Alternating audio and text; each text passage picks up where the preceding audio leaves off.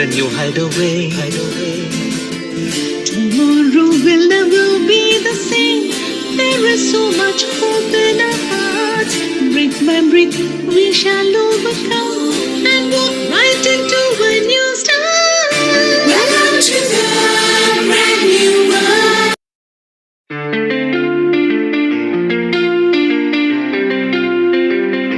Greetings! Please join us this Sunday on a free global online episode, Women Self-Care.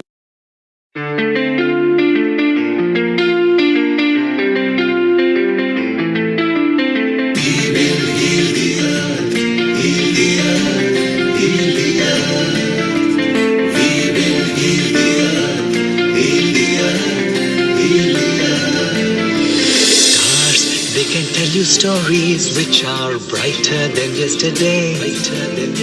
The streets have never been so quiet. The squirrels found a new hideaway. Tomorrow will never be the same. There is so much hope in our hearts. Brick by brick, we shall overcome and walk right into a new start. Welcome to the brand new world.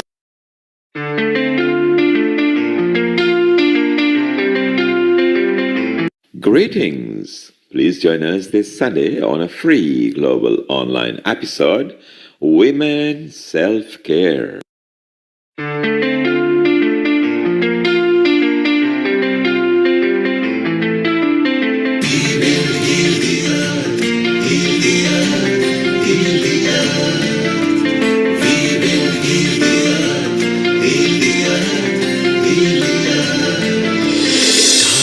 They can tell you stories which are brighter than yesterday.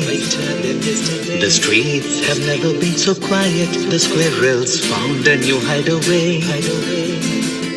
Tomorrow will never be the same. There is so much hope in our hearts. Brick by brick, we shall overcome and walk right into a new start. Welcome to the brand new world.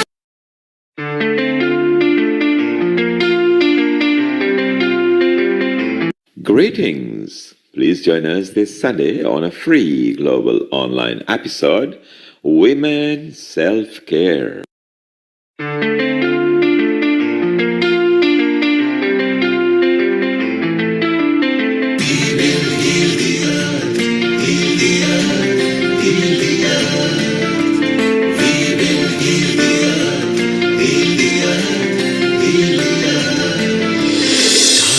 They can tell you stories which are brighter than yesterday. The streets have never been so quiet. The squirrels found a new hideaway. Tomorrow will never be the same. There is so much hope in our hearts. Brick by brick, we shall overcome and walk right into a new start. Welcome to the brand new world.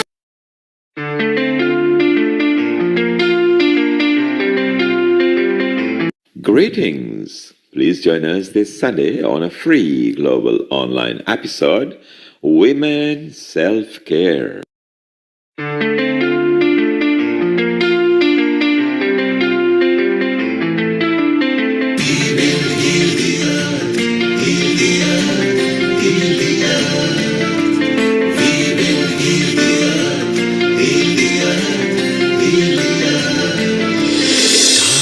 They can tell you stories which are brighter than yesterday.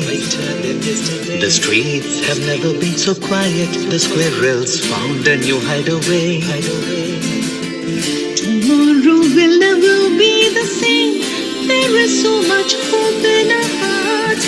Brick by brick, we shall overcome and walk right into a new start. Welcome to the brand new world.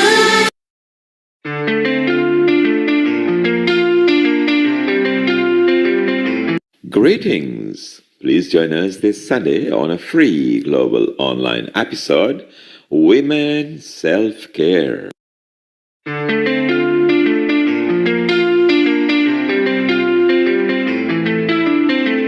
will heal the earth.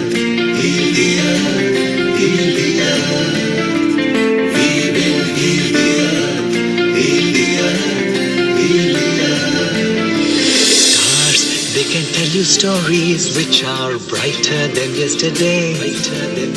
The streets have never been so quiet. The squirrels found a new hideaway. Tomorrow will never be the same. There is so much hope in our hearts. Brick by brick, we shall overcome and walk right into a new start. Welcome to the brand new world.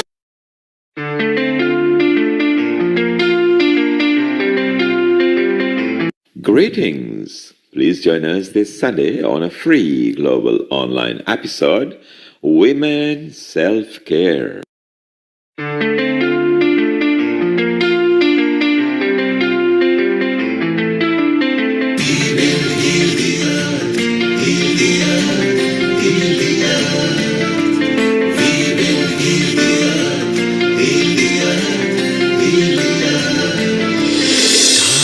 They can tell you stories which are brighter than yesterday. The streets have never been so quiet. The squirrels found a new hideaway. Tomorrow will never be the same. There is so much hope in our hearts. Brick by brick, we shall overcome and walk right into a new start. Welcome to the brand new world.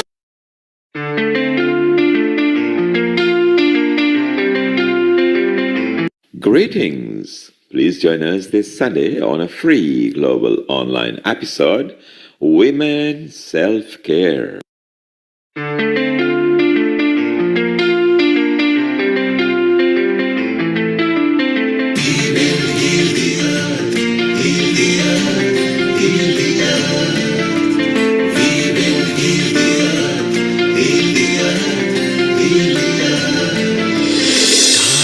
They can tell you stories which are brighter than yesterday.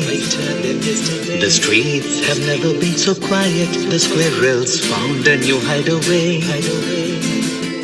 Tomorrow will never be the same. There is so much hope in our hearts. Brick by brick, we shall overcome and walk right into a new start. Welcome to the brand new world.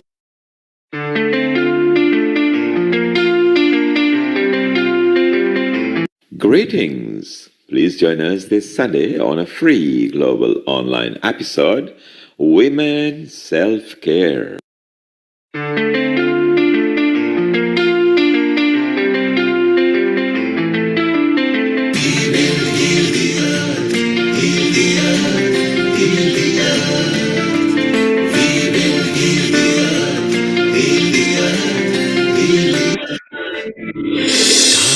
They can tell you stories which are brighter than yesterday.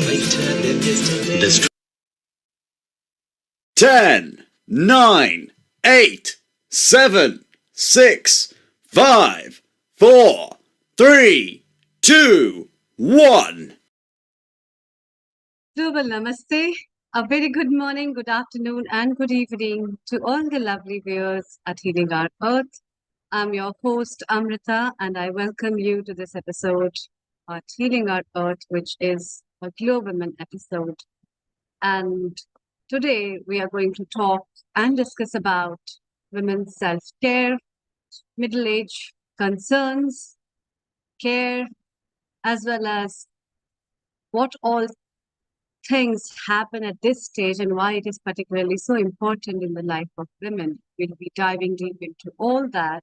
But before that, let's start with the global peace message of Gayatri Mantra. So as we go, a moments of peace for each one of us, prayers for all people around the globe, for global peace, and spreading that message that comes from the inner being of ourselves. Closing your eyes, taking a deep breath as we join our hands together.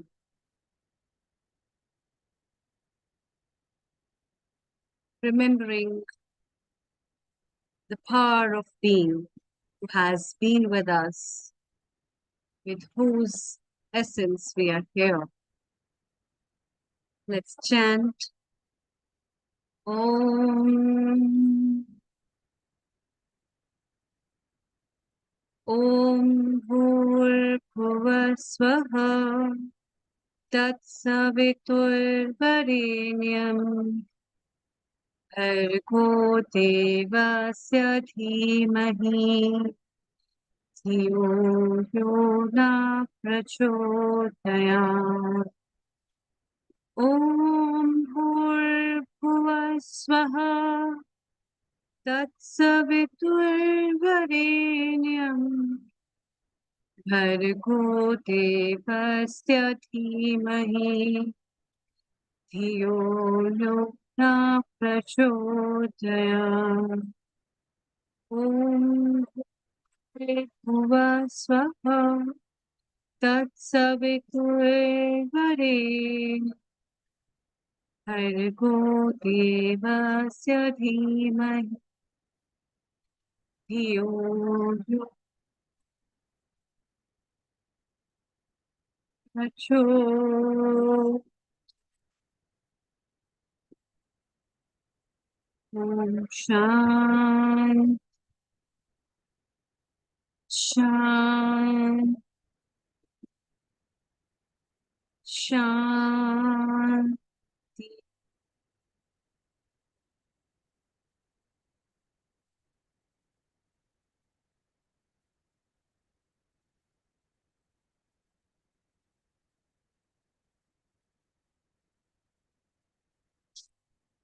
middle age, uh, a unique identity in itself for a woman. And we'll be talking, discussing, and having chit chats from the women and also by the women. And we'll also be knowing some perspective from the men's side. And for this, I also would like to welcome my co-host for today's episode, Dr. Anjali Agrawal from India. A very good evening and a global namaste to you, Dr. Anjali. Global Namaste, Dr. Amrita. Global Namaste to all the family members and the guest speakers from Healing Our Earth. Thank you, everyone. So, Dr. Anjali, today's episode is a Glow Women episode. Um, Global Women, and this episode is always dedicated for women, by women, and for all the community that is representing uh, the issues, the facets, the lives that run in a feminine life. And that's why we have chosen a particular topic for today, which is specifically on middle age. What are your thoughts about this? As you and I lie in the same age group, and we all, being physicians, also see how the lives of the females are. What do you think about it? Over to you. Thank you. Thank you, Dr. Amrita. And I think we evolve like a butterfly. We have different stages in a woman's life, from a young girl to a very, very dainty girl to a pretty woman, and then we come into a midlife crisis. But in fact, I'll not say it's a crisis, it's like a midlife adventure. And your hormones are all over the place. You have sweet cravings, you have sweet anger, you have sweet, liking and disliking. But at the same time, your body is wanting to do much but is not able to do much. So it's an intermixed situation, a very confusing situation. But this is a phase when the butterfly is metaphorizing. It's like transforming into a more matured, more calmer being, I feel. It's all the haywire of hormones at this phase. So the women health especially gets really, really matters for a women, because we're looking at pelvic health issues, we're looking at menopausal issues, or we are looking at, period pain issues, we're looking at hormonal and mental health issues also. Bone health is an important thing because our estrogen tries to dip, and that affects our bones, and we start feeling, more weaker, the strength is gone. So overall, I feel all of us we know that how we think and how we work towards our goals is very important. And what we do is preventative in the early years of our life. What we can put into a women's health goals will look into a middle life crisis. I'll not say the word middle life crisis, middle life adventure, I would say. Yeah, Dr. Amrita, I think you too agree to that. Yeah. Definitely. Actually, I also think that there are a lot of situations that a person comes up with, and how a person makes that as an adventure of his or her life also makes a very big difference. So, there are a lot of key things that you have put forward, and the sweet anger, specifically, when you pointed out, it's a very sweet word, in fact, to add that that metaphor to an anger aspect. And Anjali, let's also take our viewpoints from another beautiful woman who is with us and is a very good contributor at Healing Our Earth, Sarah Mills. So, global namaste and a very warm welcome, Sarah. Sarah is a leadership mentor and a social entrepreneur, and she has a vibrant force behind the art of winning. And wow, the Women on Winning, which is a very beautiful stream of community that she has been a part of, and she's a global brand ambassador with Abroni, leading the way in conscious, sustainable living and business. And her passion is to show people how to thrive happily in any age as well as at any stage of life. Wow, that's so wonderful. With that, wow, I'd like to welcome Sarah. A very good afternoon and a very warm welcome. Oh, thank you, Amrita. It's so lovely to be here. These events always put a lovely smile on my face, especially with all your gorgeous singing at the start. Always makes me smile. So yeah, I absolutely love. It's a gorgeous place to be, and I'm always honoured to share something of what I might be able to contribute to this incredible Healing Our Earth global community. It's absolutely lovely. So yeah, I just wanted to share some thoughts on the whole midlife and how it kind of works out for me. So for everyone who doesn't know me, I am Sarah Mills, and I do believe in the art of winning, but it really does to me mean not winning at all costs, but winning with purpose, with people, and with possibility. And I think that is relevant to us at whatever age of life we're in. And I have truly flourished since my middle age, whatever that is. Hopefully, I'm not there yet. But I'm obviously thrilled to join this global conversation on women's self-care and midlife challenges. And it's a topic that's really personal and powerful to me because I do think that looking after ourselves and our self-care is not a luxury. It really should be like a launch pad. And absolutely, as the lovely previous speaker just said, it shouldn't be a crisis. It really is a chance to rewrite the rules and flourish on whatever terms you want to flourish. And that's what I'd obviously love to just share with you, now, if that's okay. Because this is all about midlife and beyond. But I think too often, I hear this a lot. I work with lots of older people and lots of younger people, and what I often hear is, "Oh, I'm too young to lead," or "I'm too old to start again." And I really want to challenge that for us all, because I didn't follow a traditional path, but here I am. I'm leading a purpose-driven business now. I mentor incredible women and men, mostly women, and and flourishing in a season really that I never really imagined, because I was somebody that very much went from kind of shy to shining. I didn't grow up imagining one day I'd be speaking on webinars like this or leading global communities, and I often played small and I wanted to feel ready. So I don't know if that can happen to some other women here today, that are in that place of, am I ready for this? But I really do believe that ready doesn't come from age. It just comes from making a decision. And for me, and I say this to all the amazing women out there in their midlife, but the moment I stopped settling for that safe, that's kind of when everything changed. So I went from working in a corporate marketing agency in London to, as you mentioned, being a brand ambassador with one of the world's leading health and wellness businesses for good. And we're all about clean, conscious living and bringing that into a flexible lifestyle business. And that's really been a life changer for me, for healthy living and a healthy mindset, because so much of it starts in our mind. What we can hold in our hand, see in our mind, we can hold in our hand. So I didn't have a step-by-step plan, but I did have purpose and people and a belief that I could build a life the way I wanted to believe it. So I just wanted to share, just to prove some of my midlife milestones. I started my business aged 48 years old. I co-founded Wow Women on Winning aged 60 years old. I won a prestigious award in the northeast of England, where I live now, at 62 years old. I became a mentor with a national charity in the UK at the age of 63 years old. And I honestly just feel like I'm just getting started. And because I work with women from all different ages, it becomes really vibrant and energizing.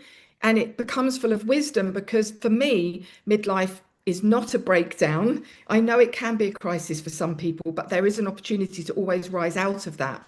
To me, it really has been a breakthrough. And I thought of this, that it doesn't have to be your sunset. So many people think it's a sunset, but it can be a sunrise, right? You just need to change the direction you're facing. I hope everybody's good with that.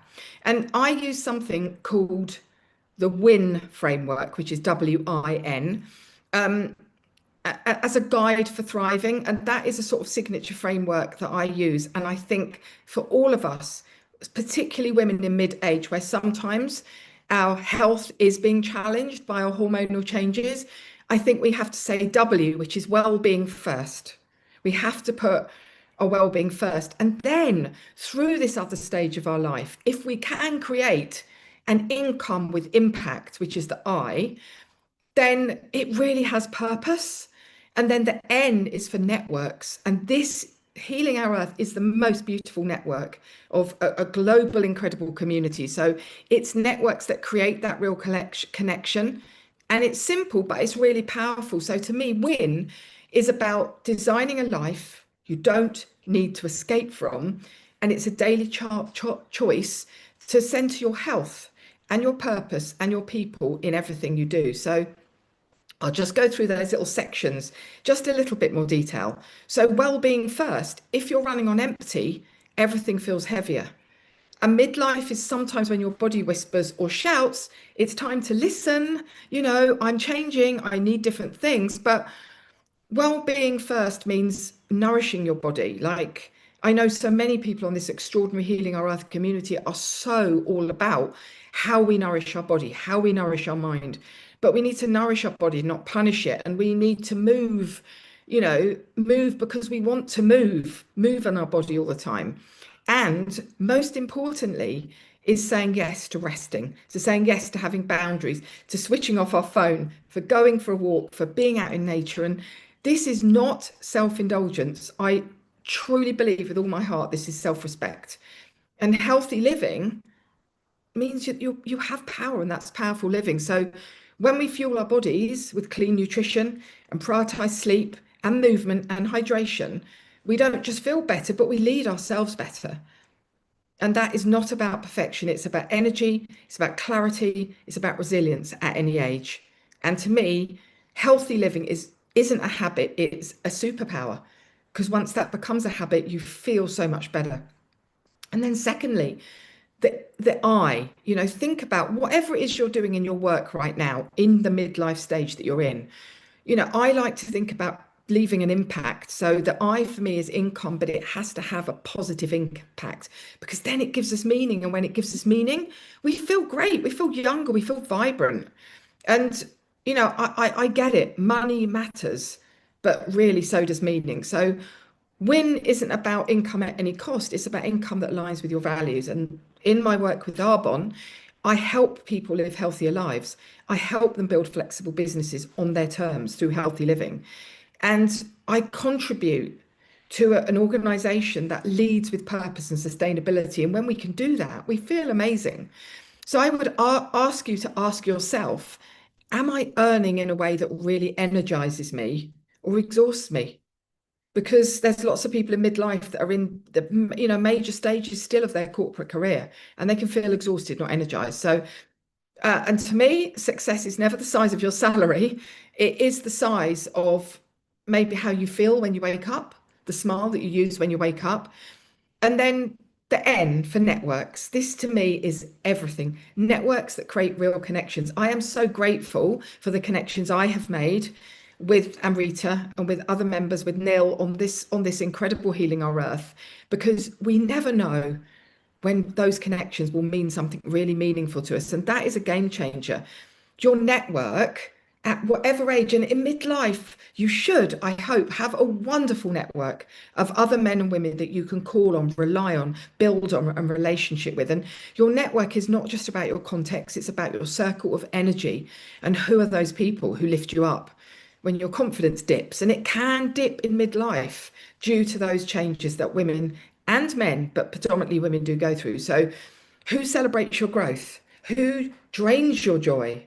And whether you're introverted or extroverted, you were never meant to do it alone. So find your people, find the ones who celebrate you, who challenge you kindly, in brackets, and cheerlead your courage, because the right room changes everything.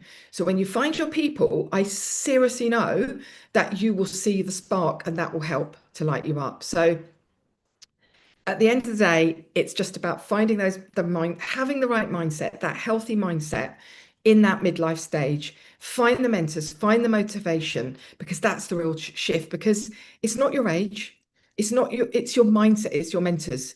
And I had to let go of it's too late, I'm not the right person, I've got too much to learn. And instead, I found people who showed me what was possible.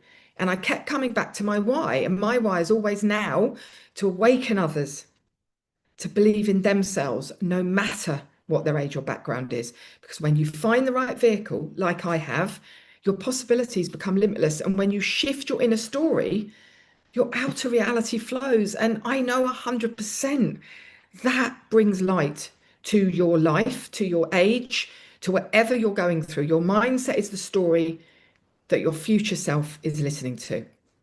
And so this is the flourish phase. It's never too late to bloom.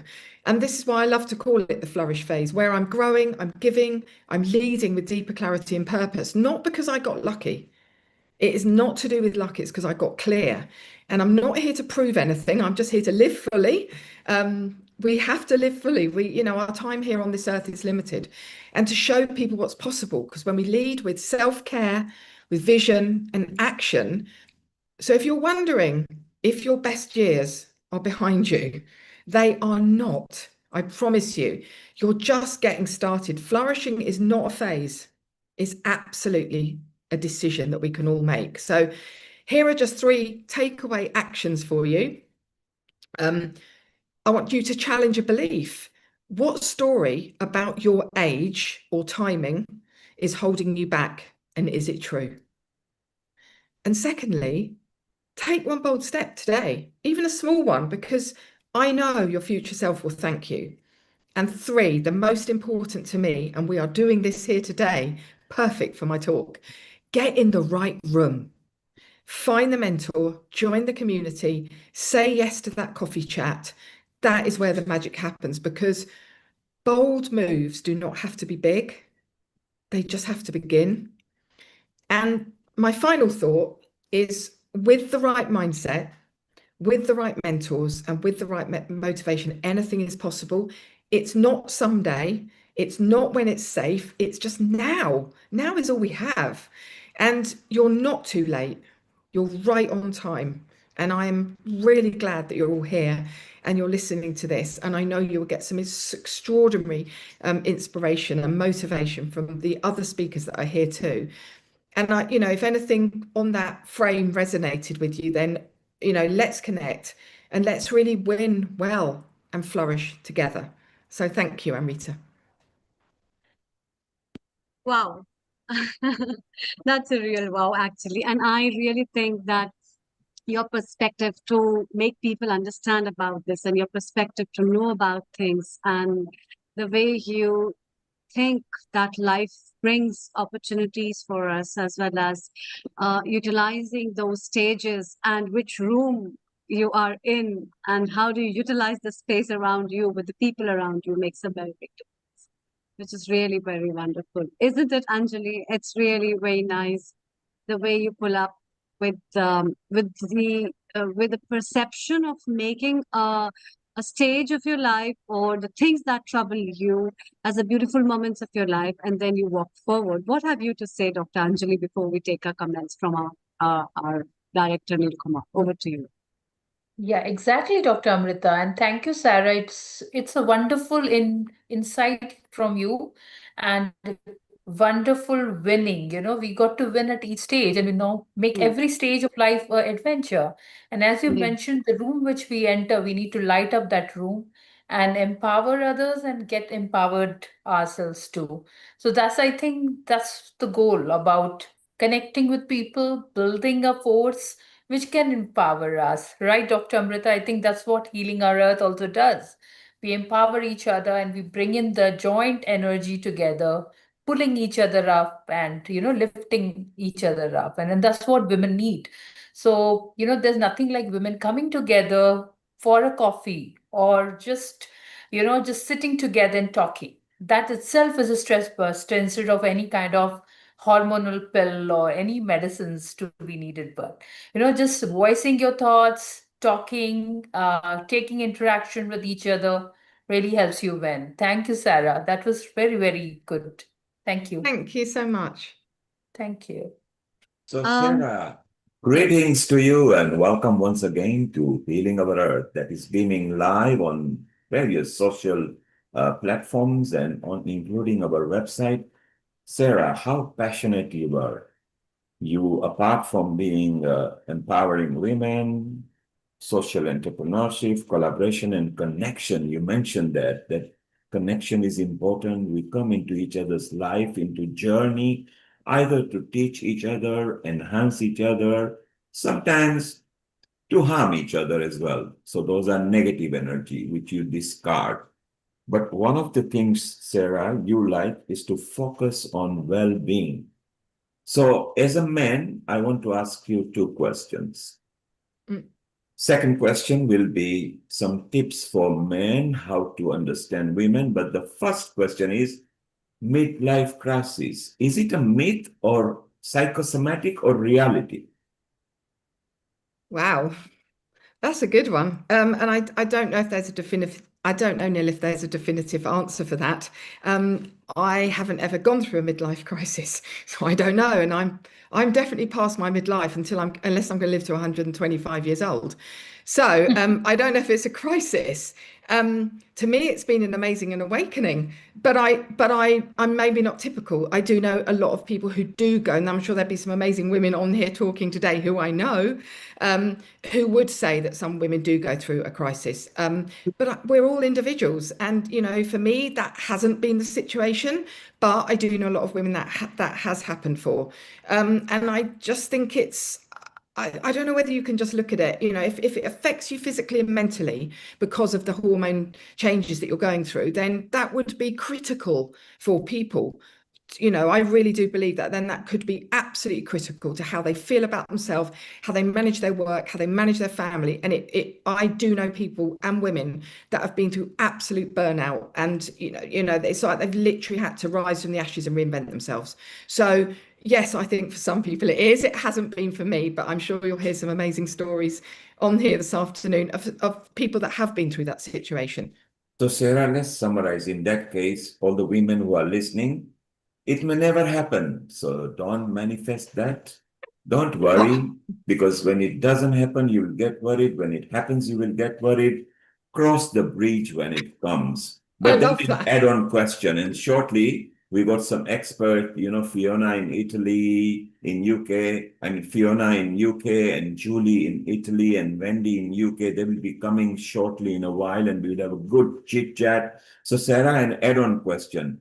For those when it happens, midlife crisis, is it psychological, mental, or physiological?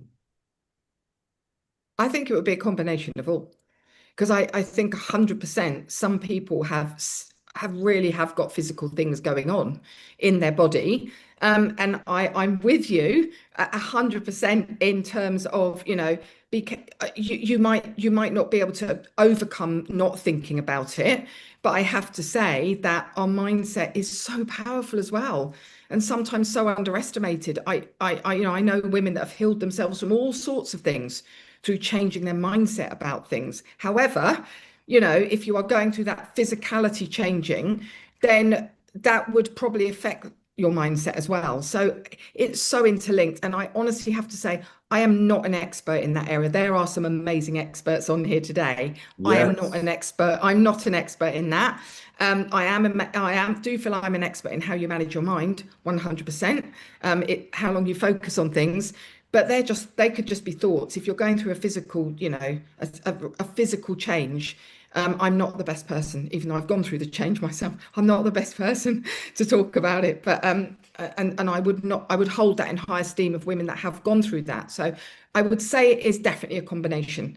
I think because the more you think about anything, the bigger it grows. So I think, I always say, think beautiful thoughts, careful what you think about. But if you're going through a physical change as well, then it So would we make a summarize difference. that as a Yeah. combination. Do Yeah. talk with your friends which are very close to you. You might get some tips. Fiona shortly will be joining us as well because it's her specialist subject, which is frequencies and the future of wellness. So she will bring some tips to us. But Sarah, I come back to you now as a man. What should we learn for something about midlife crisis? What is midlife? Because people are living longer, as you say, that unless you live 125, then you might consider yourself as a midlife. So would midlife be just before perimenopause and end of menopause? Would you say that? I think, oh, you said about from a man's perspective. Did you want Yes. to know like what a man They can do need to to learn. understand that? Yeah, I know quite a lot of men who are really, I actually know a man that talks about menopause in his workplace because he's been with his partner and she has been actually having perimenopausal and menopausal symptoms actually for nearly 20 years. So it's very important for him to understand, the things that change. And also he sees changes in himself as well. But it's very important for him to also understand, this is how it is, because when he understands that, then they have a much better relationship.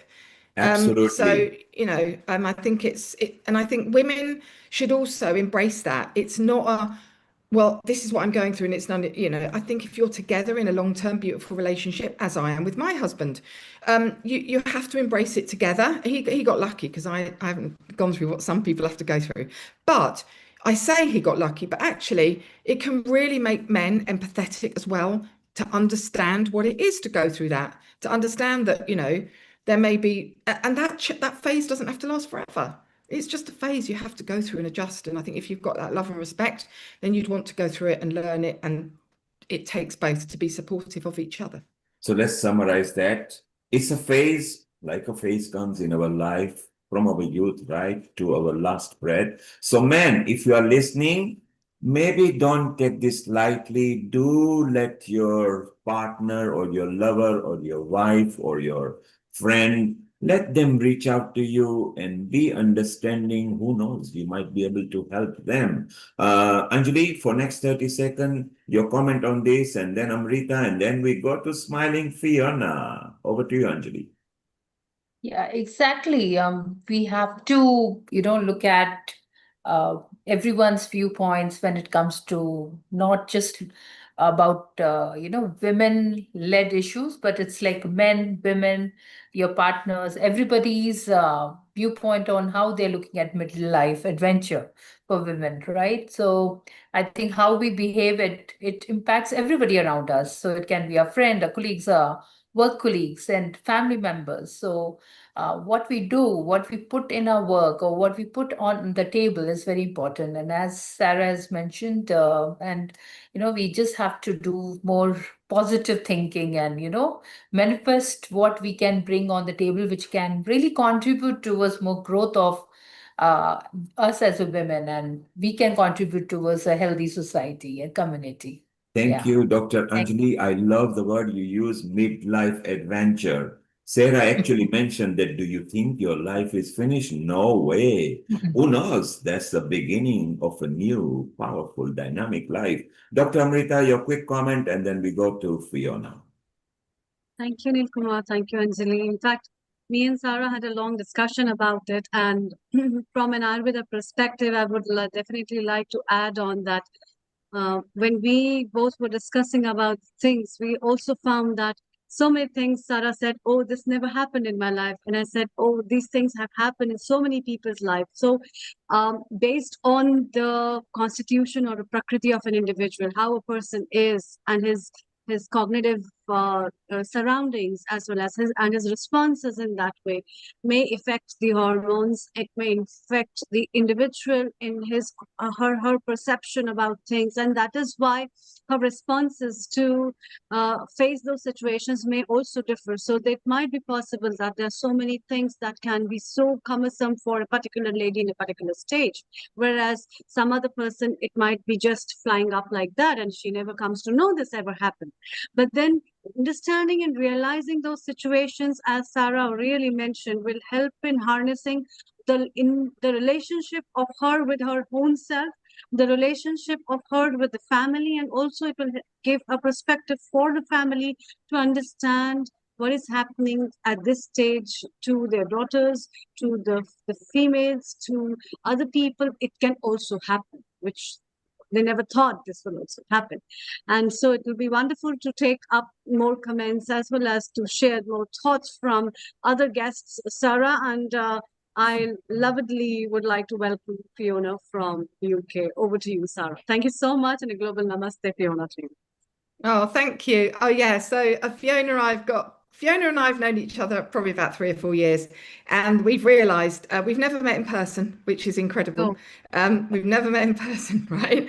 But we have a very similar, not yet, but we will do. We have a very similar positive energy. We're very similar. In fact, we are exactly the same age. We're not going to say we're in our mid-60s yet, but we're not far off.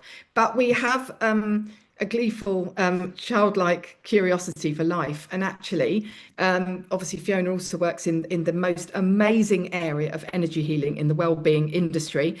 And I'm so excited that she can now be part of this incredible Healing Our Earth community, because it's been something I've loved being part of probably now for a couple of years, and it's just so beautiful. I'm so grateful that we're here together, and Fiona can now be also part of this. But what I know about the amazing Fiona is how she is a transformational energy healer and a mentor. And I love the fact that she herself helps women reconnect with themselves, release those emotional blocks. Well, some of that has to be through mindset, doesn't it? So, and return to that joy and flow through the power of frequencies. And so what I see with Fiona is she's so into, she uses ancient healing wisdom, but with modern frequency technologies. And there are some fascinating ones out there that you're going to hear about, like something called Healy, which I'd never heard about before I met Fiona.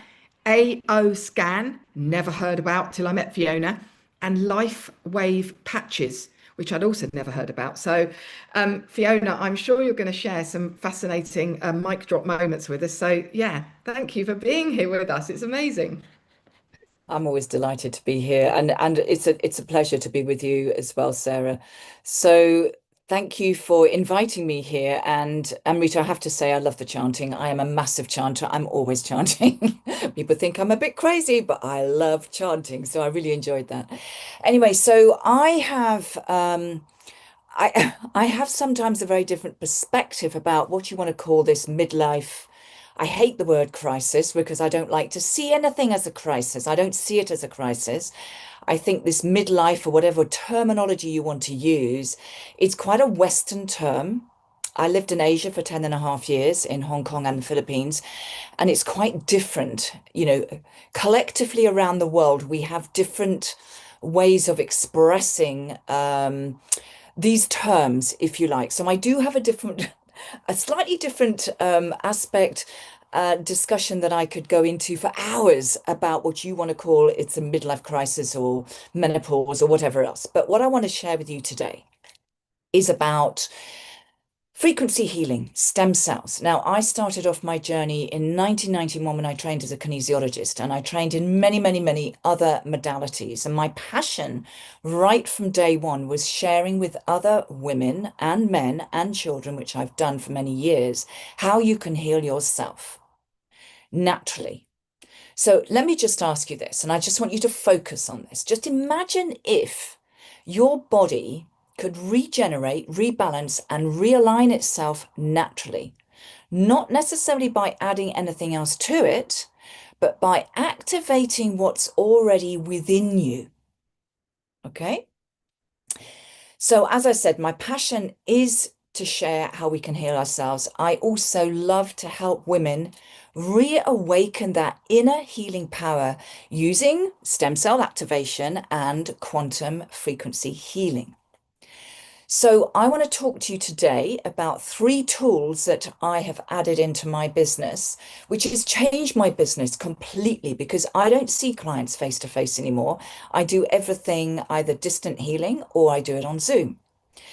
So how do I integrate this modern frequency, science, technology, these tools with the ancient wisdom and the knowledge that I've got from many, many years of the Chinese theories, chakras, and the way that our body really needs to come back into balance. Because at the end of the day, there are only 2 ways to live. You're either in balance or you're out of balance. And it really does not matter what you want to call this dis-ease symptom at the top. You're either in balance or you're out of balance. Okay? So what my passion is to get to the root of a problem. I don't look at treating a symptom. And these tools actually help me get to a lot of these answers a lot quicker than when I used to do a kinesiology session, believe it or not. So let me talk to you first of all about stem cells. Now, this was new to me until I found out about 18 months ago, nearly 2 years ago. I didn't really understand what stem cells were, but stem cells are the body's raw potential. They are the cells that they can change into any cell. They're the neutral cells, any cell that the body needs. They rebuild tissue, they can repair damage, they reduce inflammation, and they also keep us youthful. Now, there's a bit of a catch to this. And this was a scary thing that I found out. By the time we are in our 60s, your stem cell activity has dropped by more than 90%, which means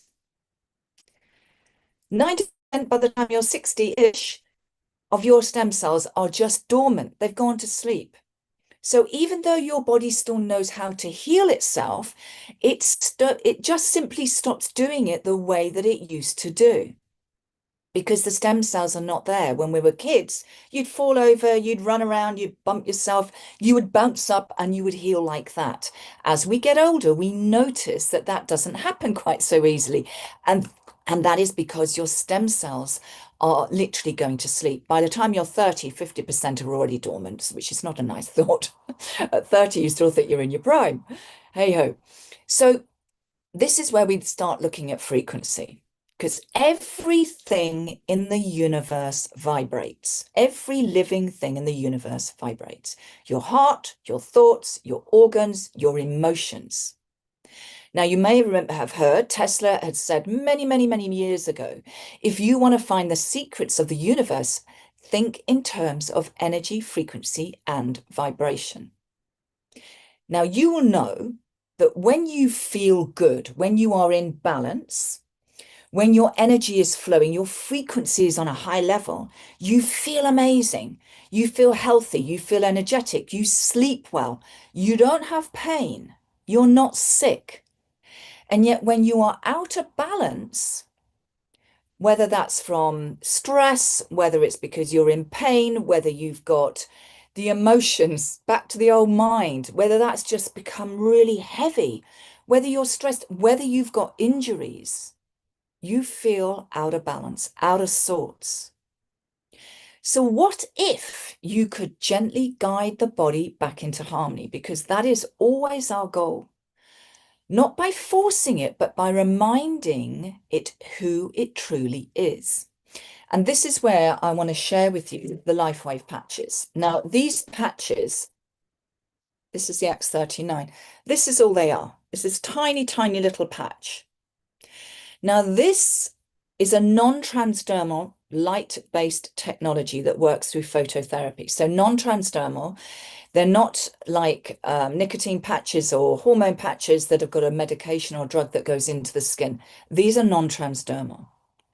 These patches actually use phototherapy to interact with your body's own infrared light. Very similar when you think about you go into the sun and the sun activates, it reflects onto the skin, it activates your vitamin D. These reflect specific wavelengths of light back into the skin, which then stimulates different biological processes that were either dormant or slowing down with age, back to the old stem cells. So one of the most powerful outcomes is the activation of those stem cells again. We start to say, wake up, you lazy things. Let's get you activated again so that you can then rebuild the tissue that's sort of like feeling a bit inflamed or out of balance. We can restore a function. Most importantly, it's repairing your cells from that deep cellular level.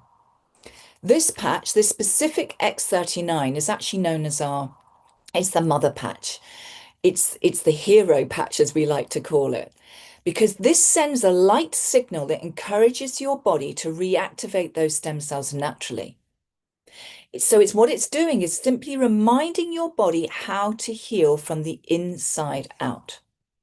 So this is light medicine, if you like, in action. It's non-invasive, drug-free, and safe. And for pain relief, it doesn't just mask the symptoms, it's getting down to regenerate and repair at the root level, which brings that lasting change, rather than taking meds, which will just kill off the symptom and the pain will probably reoccur. So we don't want to numb the pain. We want to flip the switch back to healing. So it's one patch, one signal, one light activated message at a time.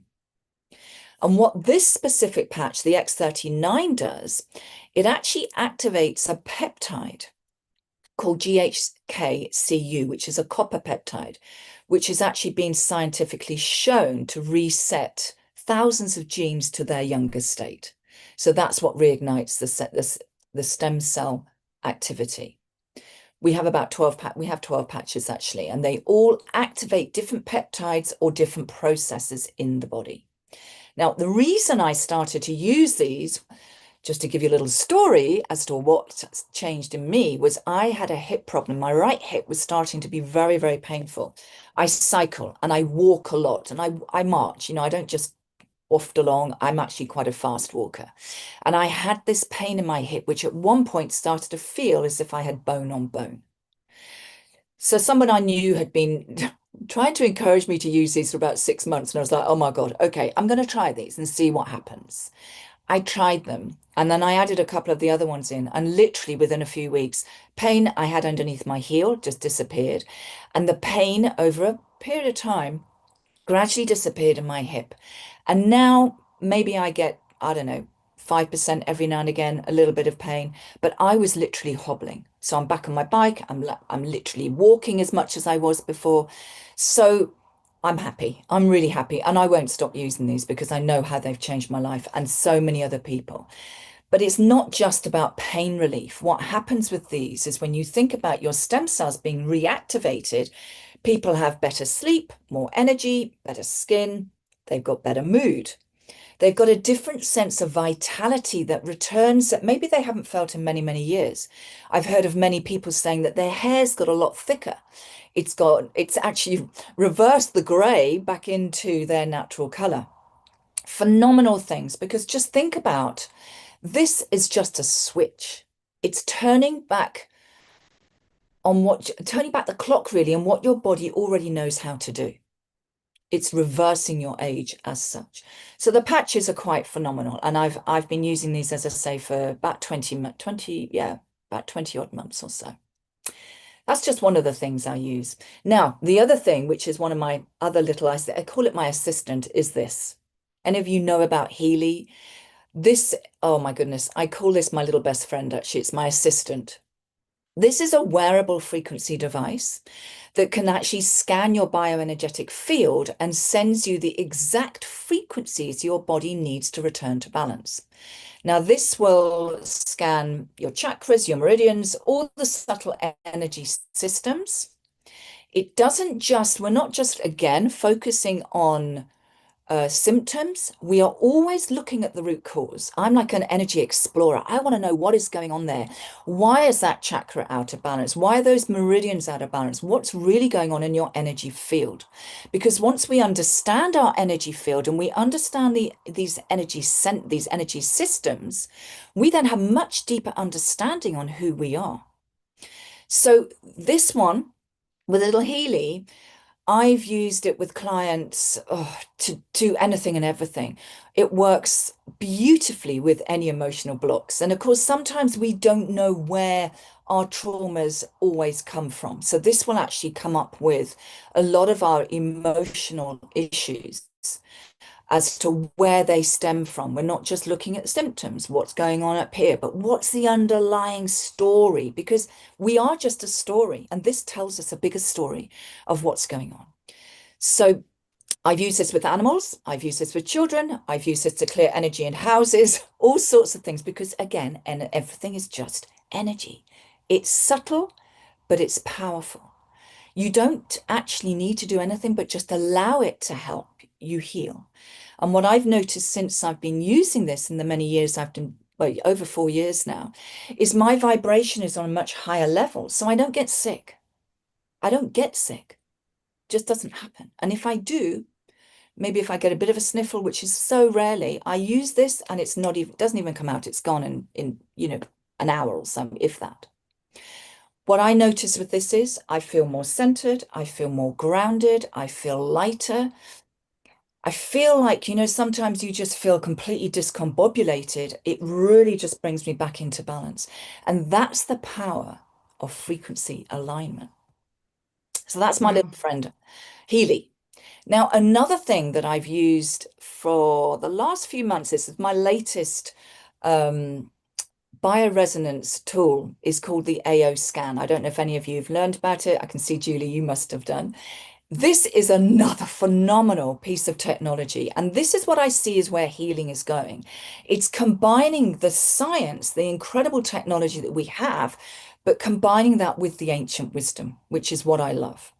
So the AO scan is, again, a non-invasive bioresonance device that uses radionics to detect different abnormalities in the various energy frequencies of the cells, the tissues, and the organs.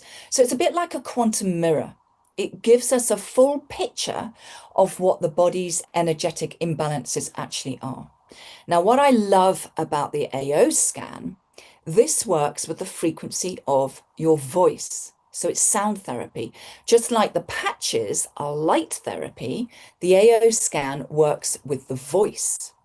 Now, it reads your voice with a 10-second recording, and it reads your frequency field from your voice, and it can deliver us a scan of what is going on in your organs, the chakras, the meridians, your emotions, your limiting beliefs.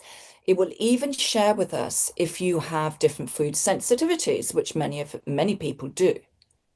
So the inner voice scan is super, super powerful. We know how emotions can be affected by sound, by our voice. And if we don't deal with those, they manifest into the physical body, and that's when we get pain or dis-ease in the body. So what it's actually doing, it scans through about 2,000 different frequencies, and it will share with us the top 3 frequencies and show us the emotions that are too energized, they're out of balance, and it will also, one of the most important, will show us the emotion that is suppressed. Amazing. So, sorry, did someone say something? Sorry, no, yeah, I was just saying, honestly, that is, this is so amazing, what you're sharing, and I'm just aware that Am I going over it's such, yes, I'm just wanted to let you know, I'm just saying that in a very, Fiona, honestly, it's incredible. There's so much to share, but I am aware that there are, like, I know, I'm sure No Neil problem. will tell me there's other speakers that have to also chat, but Absolutely. yeah, no, totally. will you put Thank your you. yeah, Thank sorry, you, Neil. Sarah. Now Thank you, Sarah. Yes, we need to move on. Fiona, Yep, absolutely. you have got so much to deliver to the society. So let's Yes. remind people, Fiona, correct me if I'm wrong. Yep. If you want to know more about Fiona and her work, it's fionagraycounseling.com. No, Go there. No, no. that's Uh, not you. hang on. if you pop your details in the chat for us. I'll put it all in the chat and then yeah. you. Fiona Clark, we want, isn't it? Fiona Clark. Yeah, You've Fiona got Clark. Yeah. Genesizer. Yeah, Fiona Clark, the Zenergizer. If you're live streaming, you won't be able to see the chat, but yeah. Fiona, I'll be really interested in knowing how you are using these gadgets and how they're working for this. This would definitely Absolutely. be Yeah, I'm interesting more than part of my happy. So, and Yeah, also to do and take up some research on that, which will be very interesting to do, some studies related. absolutely. Yeah, and the bottom line is what I want people to understand is that the body is designed to heal itself. Doesn't matter Yes. what age at all. I don't think age has got anything to do with it. For me, it's not about the age, it's about how much vitality you actually have. And So that's Fiona, can you mention your website, please? Is it yes, of course. fionaclark.co.uk? That's correct. Yeah. Fiona Clark without an E. So FIONACLARK .co.uk. Superb. There you go. And Fiona, just before we move to Yep. Brooke, one tip for men to understand women. To understand women, to communicate. So there you are. It's very Communicate simple. effectively, because that's really where all of our issues really come from, is for the lack of communication. And it's not just it's effective communication. And I think it's not about talking, it's also about hearing and listening what is not being said very often. So the men, if you are listening, what Fiona is suggesting, don't just give time, but listen, digress, Here. and hear. Women love if the man listens to them and hear, then it helps the relationship much better. Fiona, thank you very much. You're Stay most down, we'll still chit chat. And Sarah, let's welcome Brooke. yay! Hello, Brooke. Hi. Another epic woman who I've actually only known for about 3 weeks. But do you know what? Sometimes you just meet people and you think, yeah, we're another couple of crazy midlife lunatics and we're loving everything we're doing. We had so much in common when we met each other on virtual via LinkedIn. And once again, we look at life lightly, and we've got loads of in common from not believing in ourselves when we were younger, but now actually smashing it and having the best time ever. So but it's so wonderful to have you part of Healing Our Earth. It is an amazing global community, as I'm sure you're getting the vibe for, and just incredible events and opportunities to just connect with people, beautiful people that are so into healing at every level of people, and obviously our earth, which is amazing, from all around the world. So it's just a beautiful place. And obviously I have only met Brooke about a couple of weeks ago, but we've already done some LinkedIn Live together. We've already been chatting, we've collaborated, we've shared stuff, because I think that's the other thing, when you, like I was saying, when you find your tribe, when you find that vibe, you lift each other up, and that has to be good, as Fiona would agree, with your energy levels, your vibrational levels, and how you feel about yourself. So this is what I know about Brooke. So Brooke is an amazing coach, therapist, speaker, a best-selling author, who went from being scared. So like me, from shy to shining, she went from totally scared to stage, to talking on stages and helping people present on stages, by literally changing her belief system from one that held her back to one that now is literally propelling her forward like no one else. I'm sure we're still 25. Brooke, take it away. You're absolutely amazing. Thank you very much. Oh, wow. Thank you for that intro as well. And it's like Sarah said, I'm a very big believer in your belief system, because what we believe about will either hold us back or will propel us forward. And I spent many years with a narcissistic mother being told I was useless, worthless, would never amount to anything, and she wished I'd have died at birth. So as you can imagine, my belief system growing up was absolutely rubbish. I had no self-esteem, no confidence whatsoever. And then I ended up in a narcissistic relationship, and thought, actually, the common thread here is me. I need to do something about how I feel about me, to then change the people I have around me. So I then embarked on a journey into my mindset. And then I got interested in finding out how the body actually stores stuff and working with that and working with my inner child and realizing our inner child runs the show, whether we like it or not. If our inner child is happy, so if any of you are on here and drive a car and I say to you, can you pop down the shop and get some milk? You'd be, yeah, sure, no problem. Jump in your car and go. But if I ask you to do something that you're not sure of and you've never done before, or you've done before and it was a disaster, your inner child would go, whoa, no, we're not doing that. And you would either procrastinate, you would either find some way of self-sabotaging that and not actually do that. So I'm on a mission to let everybody know about how our inner child works and how it runs the show. And we have a thing called protector parts that actually come in and protect our inner child. And that can be anything from perfectionism, procrastination, self-sabotage, anxiety, depression, emotional eating, sadness. All these emotions come up because it's our inner child's way of giving us feedback and letting us know that she doesn't feel right or he doesn't feel right. And we need to really connect with that. And me connecting with my inner child was like, that. I know it sounds a bit cliche, but it was like the missing piece of the puzzle. It was like, oh, this all makes sense now. Because my coach said to me once, go do a Facebook Live on your personal profile. And looking back, it was like it took me weeks to do that. I procrastinated over everything, thinking, no, I've got to do this. This is more important. Even to that point of, that kitchen drawer that we've all got that's got a bit of a mess in with the odd pen top, a paper clip, and a elastic band. I don't know why there was an odd pen top in there. I decided that was more important to do than actually do the Facebook Live that would have helped my business. But it came to find out my inner child was like scared to speak out because when I spoke out as a child, I got into trouble. And so I work a lot with people to say, help them with their inner child. And it's when we realize our inner child's running the show and we're getting feedback instead of thinking I'm a procrastinator or I'm a perfectionist. Actually, no, we're not. We have a part of us that procrastinates and comes up, or a part of us that's a perfectionist that comes up. So it's really working with our inner child that does the change. It makes that real permanent change. Because if we work on the surface level, we are just like kind of like putting a band-aid over or a plaster over it, depending on which country you're in, but we're not actually dealing with what's going on underneath. And what's going on underneath is the real stuff that we need to deal with. And that's the stuff I help people with and deal with. So once we can do that, then our whole world changes and we can do the things we want to do, speak out and help heal everybody else in the world. And that's why I'm on a mission, because I want that ripple effect to help everybody. So if I can help people that are great at doing the things to help people to feel better about themselves, then the world is going to be a better place for us all to live in. And that's why I'm really, really passionate about this. And I'm going to keep it really short because I want to try and get us all back on time as well. So I'm very conscious of time and things. But if anybody would like to ask me any questions about the inner child or connect with me, feel free to. I'm on LinkedIn. I'm very, very passionate about it.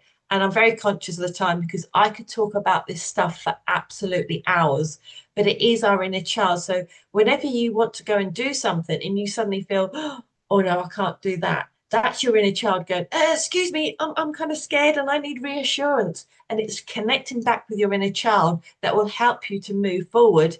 And I'm sure we've all heard the book and the saying, feel the fear and do it anyway. Whereas I'm more about feel that fear, notice it come up, process that fear, and then go and enjoy doing the thing that you want to do instead of doing it in fear. Because like Fiona says, our energy and stuff, if we're got an energy of like fear and scarcity and worry, it's not going to help us to heal ourselves or to help anybody else around us as well. So actually, no, don't feel the fear and do it anyway. Feel the fear, process it, find out where that fear's come from, change that story, then go on, enjoy doing the things you want to enjoy. Like when I first started talking on stage, when I was at the back of the hall getting mic'd up, I thought, my head wants to do this logically. My body's going, no, these are too scary. My heart was pounding. I felt sick. My palms were sweating. I thought, this doesn't feel right. I'm not in alignment here somehow. My body seems to be fighting my head and this is all wrong. But once I realized what my inner child was doing, and it's my inner child that was absolutely feeling the fear and the panic, even though logically I know I've got the skills and the knowledge to talk on stage, my inner child's going, yeah, but we're not safe. We're not safe. Because if we speak out, we're going to get into trouble. So I had to then reassure my inner child, actually, yes, I've got this. I'm the adult now, and it is safe for me to go and speak on stage. So the next time you feel a bit dubious about something, yes, we all have the natural fears, the natural nerves, sorry, when we go and do something new because we're human beings. But if it's that stage where it's stopping you from doing stuff, like, oh, I really want to do this, but no, I feel sick and I can't do it, so I'm going to go and do this instead. Oh, I'm going to go get distracted by this shiny object or whatever. That is because your inner child is scared. She doesn't either feel good enough, loved or worthy or important. And so she or he will hold you back from doing whatever you want to do. So next time you go to do something and you feel scared about it, and you stop doing it for some reason, check in with your inner child, because that's where the crux of the issue will be. So there you go. 1 minute past 3. Is that okay, Sarah? So Wow. you can carry on a bit. It's okay because we've got a buffer time as well. Maybe we can take some questions from Yeah, absolutely. Yeah. our in-house team as well. So Brooke, you obviously you guide people through their inner child syndrome.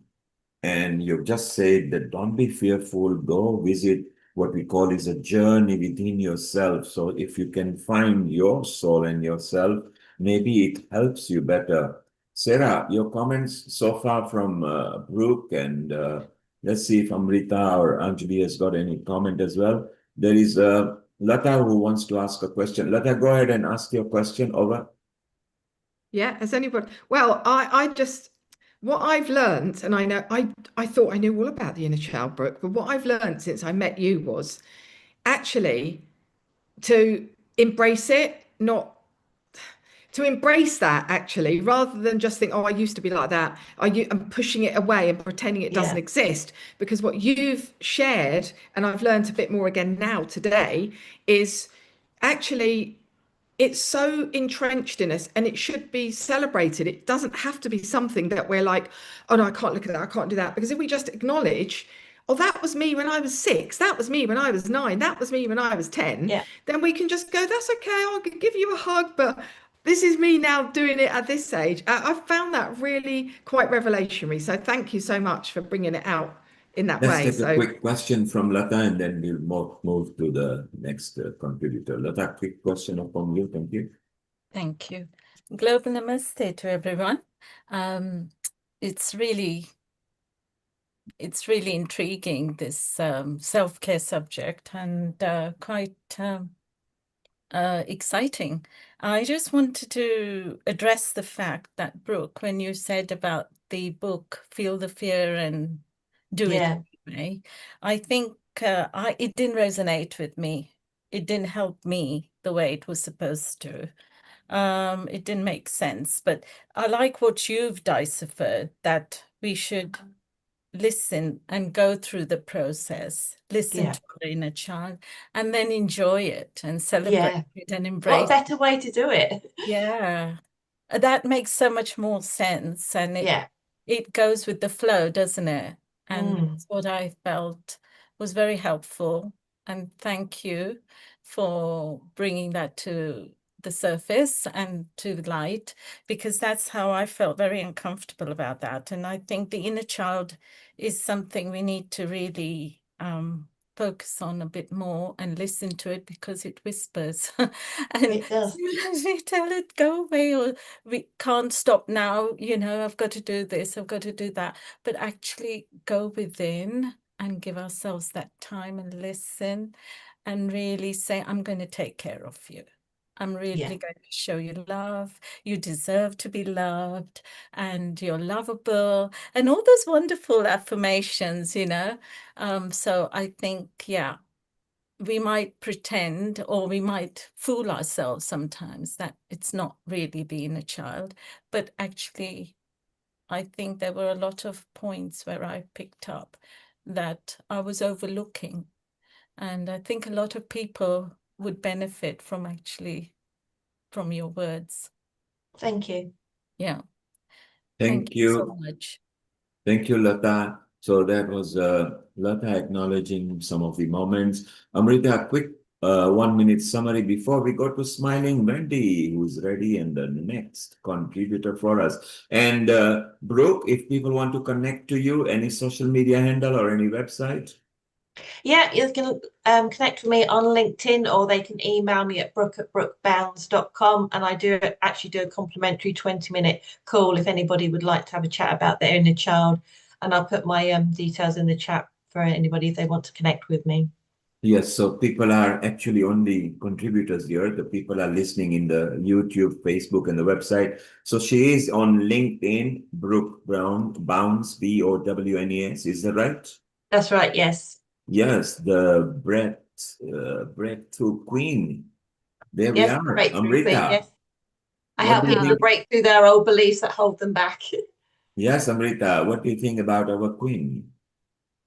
Yeah, the Queen is really magnificent, and definitely your approach to see, this is what is the beauty of holding these programs. So on one topic, we have so many perspectives. If you look at it, Sarah, how we had been discussing, whereas when Fiona discussed about energy healings, Brooke talked about the inner child and exploring the inner child within you, and then these kind of things are virtually helping you to explore and understand yourself, to also get guided by your inner energies that guide you to take you and make you more stronger in the times when you say that, oh, things were pretty well, but now they aren't. But then now how to tackle them, and then using them as the medications and those beautiful assets that life has given you, and evolving them to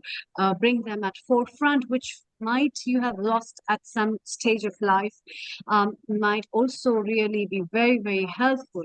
And this also reminds me sometimes, Sarah and Brooke, as well as Wendy, when I was thinking about it, that when we become our grandparents, and when we play with our grandchildren, I think the the grandparents virtually find that little childhood of theirs within the grandchildren. And when they start involving with them, sometimes it helps them to give them a push to get a ray of hope of knowing and learning from them. And it's the journey of learning whomsoever we learn from, wherever the situations are. So when you talk about that inner child of yourself, that is also harmonizing your energy and healing your energies from within. And I think covering up your fears and letting your fears go, this approach can be a very beneficial approach in facing and finding solutions to the problems of your life. Thank you. So, Let's go to Wendy for women who want to rock and but not in a chair. And I don't know what she has got lined up for the men, but over to you, Sarah. Oh, well, every time I think of Wendy, she makes me smile, because when I first met her, I met Wendy through our Wow Women on Winning, which is a global online event that I run every month, Wow Women on Winning. I think it was just when I found out that Wendy's company was called Refirement, not Retirement. That made me laugh anyway. And then when she said about women who want to rock, it can be men as well. She's creating a global movement. Men can be part of it too, for women and men who want to rock life, but not in a rocking chair. I was like, oh yeah, this is my kind of vibe. And Wendy would probably say, like me, yeah, we probably are going through our midlife. As I say, unless we live to 40 years old. So Wendy and I have only known each other a couple of months, but how she wants to empower that is billions of people around the world that are in this age group. She'll tell you more about it in a minute. But I mean, that is powerful. So I love when Wendy says that she is a woman who lives a double life. By daytime, she's an award-winning business strategist. She's a futurist, which I love. We need to look to the future as well as living in the now. And she's an author. And she's working with later life female entrepreneurs. So that's what she does during the day. And then by night, her alter ego is Wendy Charlton.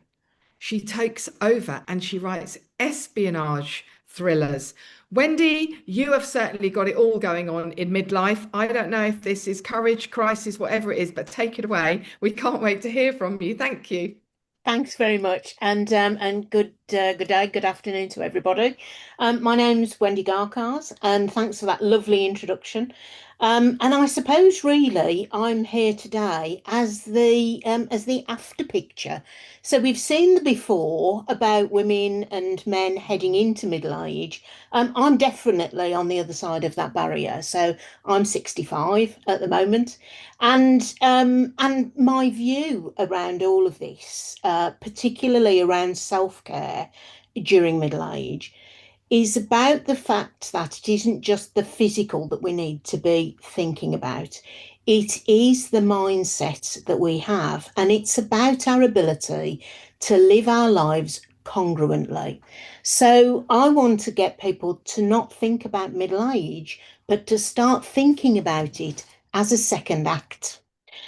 Midlife isn't the beginning of the end, and lots of people view it like that. You know, are you slowing down? When are you thinking of retiring? What are you going to do when you give up work? Those sort of phrases that people use when you are going through midlife.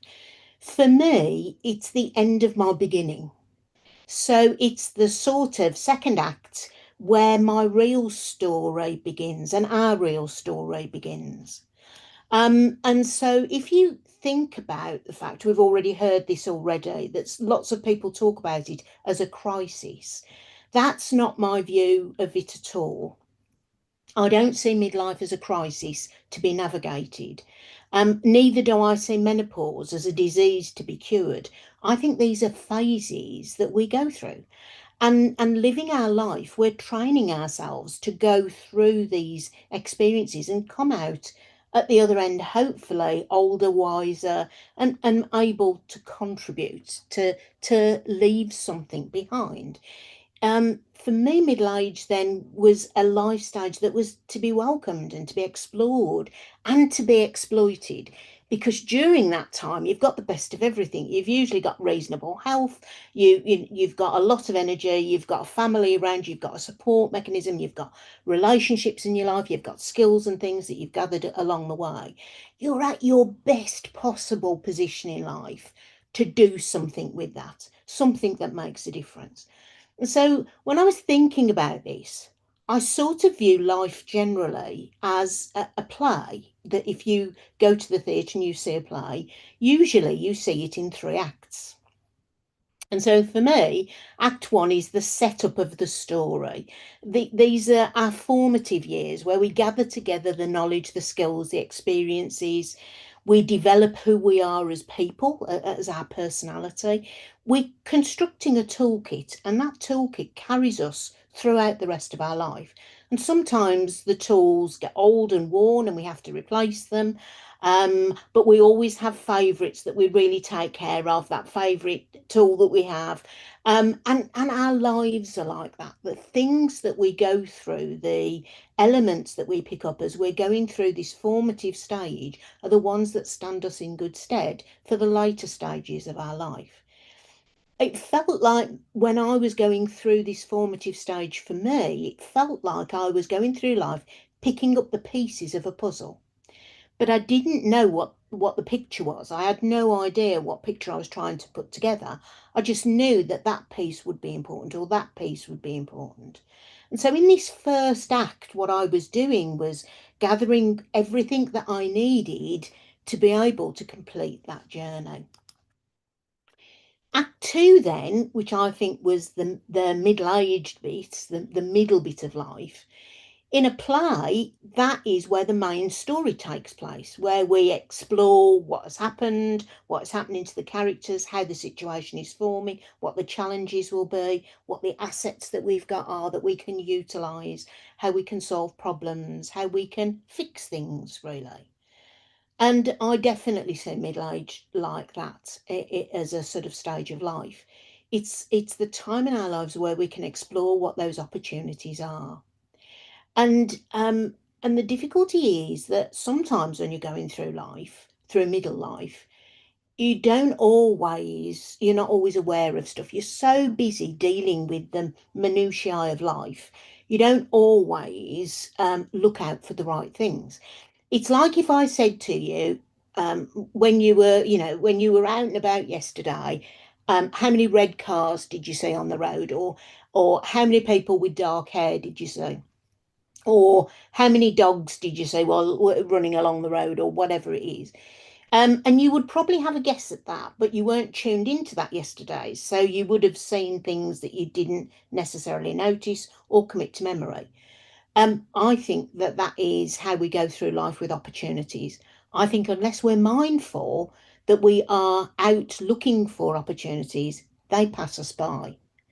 And I think that one of the differences between people who live that middle life to the full and ones who don't, who maybe feel like life's passing them by, or they're not getting out of that phase of life what they want, is that they're not necessarily looking for the right things. And that is a choice that you can make. We make a choice in Act Two of our lives about what we are looking for and what we focus on. And so for me, when I'm talking to people about middle life, I encourage them to keep an eye out for those opportunities, for the things that will give you joy. We have a phrase around, do you know what floats your boat? Do you know what makes you happy? Do you know what inspires you? Do you know what you're good at? All of those things, if you focus on keeping an eye out and being mindful and recognizing when you come across those things, then you can incorporate them into your life. If you don't look out for those things, you'll be passing them by and you'll be missing those opportunities. So for me, middle life is your second act. It's your turning point where your wisdom meets that possibility, those opportunities in life. And it's more than just about mindset. It's about being congruent. It's about living your life mindfully, knowing that this is what you're here to do. This is what you've been put on the earth to do. These are the things you need. These are the opportunities that you're going to capture. This is your potential that you are going to realize. If you live that middle portion of your life, knowing all of those things, being aware of all of those things, and acting on all of those things, that's about living a congruent life. And for me, the people that I see around me that live that congruent life don't suffer from burnout. They don't suffer from stress. They don't suffer from overwhelm, because they're living their life in that mindful way and they're giving themselves exactly what they need. But in order to do this, you have to live your life boldly. You have to live your life in a memorable way. And it can be really energizing to do this. It can also be exhausting. But it's exhausting in a wonderful way, because you're always engaged. You're always interested. There's always something going on to engage you and to inspire you. So living your life like this it means it speeds up very often. It doesn't slow down. But also for me, it's about ensuring that you use this time to learn. And I am a lifelong learner. I think that learning is a vital part of keeping us young. I think that we don't grow old. I think that we get old when we stop growing and when we stop learning. And so for me, midlife, middle age is a massive opportunity for personal development, for learning who you are, what you like to do, how you can help people, for reflecting on what life has brought for you and what it will still hold for you, and then taking action. For me, age has nothing to do with ambition or passion or purpose. These things transcend age. So for me, I'm in my third act now, which is that moment in time when the story comes together, where you get to find out what happens in the end. And so for me, my act three is my legacy, and I used my middle age to create an absolute certainty about what my legacy will be. So at the moment, I'm 65 and I'm living my best life. I do what I want when I want to do it. I do only the things that bring me joy and feed my soul. I don't waste time on negativity, on people, social media, relationships, or work. I surround myself by positivity, and that is a conscious choice for me. Because I'm building my legacy, my purpose is that I want to leave this world a little better than when I came into it. And so I have to have a purpose. And my purpose is refinement, which is the organisation, the global movement that I've set up for women entrepreneurs in their second and third acts. And the reason I focus predominantly on women is that essentially there are stereotypes and outdated limiting beliefs that mean that women in those circumstances have a more difficult journey than many men do. And so I want to remove some of those stereotypes. I want to remove some of those barriers. So in order to do that, I needed to create a global movement. And I did a TED talk about the research that I'd done in this area, and refinement came out of that TED talk. And essentially, we are a membership organisation that is about redefining what retirement for women should look like in the 21st century. I do think actually it is about redefining what retirement looks like generally, because I think we're all aging differently, and I think there are opportunities for people in that second and third act that they just didn't exist a generation ago. So I think we've all got to get our heads around this. But for me, my legacy is about creating an environment where we can champion those women business owners, showcase their talents, their achievements, their successes, and a place where we can lift each other up and give back and pay things forward. Because one of the difficulties we have is that very often, if we're action focused, we just focus on getting the job done, and then we move on to the next thing, and we move on to the next thing. We don't often spend time celebrating the wins and the achievements that we've managed to complete. But the reality is, if we're not recognizing those, if we're not championing, if we're not celebrating those, nobody else knows about them. So we're not creating the role models for people who come after us to do the same sort of stuff. Another thing that refinement is about is influencing policymakers and commercial companies to do better by women, because in a lot of cases, the products, the services that we buy are actually designed by men for men. And we sort of have to make them fit and around us. We are a bona fide buying community. We are a market in our own right. And actually, commercial companies could do better to best meet our needs and understand the journeys that we go through. And it would be great for people to be able to understand that and put pressure on people to make things that are more likely to fit our needs. But what I'm really about is creating a home, a tribe, a sisterhood for women who want to rock, but not in a chair. So my parting act for you today is to ask you how your second act is going. Do you know what fires you up? Can you describe the difference that you're making by just being here? Are you clear on the legacy that you want to leave? And if you say no to any of those questions, then that's your starting point. Start to understand where you're at, what your second act is for. Please don't leave it until the curtain call before you work out what the plot of your life is. Thank you. Wendy, what a passionate personality you are, beaming with a smile, full of confidence, and you have fired people up. I love your website, refireman.biz. So if you want to learn more about Wendy, who always says women who want to rock, connect to her. And for the men, she's going to find something very soon so the men can come and enjoy women who are rocking as well. Anjali, you were beaming with a smile. What did you think of Wendy's delivery? Wow, it's fabulous and something very, unique to learn from, and really empowering for women and bringing together communities and really talking about things which mean for women to, think more and get better at thinking also of all the things, which you have mentioned. Really, really fabulous. Thank you, Wendy. And we'll connect on a longer talk maybe someday. Lovely. Thank you. Thank you. Brilliant. Amrita, you were beaming with a smile as well, and Wendy gave assurance to people that get your fire back in your life if you want to move on. What do you think, Amrita? Yeah, actually, Wendy, I was looking forward to meet you because Sarah had already told me about your refinement, and so the refinement is very good.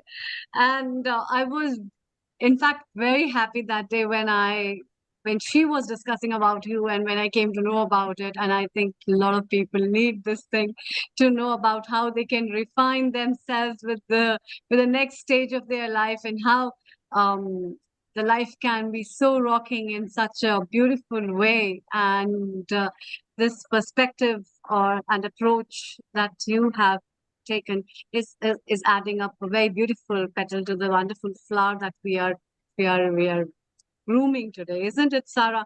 How diverse the approaches are and how beautiful these kind of things are. And everyone, whosoever has joined us in yet, have given a very nice flow of the approach where we can feel the fragrance of how these things can be managed and how we can talk about these things, find solutions to them. And it's not just about your own way to just get demoralized about things. I know so many women who, with this middle-aged stuff, are unable to handle their physical, emotional, personal, social, professional lives, and then it just becomes a very topsy-turvy situations where they find that what's happening and things were smoother a while ago and now things have changed.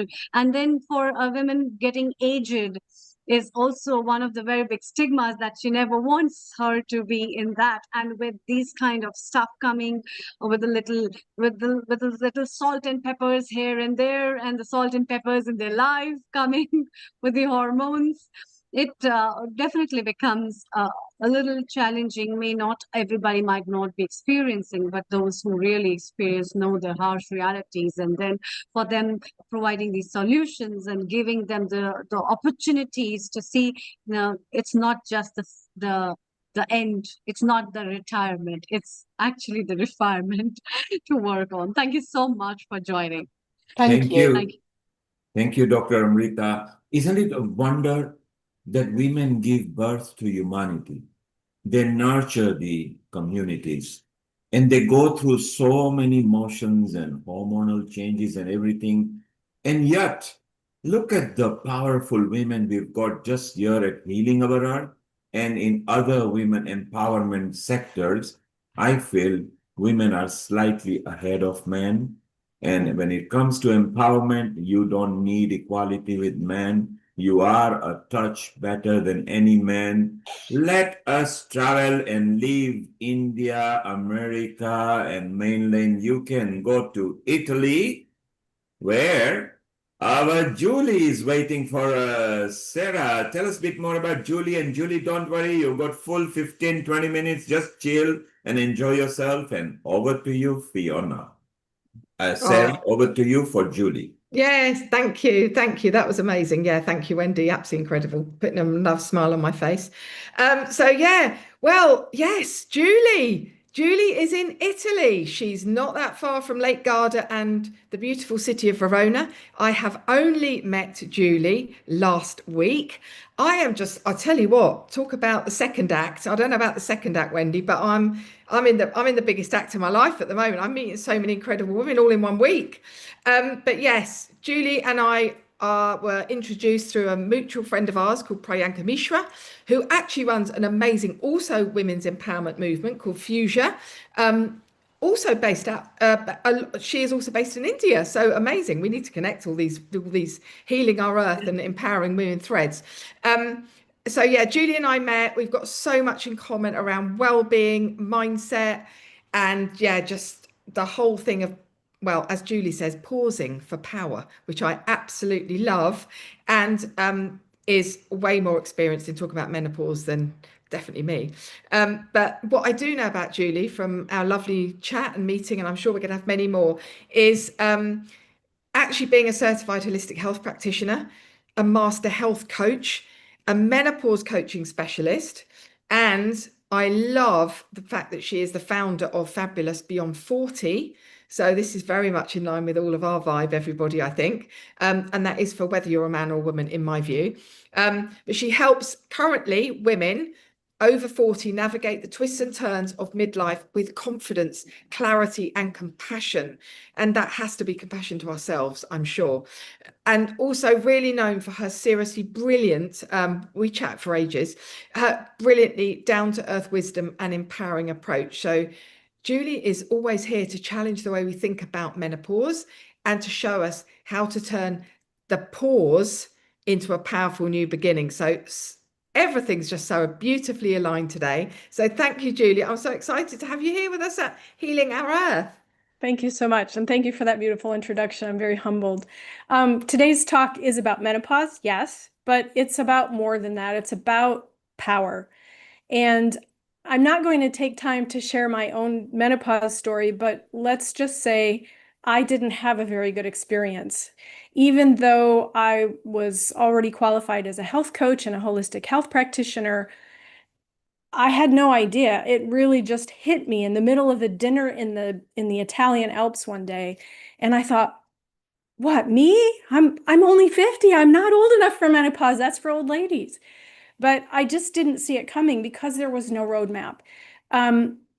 It's why I do what I do today, because I realized then, with all my education and training, if I had no idea what was happening to my body, how are other women supposed to navigate this, right? I mean, we get the talk for puberty, and it comes with a guidebook and school lessons. Certainly in the US, we have classes about our health and how our bodies change. But menopause comes with, you know, maybe silence or dismissal or really whispered conversations. And that is simply not acceptable. So, what menopause isn't? Let's start out with that. Menopause is not an illness or a health condition. This is a normal life stage. If you have or have ever had functioning ovaries, you are going to experience menopause directly in your body. If you do not have or have never had functioning ovaries, you are going to know someone, be related to someone, or somehow otherwise be associated with someone who is going to experience menopause. So unless you're a monk on a mountaintop who has never seen a female human being in your entire life, menopause will affect you. And I love the idea that we're talking about what can men do, because this is really important that we open up this conversation and normalize it. It breaks my heart that doctors get no education in medical school about menopause other than to understand some very basic things. And over 30% of women are misdiagnosed by their doctors as having depression or anxiety when they're actually experiencing perimenopausal symptoms, but they just don't know. So women are medicated first and looked at lifestyle later, and most women are perceived by male doctors as exaggerating, being overly emotional when we go in with these health issues and health complaints. But this is really normal. Menopause is one day. And I think that's something a lot of people don't know. When you have gone 365 days without a menstrual cycle, that next day is your menopause day. Woohoo, ovaries, you're officially in retirement. But perimenopause is the period leading up to that menopause day, and that can last for anywhere from 10 to maybe even 15 years. So that's when our bodies start going through these massive hormonal fluctuations, but we don't think about it because, you know, 40s were way too young for this, like I did. Everything that happens after that menopause day until the day you die is postmenopause.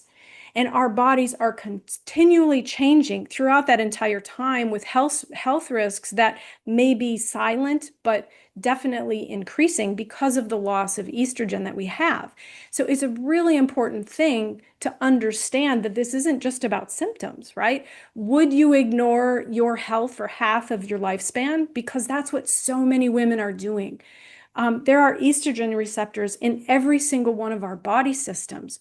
So when we lose the estrogen production from our ovaries, we still retain some of that in our body fats, and our adrenals can play a part in that as well. But hormones affect everything: our cognitive health, our moods, our sleep, our metabolism, our muscle mass, our bone density, our libido, skin, hair, everything. So I look at menopause as a powerful transition. This is a call to rise into that next phase of life. And I love that everybody's talking about this today because it really is about powerful transformation. Now, when I co-founded Fabulous Beyond 40 with another coach, his name is James Ellis. And when we work with our clients, we use a 360-degree approach to health because we are whole people with whole lives. We can't just look at symptoms or nutrition or one particular part of our lives. So we use 4 pillars to coach what we call vibrant health. They are think, eat, move, and live, because we need to keep things simple. Life is complicated enough. So if you really want to know what proper, true self-care looks like, we're going to talk about each one of these individually. The first pillar is think. We've talked a lot about mindset. I've heard some great people talking about this so far already today. When you shift your mindset, you shift your experience. Now, you can call it mindset, you can call it perspective, whatever it is the lens through which you view yourself, your life, your health, the world around you, and it drives everything else we do. So what I like to ask our clients is, think about, who are you becoming? What is it that she enjoys doing? What does her life look like? What does it feel like to be her? Because this is your midlife redefinition. It's not a slow fade into obscurity, right? What might you need to let go of? What boundaries might need to change now? What might you need to do in order to become her? These are the things we want to think about. What do you want the second half of your life to look like? Because menopause can last for a third to a half of our lifespan, and you get to choose that. And to me, that's really exciting, but it's also a big responsibility because nobody else can do it for you, right? That's why I've called this talk the pause for power, because this can be the most powerful phase of your life if you choose to make it that. Then we look at the eat pillar. This is our second pillar. Food has so many different meanings for us, right? It's cultural, it's social, it's emotional, but ultimately it's the way we fuel our body. And we get so focused on this diet mentality and this diet culture. The diet industry is worth tens of billions of dollars a year because they don't create solutions, they create customers. And you cannot white knuckle your way through these hormonal changes on coffee and carbs, or giving up entire food groups, or spending all of your time putting everything you eat into an app to see how many calories you had today. It's about nourishing your body in the way that it needs. And that's going to look very different for everybody.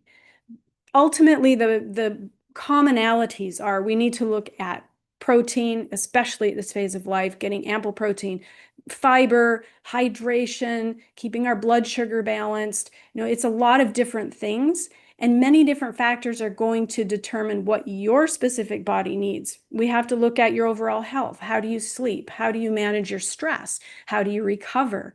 What's your environment like? That could be anything from your workspace to your home, to your town, to your county, to the global sphere. What are your genetics like? I mean, there's so many different factors that are involved. So we have to look at this from an individual perspective, and we don't believe in any of these one-size-fits-all approaches because we're all different in one way or another. So when we look at the move pillar, we're looking at physical strength. Movement and strength are independence. You see people becoming frail as they age, they stop moving. We have to look at movement as medicine because it really is. It's going to keep our joints healthy, give us energy. It supports our cognitive health again. It's a great way to manage stress, but it's not about running harder. Our bodies need a different kind of movement during this life stage. So a lot of times women go for hours on the treadmill, or they're big into CrossFit or HIIT workouts, the high intensity interval training. But that is a kind of stress on our body when we're already stressed. I mean, I don't think I've talked to a single woman who doesn't have a reasonably high level of stress in her life at this phase. So we need to move in a way that supports our body, that we enjoy, so that we'll continue doing it. We want to move because we can, not because we have to. And you've probably heard the phrase, right? We don't grow old. We don't stop moving because we grow old. We grow old because we stop moving. And then the live pillar. This is all the things that are non-physical. I call this the integration pillar. We look at joy and rest and creativity and play and nervous system support, purpose, right? Self-care is not selfish, it's strategic. I believe personally that it is your number one responsibility in life. It allows you to give from a place of vibrant energy, positivity, and meaning rather than giving people what's left of you at the end of the day because you haven't taken the time to take care of yourself. And the people around you love you. They want you to take care of yourself. So there should be no guilt associated with it. And this might mean saying no to certain things that don't serve you. I know Wendy was talking about that. Very, very important. So that you can say yes to the things that do. And when you learn how to set those boundaries and protect them, you can be much more present and able to give to others as well. So we have to drop this sense of martyrdom and pick up the magic of looking after ourselves. So just final thoughts. I look at menopause as a power surge. It's a reset, right? We have a lifetime of wisdom and experience, and we get to choose what the next half looks like. And it isn't something that we need to be afraid of. When we understand it, we stop fearing it. And when we can stop fearing it, we start owning it. And this is your permission slip to own it because it's yours. So I would love to connect with you and hear about your own experiences. Please feel free to reach out. I can give you my contact details. fabulousbeyond40.com. The number 40 is our website. We also have a podcast that we broadcast weekly, and that is called Empower Your Menopause. And I'm on LinkedIn and Instagram. Just please note that Julie has no E. And I just like to say a huge thank you to Healing Our Earth and Glow Women Global for this amazing event, and to Sarah for inviting me to be part of it. So before I go, I just want to say, and before I answer questions, I just want to say, take a pause, take a breath, and remember who you are, because you are amazing. Thank you. Julie, Lovely. absolutely correct, Julie. One should always take pause in whole day, every hour. If you take certain pause and breathe deeply, your mind will be fed with oxygen. You will be able to think more clearly.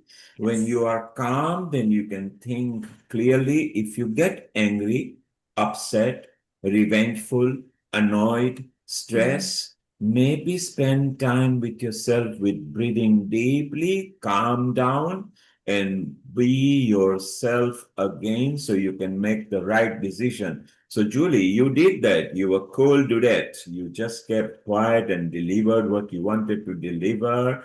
So, Amrita, let's have a comment over a minute for Julie's presentation before we will go back to India with our another guest who is lined up over there. So, Amrita, your comment before we go to Dr. Smita.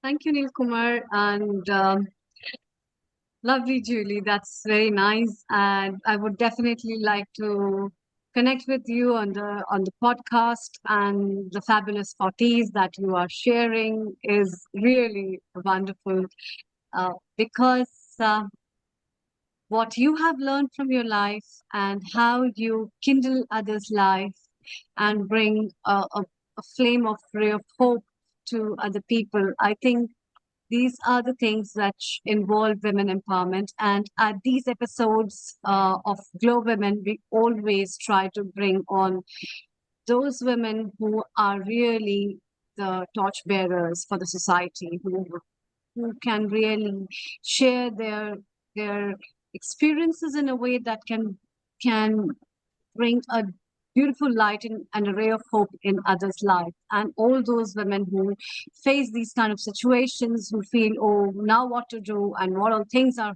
happening, there's so much and so beautiful the life can be.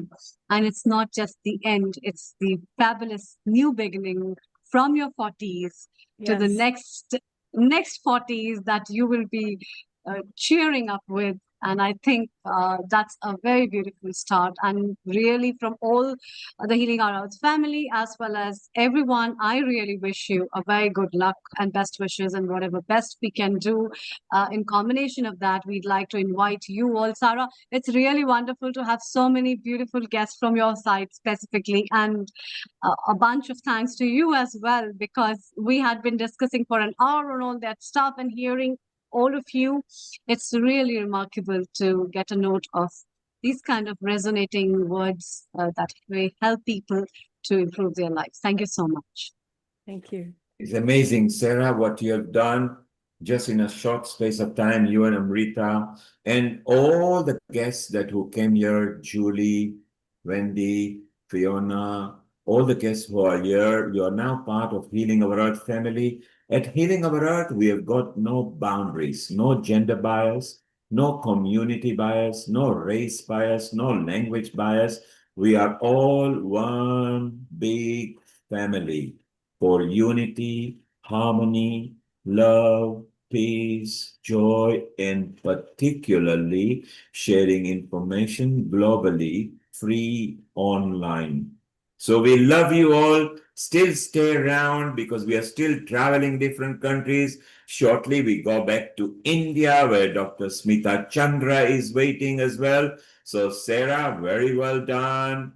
Julie, thank you very much for being part of it. Wendy, Smiling Wendy, Anjali, who is again a part of the course team, and Sarah, you co-hosted very well. So as usual, and you're part of Healing Our Earth family for quite a while time as well now. So Amrita, let's go back to India and welcome our smiling Dr. Smita Chandra. Over to you. Thank you, Neil Kumar. Thank you, Sarah, and thank you, Julie. Thank you so much. And it's time to move to India, Dr. Anjali, as we all are in the same time zones. Let's welcome Dr. Smita. Dr. Smita Chandra runs Chandra Nursing Home at Varanasi. She is a graduate in the medicine, as well as her expertise is in gynecological laparoscopy, hysteroscopy, intrauterine surgeries, high-risk obstetrics, as well as endometric surgery. And she is being awarded with various awards as a Health Icon Award in 2020, as well as many other awards and fellowship on her credits. So here we are with Dr. Smita, and a big thanks to Dr. Meenal as well for making this possible. I know you are there. Dr. Smita, your perspective, you have been hearing so many women, they have their own way of providing solutions as well as dealing with the things. We see these kind of situations in India also very absurd sometimes, where the women, especially the Asian women in the strata of the societies, where they are quite occupied with the family pressures, and if they are professional or they are working somewhere, all these things are not even being discussed, or they think, oh, what will happen if I share something like this? The things will turn very, very absurd in the society, whether people will accept, my husband will listen to me, or the family will know about it, will it be acceptable? So what are your takes on that? And how do you recommend people, especially women who are at this premenopausal stage? Because one of the basic prices and the topics that we are going to touch today with you is about the premenopausal things in relation to heavy bleeding.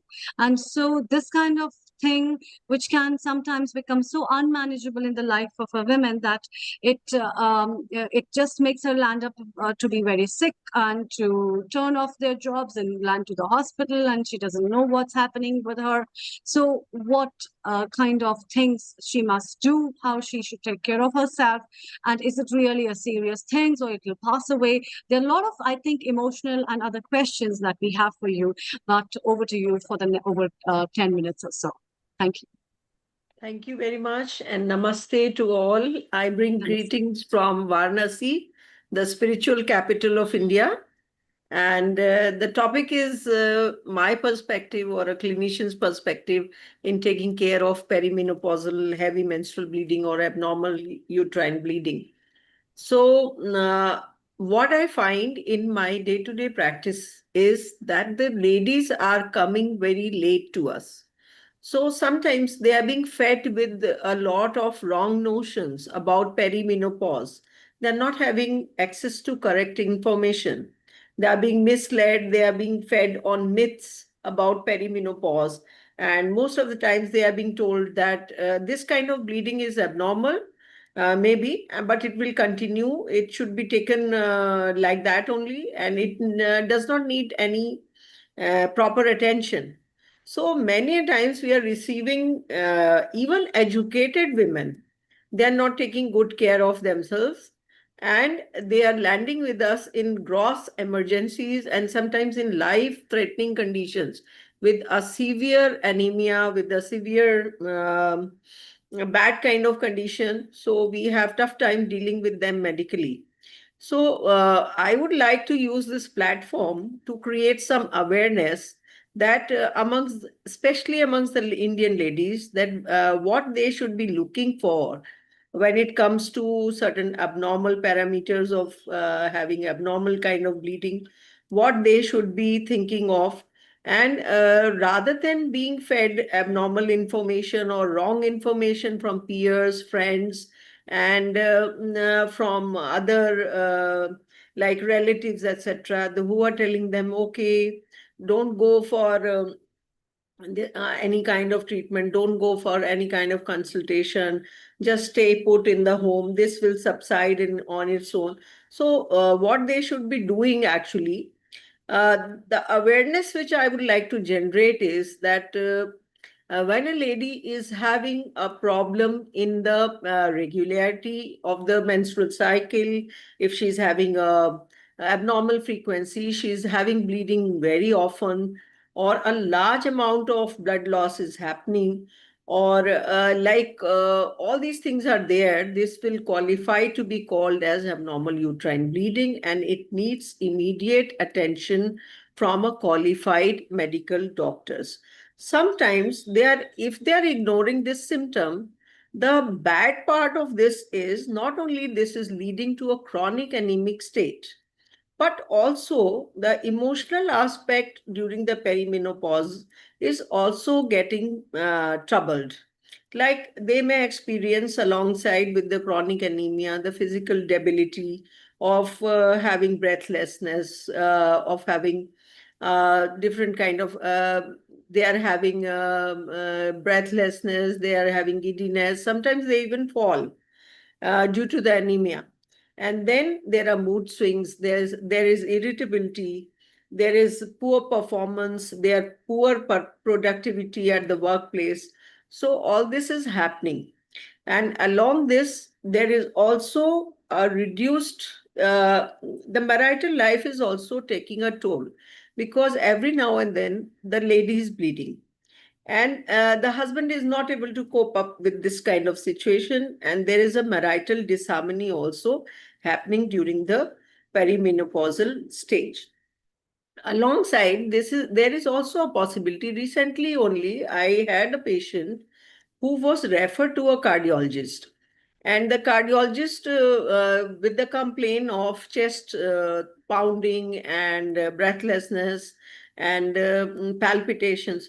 There, when the cardiologist found nothing inside the heart, then the hemoglobin was done, and she was grossly anemic, and then she was referred to us for care. And then we found out that she was bleeding for last 2 to 3 years, and she was changing the menstrual cups, or she was emptying the menstrual cups for around every 6 hours, every 5 hours. So this is a huge amount of blood loss, and her hemoglobin was around somewhere around below 8. So this is the scenario. And what it does, if this is a functioning individual, this will bring the pause, like we were talking beforehand. This functional debility or disability will cause a pause and reduce productivity of that individual. Besides that, all the in India, we have all the word of the house running around that woman only. Suppose if they're having a health hazard like this and they need to be admitted, the whole word of the or the family, it come crumbling down. So this is why we need to give attention to this kind of problem of abnormal uterine bleeding, and it should be dealt with as soon as possible. It should be recognized by the women, and they should go for treatments as soon as possible, because in the early stage we can offer uh, conservative treatment to them, and which is very less tedious for them and more manageable. They can join the work earlier, and there is no big deal about it. Another concern about perimenopausal abnormal bleeding is that sometimes the lady may be harboring a cancerous lesion or a precancerous lesion. Suppose if they are ignoring the symptom, this problem can also be overlooked, and they may land in advanced stage diseases which are difficult to cure and may be life-threatening for that individual. So this is the whole healthcare scenario. And then there is some important data which we need to look at. At any given point of time, around 15% of all OPD attendances in a gynec OPD will be due to abnormal uterine bleeding. And this ratio gets increased.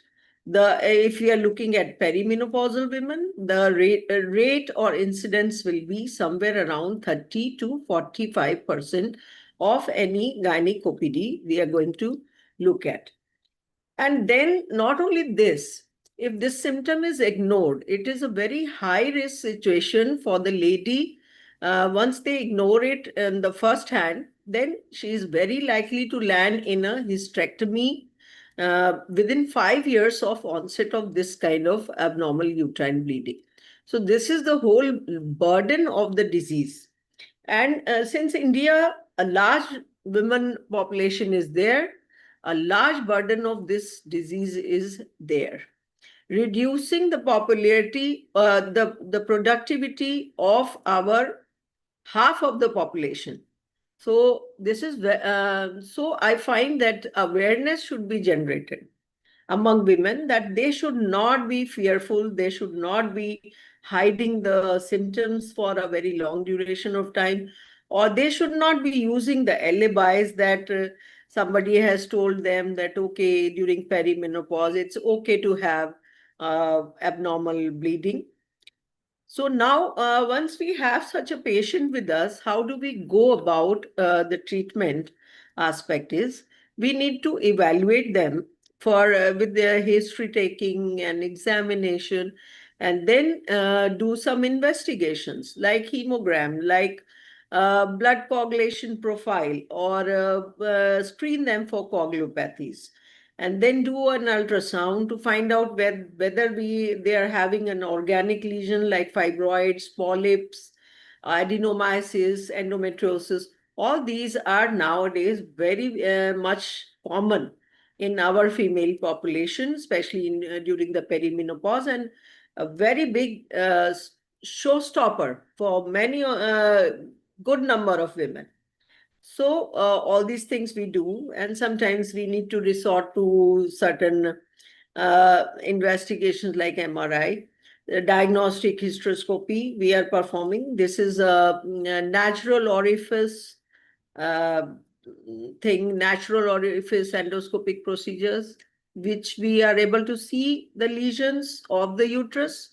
We are taking care of the cause of the heavy menstrual bleeding or abnormal uterine bleeding, and we are also able to treat them simultaneously. So once we have assigned the cause and we have ruled out the cancers of the female genital tract with surety, then we can take the patient for treatments, which can be in the form of medications in early stages. And then we have a very good device, that is levonorgestrel hormonal device, which we insert inside the uterus and take care of the abnormal uterine bleeding. Last but not the least, for some terminally ill patients and the patients who have had a damaged uterus, we go for laparoscopic uterine removal. So these are the things which are available. But in the end, since we are having this healing platform, so I have also been part of the healing teams, and I have trained with Master Delphi for healing also. So what I noticed that during the perimenopause, while the lady is having this abnormal uterine bleeding, a lot of negative emotions, lot of negative mindsets, all this is being generated. Plus, there is a fear of unknown future events. They are unsure how good they will be during the next 10 years, or they are very much unsure. And they are fearful that is it not I'm going to suffer from cancer. So all these fear of unknown situations, fear of unknown outcomes of the treatment, this is causing a big mental health issue and emotional health issue, and further complicating the situations for this lady. So what we have done, we have formed at our center, we are having a support group with the women who are next in line for treatment. Plus, there are women who have already been successfully treated. So we get to meet them, make them meet very frequently. And then we offer counseling ourselves, and then let that lady who has been successfully treated, we tell that lady to counsel the new one. So it is very helpful and very reassuring for the new patient, and it almost gets rid of or alleviates the fever component of the disease very nicely. So this is what we are doing, and we are also offering meditative practices. We are making them learn meditations to calm their emotions and bring about positive mindsets about healing, because it is ultimately the body which heals on its own. We may be doing some surgeries, but the patient's body will respond and will heal on its own. This is my biggest learning during the last 5, 6 years. And we are making them do some good diets and some exercise sessions. And we are also offering them some dance sessions so that we can bring about positive emotions, happiness, joy, and all these things, positive emotions, to take care of, to get rid of that negative emotions which have been brought about by the disease. So I'm finding this approach of balanced and holistic care very satisfying, both for me as well as for the patients.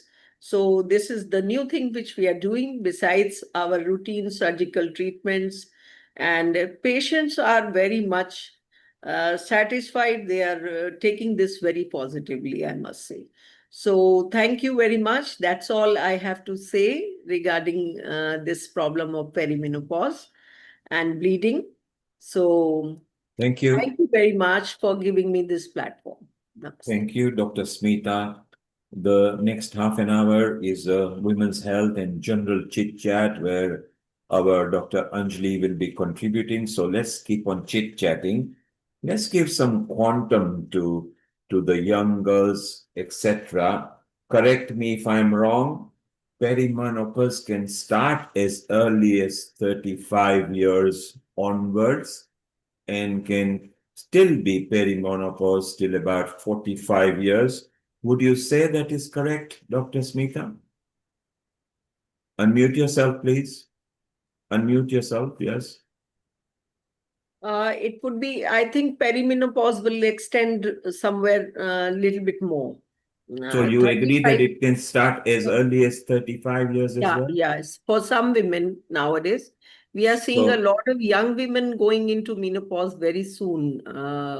yeah. Don't know what is the reason, but yes. So don't worry, women, if you're listening. If you suddenly start getting irregular periods, don't worry.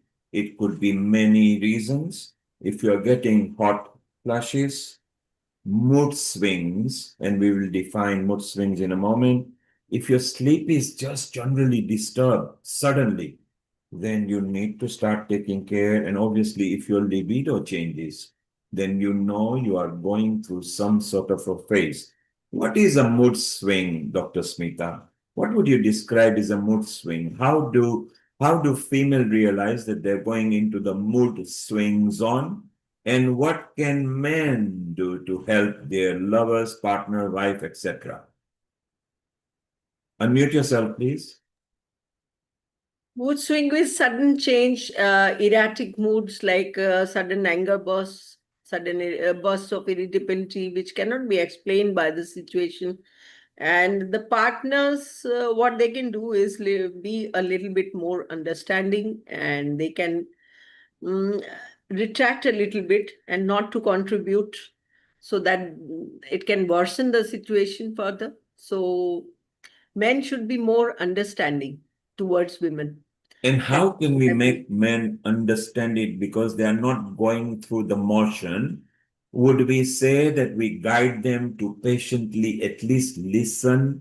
Because maybe by listening to the partner, or whether it's a wife, lover, girlfriend, whatever it can ease the situation? Or do you feel that women's irrationality is so far out that she would not allow men to listen properly? I think if one is kind enough, if there is compassion inside the man's heart, he will be able to listen, and that will be communicated to the lady. So nobody can be difficult with a compassionate man. And I think they will be, if they are ready to listen and they are exhibiting their willingness, anybody will love to listen to To they the will be partner. able to listen to what So, the lady is saying. so let's bring in Dr. Anjali Agarwal, who is the host for this half hour, because she's going to bring wellness, well-being, and general health for women. Global Namaste, Anjali. You are, of course, a co-host here at Healing Our Earth. You are a consultant physiotherapist, but also mentor women in Women Matters. So, Dr. Anjali, uh, do you feel there is any fear in these changes, or would it be that it may never happen and perimenopause is just general phase? One shouldn't manifest problems anyway at outset. What do you think, Dr. Anjali? Thank you. Global Namaste. And thank you, Dr. Smita. It was a very informative session. And I do deal with a lot of women health issues with endometriosis and adenomyosis and painful periods. And I feel 35, or now I'm seeing a lot of women coming into early menopause, even at 32, 33, 34 now. It's like, I don't know, there's some cyclic change which has happened, environmental change or toxicology change or something. But I think if they regularize what they're eating, there are certain foods which can trigger what we say is mast cell activation, which is again a cause of there is periods are supposed to come, but it's not coming. Of which shedding of the uterine wall is happening very frequently because the mast cells are too hyperactive, which can happen because of any infections, any toxics. So we assume that they are coming into perimenopause, but it can be just a reactogenic, phenomena happening for many women. So I So, have Dr. treated that. Anjali, can you Hmm. pause there? Because Yeah. Dr. Smita also is good at uterine walls and discharges and whatever happens over there. What are the symptoms that women need to know that they might have that problem? Either Dr. Smita, you're muted, unmute. Just keep yourself unmuted so we can chit chat. I could not understand the question. What kind of problems? We talked about uterine wall over here. And how can women know? I mean, is it dangerous? Is it a condition, or is it just a phase? I'm not able to understand the question. Can you please elaborate it for me? So your particular specialty is to deal with women who has got typical problem with the uterine walls, and what symptoms should they be aware of because of the abnormal uterine bleeding in perimenopause? Is it going to be definite, or does it happen in some cases? Obviously, it is going to happen in some of the cases because it is. Are you talking about endometriosis or uterine? We are talking about abnormal uterine bleedings, so it can be any type. Will it definitely happen? Or if it happens, how do women realize that it's happening? Does it go through some pain moments? How would they realize? Abnormal uterine bleeding would be like if she's having menstrual bleed every 15 days, or if it is infrequent, it is happening at around 6 months, 3 months, and it is heavier than usually what it used to be in the back there in 30s or 35s. It is going to end in 8 days, 10 days, like this. Or if there is an abnormal volume of bleeding happening. So all these things, if any one of them is present, we will label it as abnormal uterine bleeding. And it during perimenopause, it usually starts if it has to start. If it has a reason, sometimes it may be temporary. Like if it is ovulatory problem or endometrial problem, then it is going to be for a short while. But if it is going to be an organic lesion, it will persist. Like if it is a tumor, if it is a fibroid, if it is a malignant lesion or the cancerous lesion, then the symptoms will persist for at least that much of time unless and until a physician recognizes them and treats them properly. So So you all these recommend, things will be taking a longer time. so you Whereas recommend the little these problems like ovulatory dysfunction, endometrial dysfunction, they can sometimes subside on their own, but they will be good to treat. It is slightly more temporary than the organic lesions or the tumors or cysts or all these factors. So there you are. Dr. Smita is saying that if you're getting abnormal uterine bleeding, don't panic. Go and see a physician. Take advice. It may be something simple, it may be normal, or it could be something that needs attention. The idea is don't panic. Dr. Anjali, diet, very important. You said that maybe to avoid that heavy mood swings, that anger, maybe diet can help. So, how can diet help in this kind of situations? Yeah, so anti-inflammatory foods, not eating processed foods like, breads, pastas, too much of carbs, refined carbs, one can control. Go into a little bit of a very good diet of fruits and lot of enough vegetables and non-estrogenic diet. So most of these heavy bleeding comes from a high estrogen dominance, which we Can see you with define endometriosis. non-estrogenic diets, please, so the viewers could understand and So maybe it can be, less of oily processed food, more of, raw carrots, cruciferous vegetables like broccoli or even cabbage. If they don't have thyroid, but again, there's a myth about not eating cruciferous vegetables. Also, looking at antihistaminic diets, so it's less of tomatoes, less of brinjal, less of spinach, which has helped quite a few patients of mine. If we are seeing women in this 2022 2023 year, 2022 to 23, antihistamine diets have really done wonders for them. And trying to eat as comfortably as possible, so have a proper time and follow it with a circadian rhythm. So the sun is rising and the sun is setting, so eat your food that way. Don't go too hungry and don't overindulge in food. So that is very important. And also at the same time, try to break your food habits to be, don't overeat in the night time. So your many of these women will be not sleeping till late night, and then they are eating all the processed food. That is again causing a lot of estrogenic load, and then they suffer from constipation. That is not digesting the food. So all this is building up in their bodies. So I think overall, just follow a healthy lifestyle, follow a circadian rhythm, eat food which is like toxic food or kept in the refrigerator for long. So that food which is kept in the refrigerator is a fermented food, kept for longer than some duration. It becomes histaminic, and that causes estrogen overload and estrogen dominance in a lot of women. So if we can cut down on all these things, lot of changes can happen in women, especially if we cut down on the tomato, the fermented foods, and brinjal. It has really made a very big difference in my patients, and involve a little bit of activity around your eating. So if you've eaten, don't just sit there. After 10 minutes, try to do a walk, try to take a stroll, because it is working on insulin, estrogen, everything is working together, all the hormones. So you got to look at overall health, and then estrogen can be controlled. And the Yeah, right. body is designed to send you signals, isn't it? Do listen to your Yeah. body.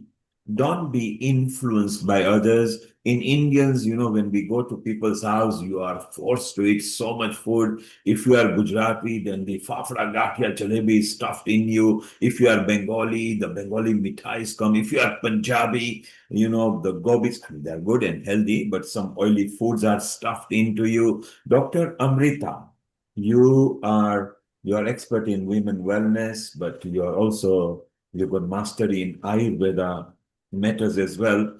Can Ayurveda help women for perimenopause or menopause or hormonal changes? Is there anything in Ayurveda that helps so the women can have fairly stable life? Thank you, Neil Kumar, Doctor. Thank you, Dr. Smita and Dr. Anjali. It's a beautiful bunch of combinations that we are having.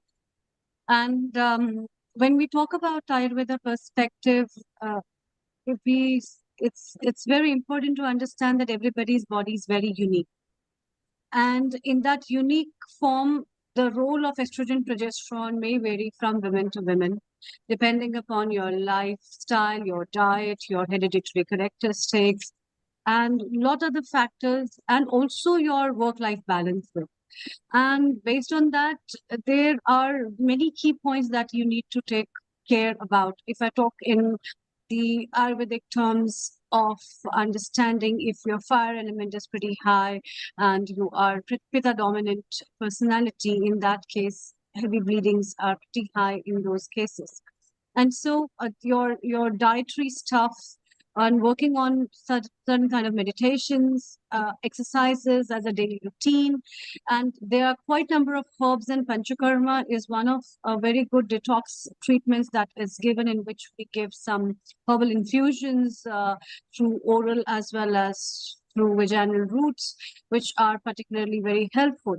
But the first and foremost thing is diagnosis, a right diagnosis, which Dr. Smita said, because bleeding heavily is a thing that you should not just take very lightly. If it is going above 15-20 days abnormally and it's increasing over time, it is an alarm for you to raise to your family members and to by yourself that yes, you need a help of a gynecologist, you need an ultrasound to be done, you need to have your hemograms checked up, and also managing diet with rest.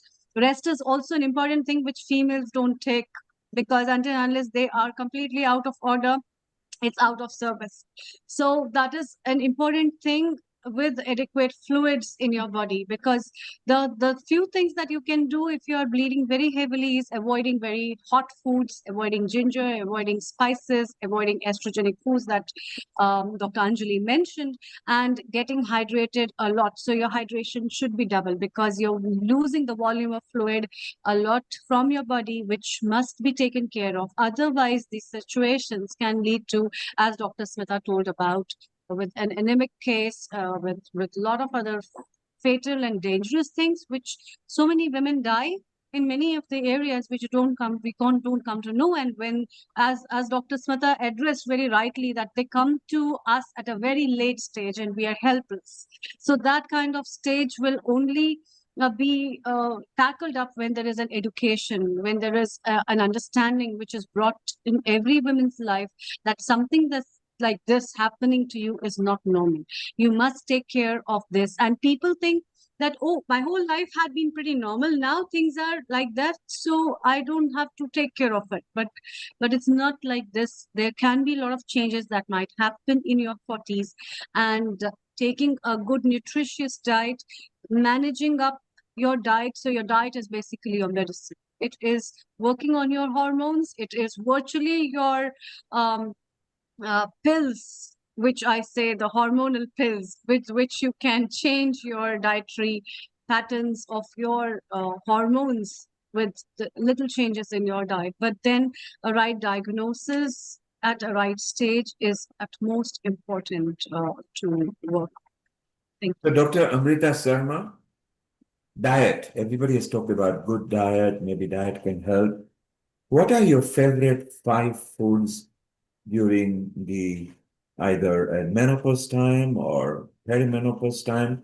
Well, I mean, you haven't gone maybe through menopause yet, maybe you are still young, but what would you do to boost your mood? What are 5 favorite foods that you like eating that helps you and keeps you nice, smooth, and happy?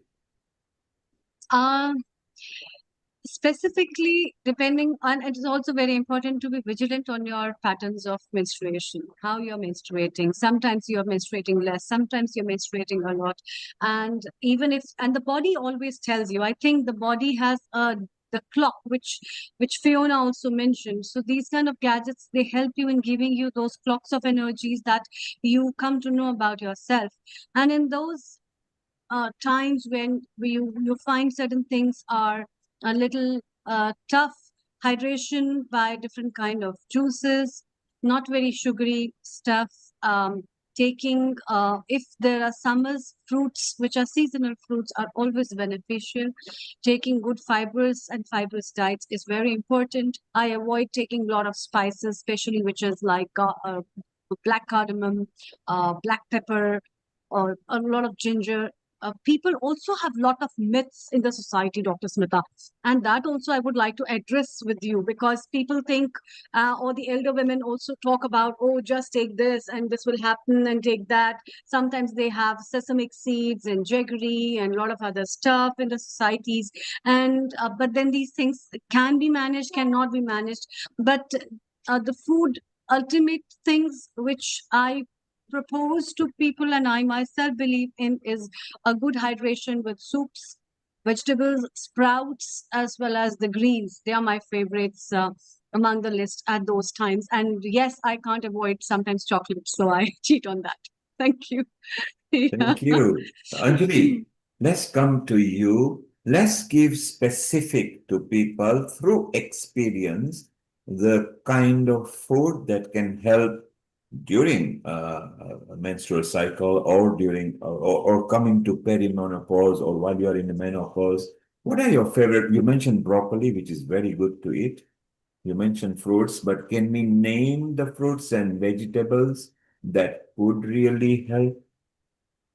Thanks, Dr. Amrita. That was quite insightful again. And as Dr. Amrita has already told, right, every person's specific diet has to be designed. Like everybody's flow is different. Everybody's, vata or pitta, as in Ayurveda, is so different.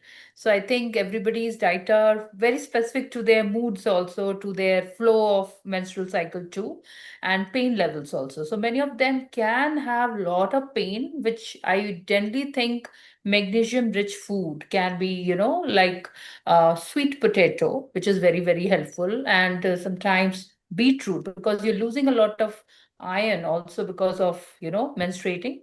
Beetroot has helped a lot of people. Sweet potato can help. So but this is again specific to each individual. It can change and it can vary for each individual. But yeah, chocolates are my favorite also. But again, chocolates can give you migraine and headaches because again, they're high in histamine and they can cause that flare of migraine for many people. Almonds are again another good way to help you. Pistachio, again, everything which is giving you omega 3, omega 6, sweet potato, which is giving you potassium and magnesium. And you can also look into eating, basil leaves, the holy basil, tulsi water, A lot of Loki in the sense bottle gourd. You can eat a lot of gourd vegetable because they bring down your inflammation down at this time. And warm soup because your body is trying to, replenish and you want to feel warm. You want to feel more cared about your body. So I think warm soups are definitely helpful. Carrots, raw carrot salads are good, but again, it depends on your digestion and your element of fire element in the body. But carrots are supposed to really help ease pain for a lot of women. And I definitely love a lot of sweets at that moment. That's I think the dessert I've called as a cookie monster at that time. I want to have all brownies and cookies and all. But yeah, I do make something at home, which is more healthier. You put less sugar, you don't use sugar at all. You can use sugar-free banana cake you can make, or you can make banana and buckwheat pancake. Buckwheat is kutu atta, if you know. So, which is again good potassium, good magnesium, and you're getting a banana, which is magnesium rich. So, I think these are very simple things which women can do. Just go non-processed, stop the refined food, eat more, specific these kind of food, but again, tailor make it according to your vata and pitta, every kind of thing. I think Dr. Amrita can talk That's about it more. nice. Yeah, yeah. Dr. Smita, I'd like to know from you what are the myths, foods and stuff, what you fear from the society, and what's your take on that? Myths on what? Eating? Or Yes, eating. Yes.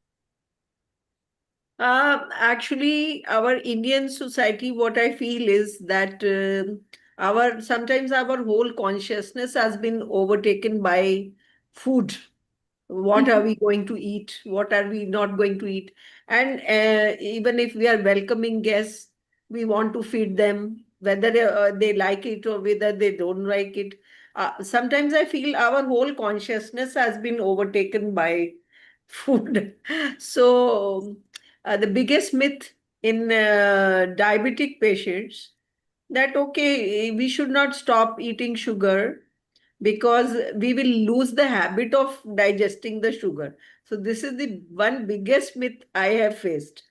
I see. So it is very okay. And then if I'm feeling weak, then I should be having fruit juice. Hmm. Fruit juice may not be good for everyone, every patient, it may not be good for everyone. Like I am most of the times I'm sitting on a chair and consulting, or I'm standing while I'm operating. So fruit juice may not be good for an individual like me who is will not will be having a high sugar level. Sugar peaks may be there, especially in the PCOS girls. So they are very fond of refined things, refined sugars, and eating a lot of pasta, pizza, refined flour. So I find all these things, and they will cover it up with some of the other alibi that they have been told by so and so person that they need to eat this, they need to take everything in moderation, where that moderation thing can be easily dubbed, and it goes for a toss many a time. So all these myths are there. Fruit juice people are very fond of, but it I think it is major contributor to ill health of Indians. So because we are not doing that much of physical labor as we used to do 20 years back or 30 years back. So So shortly we'll be going to our guest with Rotarian Lalgoel, who will be our co-host for the next hour with several contributors. I propose, ladies, you cut down on salt very heavily to avoid retaining water. You will find it helpful during those times, and it will help you. So wonderful. And just finally, before we move to Rotarian Lalgoel, is menopause and periods and etc. looked still down upon in Indian subcontinents? Is it still, is it still a taboo subject? Any one of you Yeah, ladies? yeah, Dr. Smita, you can address, please. I could not hear the question properly. Okay, we move. Dr. Amrita, you can move on. Is it still a taboo subject in India when we talk about periods and menopause? So when we talk about periods and menopause, is it still a taboo subject in India? You can answer, Dr. Amrita, Yes. because we need to move on over. Most of the Yes, time, it is sometimes yes, sometimes no. So now things are changing. Yeah. Thank you. Wonderful session we had. Anjali, a very good session for women's health. And it's so wonderful that a lot of women are just opening up to subjects. And now, Amrita, let's welcome our Rotarian who has got series of guests over here as well. And yes. we move on with our subject. Over to you, Amrita. Thank you, Dr. Meenal. Thank you so much, Dr. Smita, for being with us. Please stay around. And it was really wonderful having you at this episode and sharing your views and experiences. It's time to move to talk with Rotarian Lal Goyal ji, who is our founder and charter president of Rotary Club of Organ Donation International, as well as the chairman of Organ Donation India Foundation and Gyan. And as always, it's always really very nice for me personally to welcome him for the episodes, and his contribution for this episodes is always really very remarkable. Look forward to your guests as well as your comments and your opinions on diverse topics as we host these episodes. A very good evening and global namaste to you, Rotarian language. Global namaste, Amritaji. Thank you very much for inviting me and my guests to give their perspective ideas about the women's self-care. Thank you very much, Mr. Neil Kumar and the entire team of Healing Our Earth for organizing such type of programs every Sunday and on different topics, so that the improvement, not only the mental improvement or the physical improvement of a person, but it will change the society, in turn the country, and in turn the earth, which is very important, and that's why it's a Healing Our Earth. So thank you very much.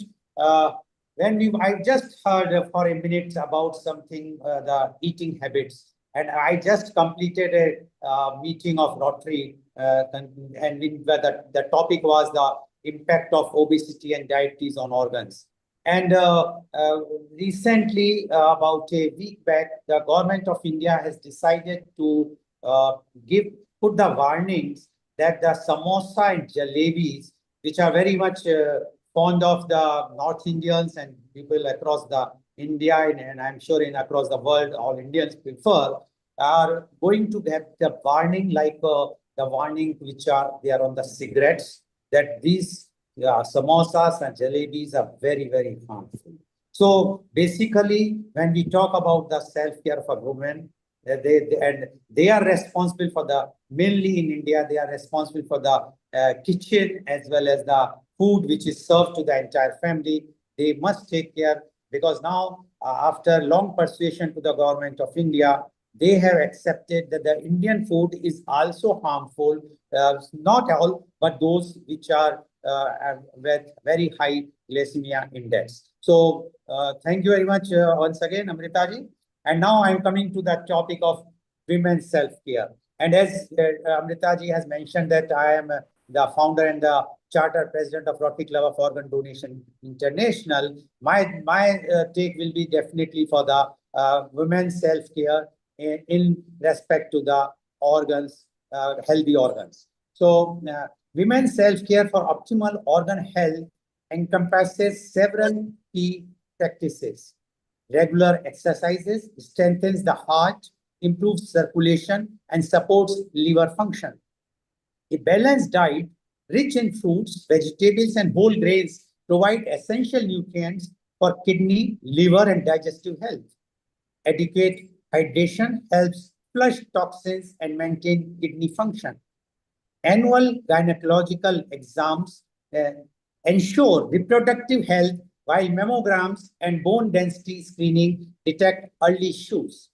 Stress management through meditation or yoga reduces cortisol levels that can damage organs over time. Quality sleep allows cellular repair and hormone regulations. Avoiding smoking and limiting alcohol protect lungs, liver, and cardiovascular system.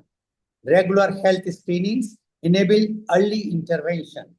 So to discuss this very, very important topic, we have elite panel today. All women are my panelists today. And I would like to invite my first panelist guest, and she is Dr. I will just see who is coming. So Neelam, I can't see Neelam Sharma here at the moment. So Dr. Jumi.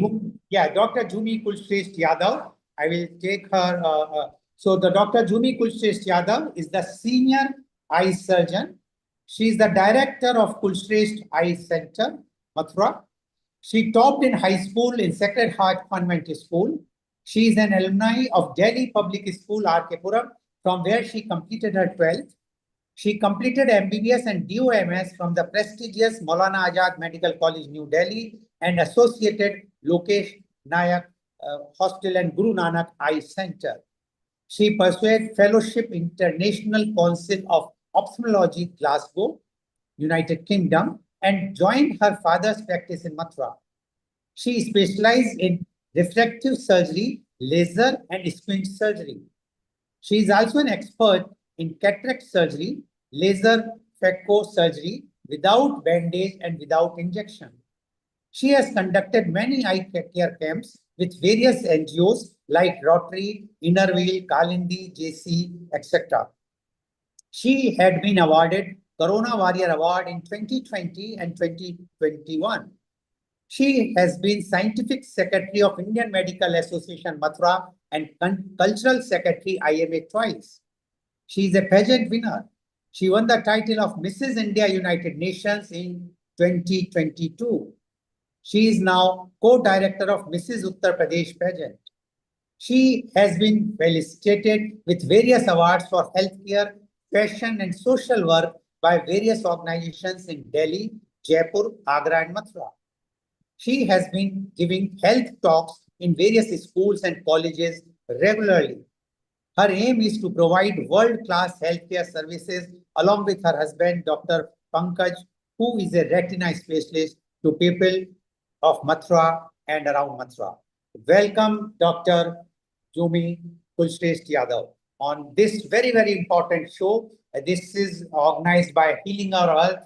Mr. Neil Kumar and his team is organizing every week, every Sunday, and on the different topics. And these shows are being telecast on different platforms in the different parts of the world, and the different participants from the different parts of the world are participating in this particular show. Now, Dr. Jumi Kulshrestha Yadav, you being an eye surgeon and a senior eye surgeon, and you are doing practice for so many eye diseases. And you know that middle age of anyone, especially for women, is when the eyesight becomes weak. People require the near reading glasses. They started developing the cataract gradually, and many more things, many other problems. We would like to know from you your views about the women we care. Dr. Jumi Kulshrestha Yadav, please. So first of all, a warm good evening. Sabhi ko Radhe Radhe from Lord Krishna's birthplace, Mathura. Namaste, everyone. Good evening. And I would first like to take this opportunity to thank Rotarian Lal Goyal sir to give me this platform to connect with such wonderful people from across the globe and to discuss certain issues affecting our eyes, more so of women in middle age. Without taking much time, I had made a PowerPoint presentation on Canva, and I would like to share the screen.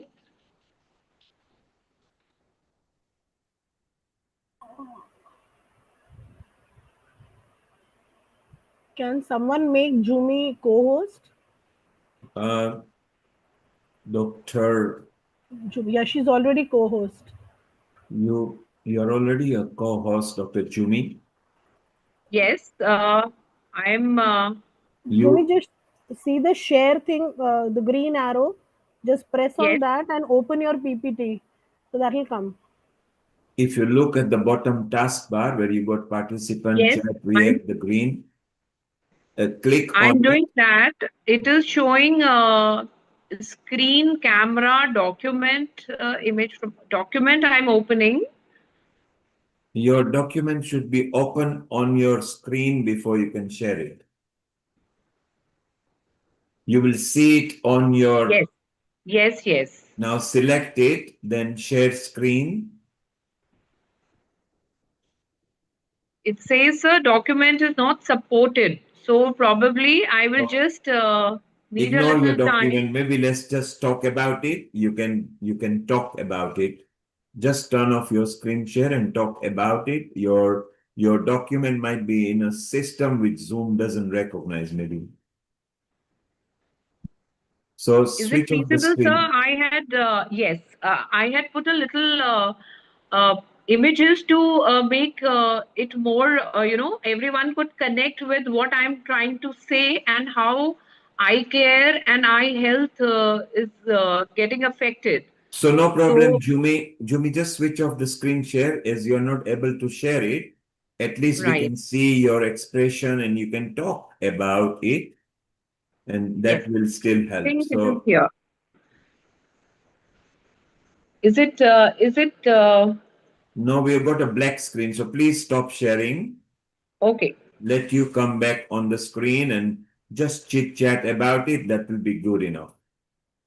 If you stop the screen share, please. All right, sir. Let me bring you in, Rotarian Lal Goyal. We can chit chat. I will remove her from the spotlight till she gets herself in. So it's so wonderful to have an eminent eye personality who has got an experience on it. And eyes are, of course, important part of our life. They are the organs without which we cannot perceive the sights. And it's very, very important that we do. So Rotarian, since you are part of organ donation as well, eye camps in India are very popular, whether it's for men or women. How important is it that the eye camps are regularized in India? See, eye scans are regularized and good hospitals where they are doing the cataract surgeries, etc. But unfortunately, in the remote villages, sometimes they are not being properly monitored or regularized, so some tragedies happens. But more or less everywhere, the cataract surgeries are quite successful as far as India is concerned. And as you mentioned about the transplant and donation is concerned, because eye is a tissue, it's not an organ. So the eye donation is still is not that much what in India requires. In India, we require lots of eyes, but still the people are not donating because of some myths, because of some religion things. But gradually, the awareness is picking up, and I'm sure that we will also catch up so that nobody will remain without eyesight in India. And we've got Jumi back. She's Yeah. got her screen back. And let's chit chat with Yes, sir. Jumi. Jumi, tell Yeah. us about eyes. Right. Over to you, Jumi. Yeah. First of all, I would like to say we all agree why eye care is so important and why we are talking about it. Eyes are are a mirror to our soul. They are window to the world. So we all agree that a good vision and a good eyesight is very important. Also, when we talk about females, females are multitaskers. They are the caregivers, they are homemakers, they are professionals, and seeing all of it, they neglect their own health a lot. They take care of the entire family, but they are not taking care of their own health. So that is why it is a great initiative that we are talking about women health. When it comes to eyes, the major problems that we are facing age-wise, if I would say, firstly, I would like to say the statistics say that 2/3 of women are getting in the entire population, women have a higher prevalence of eye diseases as compared to men, and that is up to about 2/3 time. So looking at that, when we go age-wise, in younger population, in school going and students when they are in college or young adults, what today we are seeing is an increased rise of digital eye strain. Everyone is glued to their mobiles, to their digital devices, to their laptops, tablet, any digital device, and more so, this has increased over past 5 years since COVID. And with this has come the terminology of digital eye strain, where there is a lot of increased incidence of dry eyes. There's itching, there's ocular discomfort, there's eye pain, headaches, burning sensation, grittiness, and all of it. Secondly, the prevalence of myopia has increased. The incidence of children who are wearing glasses, that has increased, and children and young adults who were wearing glasses, the power has also increased over a period of over a span of these 5 years, more than what it used to be earlier. All this is because there's less of outdoor activities and more of screen use. Also, we see in young adults contact lens related issues, more so now because everyone is so cosmetically conscious and want to look nice. Also, makeup use, I would say there's a lot of infections, ties, and allergies because of wrong products use in that age group. When we come to middle age, we see in pregnancy.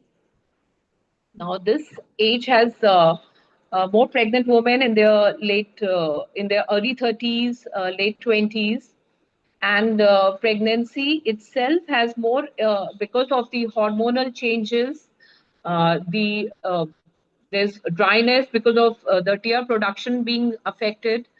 It causes dry eyes. Then there's a fluid retention and there's changes in the eye power. Also, in pregnancy, those women who are more affected by hypertension, that causes changes in the retina and optic nerve and blurring of vision. Also, in middle age, now I would say that uh, earlier, what the incidence of cataracts, what we used to see in the age group of 60 to 70 years, in that age group, 60 in the 60s decade. Now the prevalence, we are seeing early onset of cataracts, which are called pre-senile cataracts. Even in the late 30s or early 40s, we are seeing lot of increase in the incidence of those early onset cataracts. There's a term called presbyopia. When I talk of it, mostly we have seen there's a dependency of near glasses. When you reach a certain age, say 40 years, the focusing of near objects gets affected. We see blur. So what happens earlier is we tend to increase the distance of whatever we are reading, the newspaper or the mobile. And gradually there's use of those near reading glasses that earlier used to be around age of 45. Now we see at the age of 35, even 33, that a lot of people now are depending on those near glasses for their near work. Also, diabetes and hypertension is no longer a disease. It has become a lifestyle. Around 20 years back, when I was studying in medical college, 25 years back, this used to be a cause of concern. Now, I think every second family, there is a member who is either hypertensive or diabetic. So these systemic conditions per se affect the eyes. They affect the retina, the back part of the eye, and causing changes in the in our vision, which is affecting our vision. When we come to perimenopausal age group, now that is the time when the hormones are playing, the estrogen levels are going down, and that affects the eye. How? There is increased incidence of dry eyes. The estrogens and the androgens help in the tear production. So when we blink, the tear film, it spreads on the surface of the eye and it gives a soothing effect. Once that tear production goes down, we get dryness in the eyes, we get a lot of ocular discomfort. Many women complain of gritty sensation in the eyes when they are blinking, and these incidents has this prevalence is there more so in the perimenopausal age group. Secondly, in this age group, we see again, as I said, a lot of the early onset cataracts. Now in 50s, a lot of women are facing that problem. They are being diagnosed with cataracts. There's another terminology called age-related macular degeneration. So the back part of the eye is called retina, and on which all the light rays fall.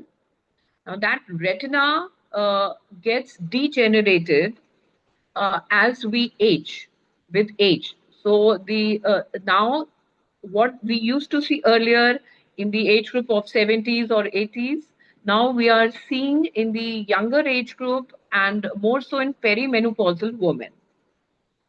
So one has to be very concerned for that entity. Also, the incidence of diabetic and hypertensive retinopathy has increased over a period of years, more so in women. Uh, the incidence of if there's one particular cosmetic condition where the eyelids they are thinning, the skin of the eyelids gets thin, the lids there's lid laxity, what we call. The lids become lax, and so there's a lot of watering from the eyes, and that causes a major concern for many of the women, and even for males, I would say. So they have a tendency to rub the eye to swipe of that watering from the eyes. But that becomes a vicious cycle, and there's increased drooping of the lower eyelid. So leading to more damage. And tear film production and tear film drainage system, all these are altered as we age or towards menopausal, perimenopausal age group. So, what should we do? What are uh, the remedies that one should take care of? Firstly, digital eye strain. I would like to share that not only in younger age group, but I think all, even elderly, even earlier, what students or even the corporate men and women would be getting affected with this entity. Now, even grandparents are coming with this problem of digital eye strain. So, we need to remember a 20-20-20 rule for people who are using using computers for prolonged number of hours. The 20-20-20 rule is to be kept in mind. What is 20-20-20 rule? Every 20 minutes, take a break of 20 seconds and focus on an object which is 20 feet away. Unfortunately, I'd made pics of all this so that I could share with everyone here. I'm unable to, but this is very important. Every 20 minutes, take a break of 20 seconds and look at a distance of 20 feet away. For computer users, incorporate frequent blinking. It is called forced blinking. So that has to be taken care of. use lubricant eye drops. They are eye drops which work like rose water, and they enhance the tear film in the eye and gives a very soothing effect. So lubricant drops can be used. Also incorporating a diet which is rich in omega-3 fatty acids, lutein, uh, and these vitamin A, C, and E.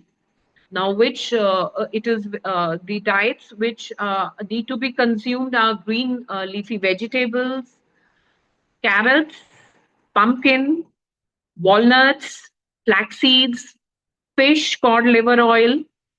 So we all know this is all healthy diet, and it also enhances your vision. Uh, a healthy lifestyle would definitely need use of lesser mobile phones. Uh, Also regular exercise. There are a lot many people now doing eye yoga. So not only yoga for your fitness for the body, but also for the eye. Then there are few eye exercises which can be incorporated in your working. Even while you are in office, you can do them. Also, avoid smoking, avoid drinking, and stay very well hydrated. So these are a few things that can be taken care of. And please take care of your eyes. Eyes are very precious. Thank you. Thank you so much. Thank you very much, Dr. Jumi Kulshrestha Yadav, for giving so many tips. Although initially it was quite scary, but now you have given the remedies also. That is very, very important. And I would like to tell our viewers and you also that I am the first patient of your father.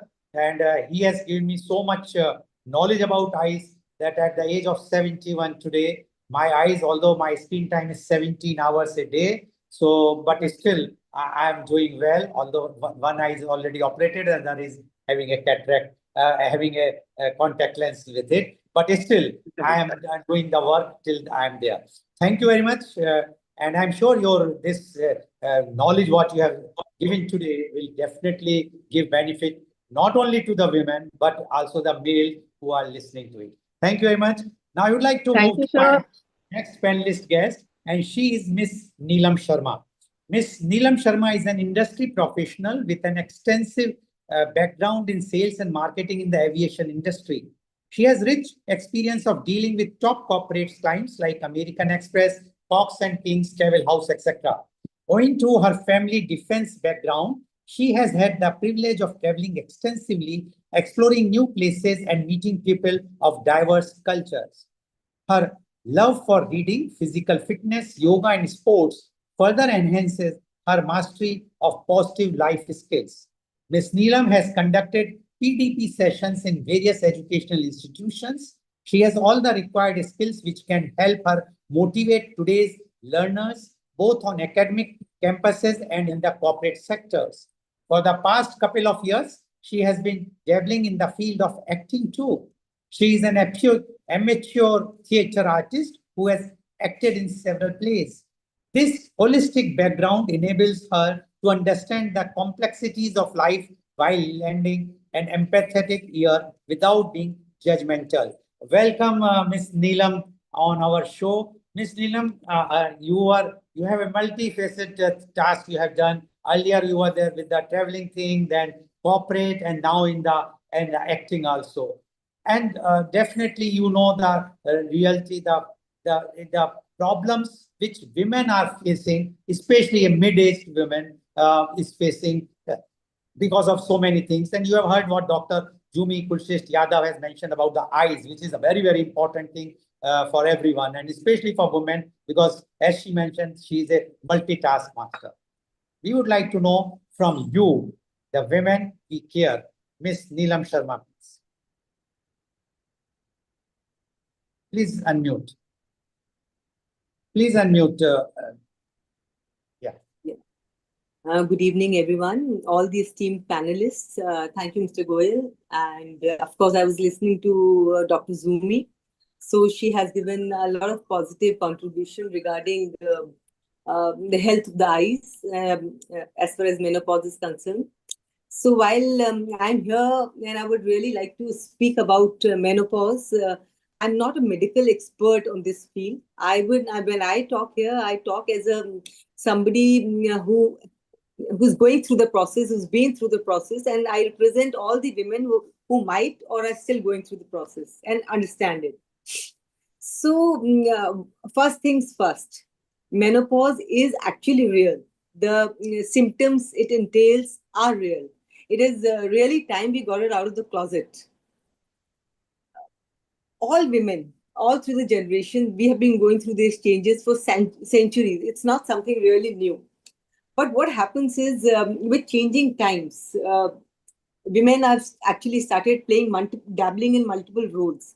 They've started going out, they're working, and they're doing a lot of household stuff also. And their expectations from women have increased manifold. Our previous generations, our mothers and all, they also went through the same process. But with due respect to them, what happened was society had defined the spaces. So they knew their role in the family hierarchy. They knew that they have to stay at home and they basically have to take care. And there was not that with the social media and other things. There was the pressure to look good, the pressure to look happy at all the time, the pressure to actually appear as if everything is under control was not that much. Second thing, menopause has many kind of changes. First would be physical. Dr. Zumi explained one part of that, and physical would be you go through skin changes, bone density changes, your bladder control changes, your eyesight, of course, is one thing. Indigestion, there are so many things, hot flashes, night sweats. This all I'm talking from experience. So not everybody has the same symptoms, but people do have these symptoms, and they can really be at times really haggle you. So once you go through these physical symptoms, what happens is automatically you reach to the second part, which is psychological symptoms. When you are not able to deal and understand your body, you're not really able to control things which were totally in control earlier. So what happens? You starts playing on your mind. This is the second step. It starts playing on your mind. What happens is you start thinking, okay, I was doing exactly the same things probably a couple of years back. I'm doing the same things now. What has changed? Why am I not in control of my body? Why am I not really looking that good? Why am I putting on weight when I'm really not eating that much? Why is my skin not behaving properly? Why is it not under my control? I cannot, a hot flashes and night sweats is such a nightmare, literally a nightmare, because what happens is your sleep is disturbed. When you go out, whenever humid weathers are bad for you, you're sweating even in winters. So it's like your bladder control effects. So when these two things happens, your physical changes, it plays with your mind. And when it plays with your mind, your body, because of course, the societal pressure to look good, so we are so conscious about it. So the psychological changes, and the third step would be the social changes. Once we are going through all this, so and social changes more so because in our society particularly, everything related to women's, mostly the things with hormones like periods and pregnancy and menopause, is it's kind of associated with a little bit of awkwardness, a little bit of shame. So it's never a open kind of atmosphere in the house. Now of course things are changing in the past decade or so, but earlier it is, and still it's not, I would say still probably around 30% of the society, people like me and all the panelists here, we still in a position to talk about it, and we don't really feel awkward about it. But when we were kids, I remember that you had your periods, and it was like a very hush-hush environment in the house. You could actually, give the best secret service in the world some lessons on how to procure sanitary napkins and how to dispose them. And then when women would get pregnant after marriage, so it was like, okay, you're pregnant, please don't go out, please stay inside, and please, and women themselves were pretty embarrassed, they used to feel awkward about it. And same thing with menopause. We have never ever tried to understand that the changes going through a woman's body, she needs external help in the form of understanding. She will not expect you, okay, fine, you come and handle the house for her, handle her work. But she would really appreciate that if you understand what she's going through, if you really kind of lend an ear, you try and the moment you tell her after a particular age, okay, what's wrong with you? You are nagging more, you're cranky all the time, and you're probably exhausted, you're not able to handle the same responsibility in the same way, and you have zero patience.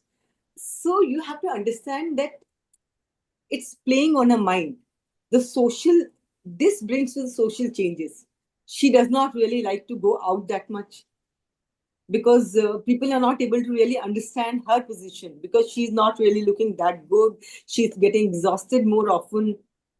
She cannot handle so much of going out in the society and meeting people. She's not able to handle that much of pressure. So the only thing she expects from you, and then another thing, why she's going through all this, this menopause and all, that is exactly the time when her family life, the family, she's been married for years, her spouse and the family life has fallen into a pattern. Her children, whom she made the center of her universe, the whole thing revolves around the family. They have grown up, they have their own social circles, they have their own life, and rightly so, there's nothing wrong with it. But the menopause and the empty nest syndrome, it's in sync with each other. So she's already feeling a little left out. She has that feeling inside her that, okay, now that I'm not needed that much, everybody has found their own path, and I probably cannot add any more value to the family. And the work which I had been doing all my life is probably, it's redundant. It really doesn't matter anymore. I really haven't added any value to my life, my own life. And now I don't even look good. I'm not really good enough for the family, good enough for the relationships, and for my own physical being. My whole physiology changes, and my mindset is totally changing. So then this leads to anxiety, maybe even depression, chronic anxiety, depression, and this is all a very vicious cycle. You are having menopause, you already are dealing with the hormonal changes, drop in of estrogen, etc. And then what happens is you are stressed out, you are depressed, and that again the vicious cycle, it really comes back, it makes you feel even more sick. You start having other issues in your body. So what basically needs to be done, it's the $1,000,000 question here, is how do we really handle it? Nobody around me can actually go through the process which I'm going through, any woman for that matter. But if the people around you just learn that whatever you are feeling right now is a very unique situation in your life, it's something which it's a path which I have to navigate, women have to navigate through. And if you just support her, if you just help her navigate that path, the whole narrative needs to be changed. That, okay, people come up with the हमारी मम्मियों को भी तो होता था, our mothers never really complained, they went through the whole process very gracefully and without ever complaining. So the thing is that women were always left to fend for themselves. So they were never really asked. They never were. They were never given an ear. They were not allowed to complain. So what they did was they relied on time-tested methods like dietary changes, and they had their very own, very special inner circle of women, who probably were going through the same changes, who would understand. But and now the things should change a little bit for the better. They should change, and it will change. First thing, that people around the woman, the children, the friends, the family, the extended family, first they need to understand what menopause is all about. Understanding in the sense, a detailed understanding. And once they have understood the process, what they can do is then they would be in a position to understand the woman of the family better.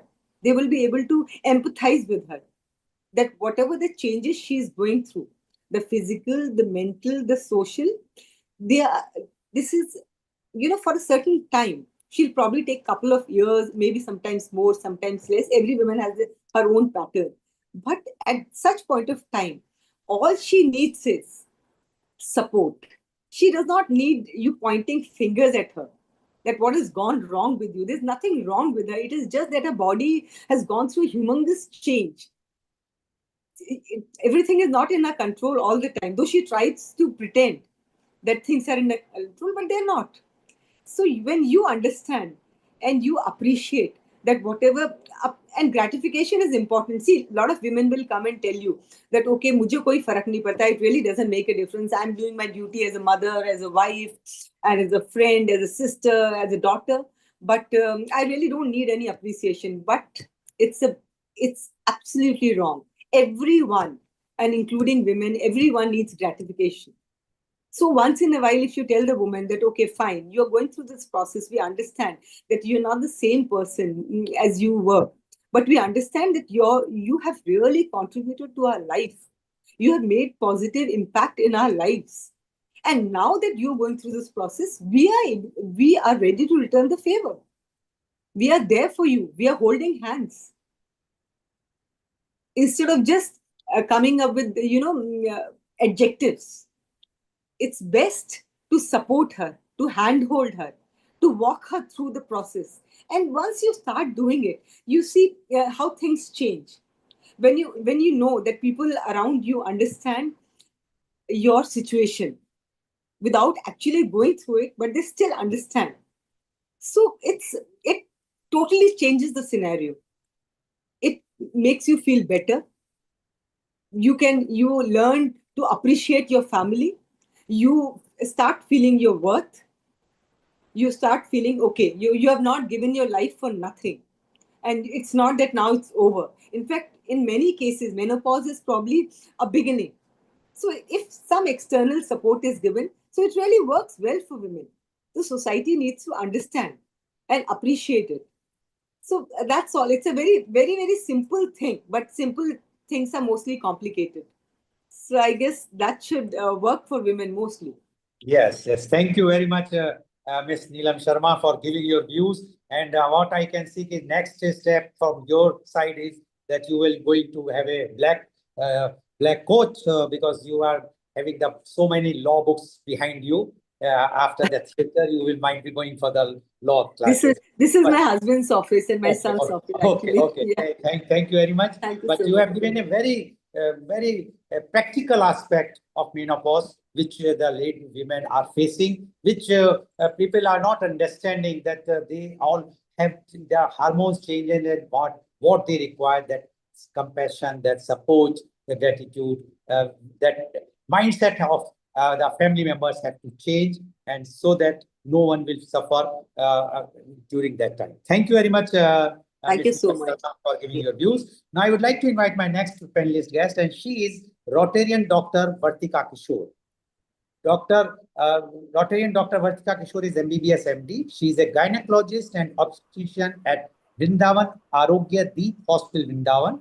Dr. Kishore takes special interest in high-risk pregnancy, infertility, and preventive oncology, especially cervical cancer, menopausal health, cosmetics, and aesthetic gynecology.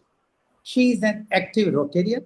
She is an active member of medical wing of Dham Kumaris. She is past member of Safe Motherhood Committee of FOGSI, FOGSI, Federation of Obstetrics and Gynecology Society of India, and present member of the Environment Committee. She is National Master Trainer for the Cervical Cancer Vaccination Drive. She is the Executive Founder Member of Society of Menstrual Hygiene. She is the past President, Mathura Obstetrics and Gynae Society. Presently, she is the Executive Member of MOGS, MOGS. She is Vice President of the Mathura IMA branch. She won Wellness of Women Award from FOGSI for doing work in community for spreading awareness on cancer prevention. She won Women Achiever Award by many social organizations of Vrindavan for several projects on menstrual hygiene and cervical cancer. Welcome, Rotarian Dr. Vartika Kishore. Dr. Vartika Kishore, you have heard earlier Dr. Jumi Kulshresht Yadav as well as Ms. Neelam Sharma. Both have given their views, one on the eye care, the other one was for menopause. Although she is not a doctor, but she has given the perspective from the women who suffers from that.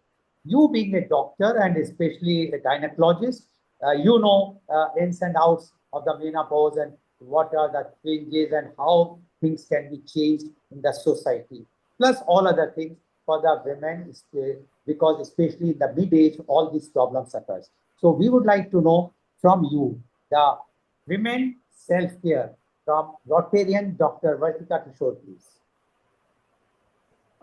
Thank you, Mr. Lal Goel, sir. Uh, I would like to thank you immensely for giving me this opportunity.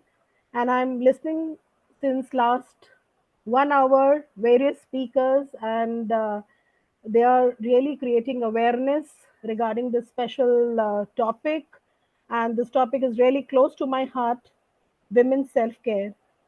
Uh, is my screen visible? Yes, yes, please. Yeah. So again हम ब्रजवासी जो हैं वृंदावन वाले हैं we start everything by saying Radhe Radhe and praying to almighty bihari ji. So with this I begin my presentation. I was asked to speak on women's self care related to menopause, and I listened to Neelam ji, who has, as a non-medico, given her problems, her views about menopause, dealing with her in her daily activities, daily life. So some technical issues I would be talking, and simultaneously what we can do. So what is menopause? So menopause came from a Greek word, mens means monthly and apausis means cessation. So it is a permanent cessation of menstruation at the end of reproductive life when there is a loss of ovarian follicular activity. And this is a part of natural aging process when women's ovaries produce lower level of hormones, estrogen and progesterones, and thus she cannot no longer become pregnant. So first we have to remember this is a normal physiological process. ये कोई बीमारी नहीं है. This is normal, and we have to accept that this is normal for every woman, and every woman will undergo this process. Now, what are the phases? Menopause doesn't come, just suddenly it'll come one day. No, it sets in merely 10 years before, when you really have that menopausal phase. So, what is premenopause? This time is prior to menopause, which is usually when you are less than 40 years of age. So, that time, you have a normal reproductive life and activity, but then, towards the end, like 35 years or so, you have this premenopausal phase. Then is the perimenopausal phase, which is characterized by physiological changes which are associated with end of reproductive capacity and terminating with completion of menopause, which is known as climacteric. In this time, women will face irregular periods, then some certain weight gain, body changes would appear, fat would appear around belly, and then they will have night sweats and hot flashes. They would start, coming. And then is the menopausal phase, which is end of menstruation. And age group is nearly between 45 to 55 years of age, average being 50 years. And this age is genetically predetermined, but cigarette smoking and severe malnutrition may cause early menopause. And then there's a phase of post-menopause phase, which is after 12 months of consecutive cessation of menses. When you don't have menses for 12 months, then this phase appears. So all those changes like osteoporosis, urinary infections, heart disease, etc., that sets in during this phase. We have various type of menopause: natural menopause as you age, Then there is premature menopause due to premature ovarian insufficiency, which when you have menopause when you are less than 40 years of age, early menopause less than 45 years. Then there is something known as surgical menopause, when either for some or the other reason, um, you have hysterectomy, one has undergone hysterectomy or ovarian ovariectomy, ovaries have been removed. Then if a person has cancer and they receive chemotherapy or radiotherapy, then that's an induced menopause. So like, other than your natural aging, the other kind of menopause can also be there. So why do we have this menopause? We all know, because there are reproductive hormones like estrogen and progesterones, they decline. And as I've already told you, because of the hysterectomy, chemotherapy, radiation therapy, and insufficiency and removal of ovaries. Now, as Neelamji said that, okay, there are certain physiological changes, which are happening and which affects women's physiology and affect their health. What happens? Your cholesterol levels, they because of the effect of estrogen and progesterone deficiency, their levels increase. Your HDL, which is a good HDL, that decreases, and the bad HDL, LDL, that increases, and that leads to increased risk of heart attacks, heart diseases, and stroke after menopause. So dietary modification, of course, one has to do, which Anjali ji has told very nicely. And then, because of the calcium loss from the bones, which is more during the first 5 years, resulting in loss of bone density, osteoporosis sets in. The calcium which is there in the bones, which moves out of the bones, leaving them weak. And even with the mildest of the stress on the bones, one is liable to fractures. So one has to increase intake of calcium and vitamin D in the form of supplements. Also, it is said that walk at least 20 minutes, brisk walking, at least 3 times a week, and sitting in the sun for 20 minutes to half an hour with your legs and arms exposed. If you sit, you have vitamin D, and you can prevent osteoporosis. What happens is, after menopause sets in, we start taking advice from the doctor, and then we start taking calciums and vitamin D. But you have to start taking when you enter into that perimenopausal phase. After 35 years, you have to increase that intake. And plus, you have to supplement your diet with calcium rich foods. And I'm very fond of prescribing to my patients moringa leaves and drumsticks, which you have. They are really rich in calcium, and moringa leaves, if you take, make it a powder and take 1 tablespoon daily in any form, your calcium would definitely be in a better position. Then digestive system, because the motor activity of the digestive tract is diminished, so your intestines are they become sluggish, and you land into constipation. So more of fibers in the diet, fresh fruits, flax seeds will definitely help. Then a very embarrassing symptom which women face because of the changes in the urinary system due to decreased estrogen, the tissue which line urethra and the bladder, they become drier and thinner and less elastic. So what happens is, women has increased frequency of passing urine. You would see middle-aged women, menopausal women, always looking for washrooms, and they use it more frequently. And because if they retain it for longer time, there is more increased tendency to develop UTI, urinary tract infections, and they have burning micturations, and they have a lot of problems related to this. Then there are certain changes in the genital organs, uterus and cervix, they become small, fibrotic because of the hormone deficiency. And the vaginal mucous membrane, it becomes thin and loses its rugosity. And thus, epithelium is more prone to damage and infections. Uh, Estrogen causes wetness in the eyes, as Dr. Jumi has said, and even in the vaginal and cervical secretion also increase with estrogen. So once menopause sets in, or in perimenopausal phase, this decrease. So the vaginal area becomes dry.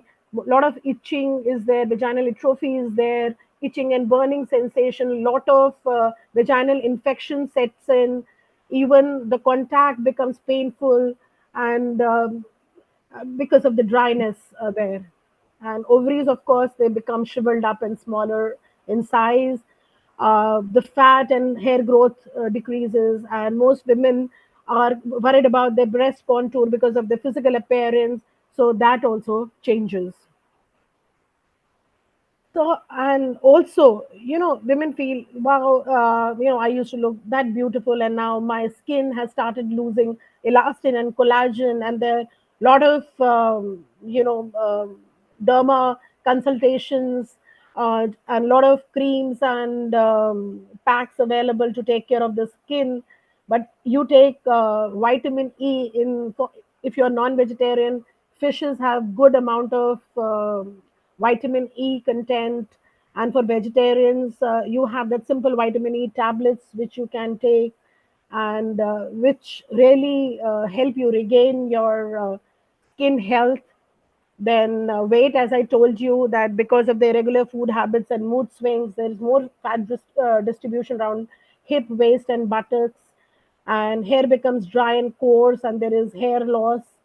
And due to thickening of the vocal cords, it becomes deeper. So a lot of wrinkles, dryness, acne, they set in because of loss of elastin and collagen. And this is the most talked about thing once again, that women have hot flushes, and there are incidents when women get sudden feeling of warmth, and flushing starts from the face and spreads all over the neck and upper body, and it can occur any time. So what can be done besides taking the changes in the diet and taking certain black cohosh and turmeric, ginger, these kind of herbal medications that will help in hot flashes. Somebody said about taking intake of basil in the diet. Yes, it's very good. Then similarly, night sweats, they bother women. Suddenly they'll wake up from their sound sleep, and then it becomes difficult for her to go back to sleep, and then she'll have palpitations and panic attacks, and these create problems. So, yes, hormone replacement therapy with the medical advice is quite beneficial to those women who have severe vasomotor symptoms. So, you need not worry about them. If you have a proper medical advice, you can really take care of them. Thank. Then, Yeah. uh, then, as already said about the psychological changes, see, all these changes are there. And if you're not aware that these are normal and something can be done for that, obviously you'll be irritable, you'll have headache, you'll feel tired, your bones are not working, your family life and everything is disturbed. You have memory changes, mood swings, then you land up in depression because of the night sweats, you can't sleep, you have insomnia.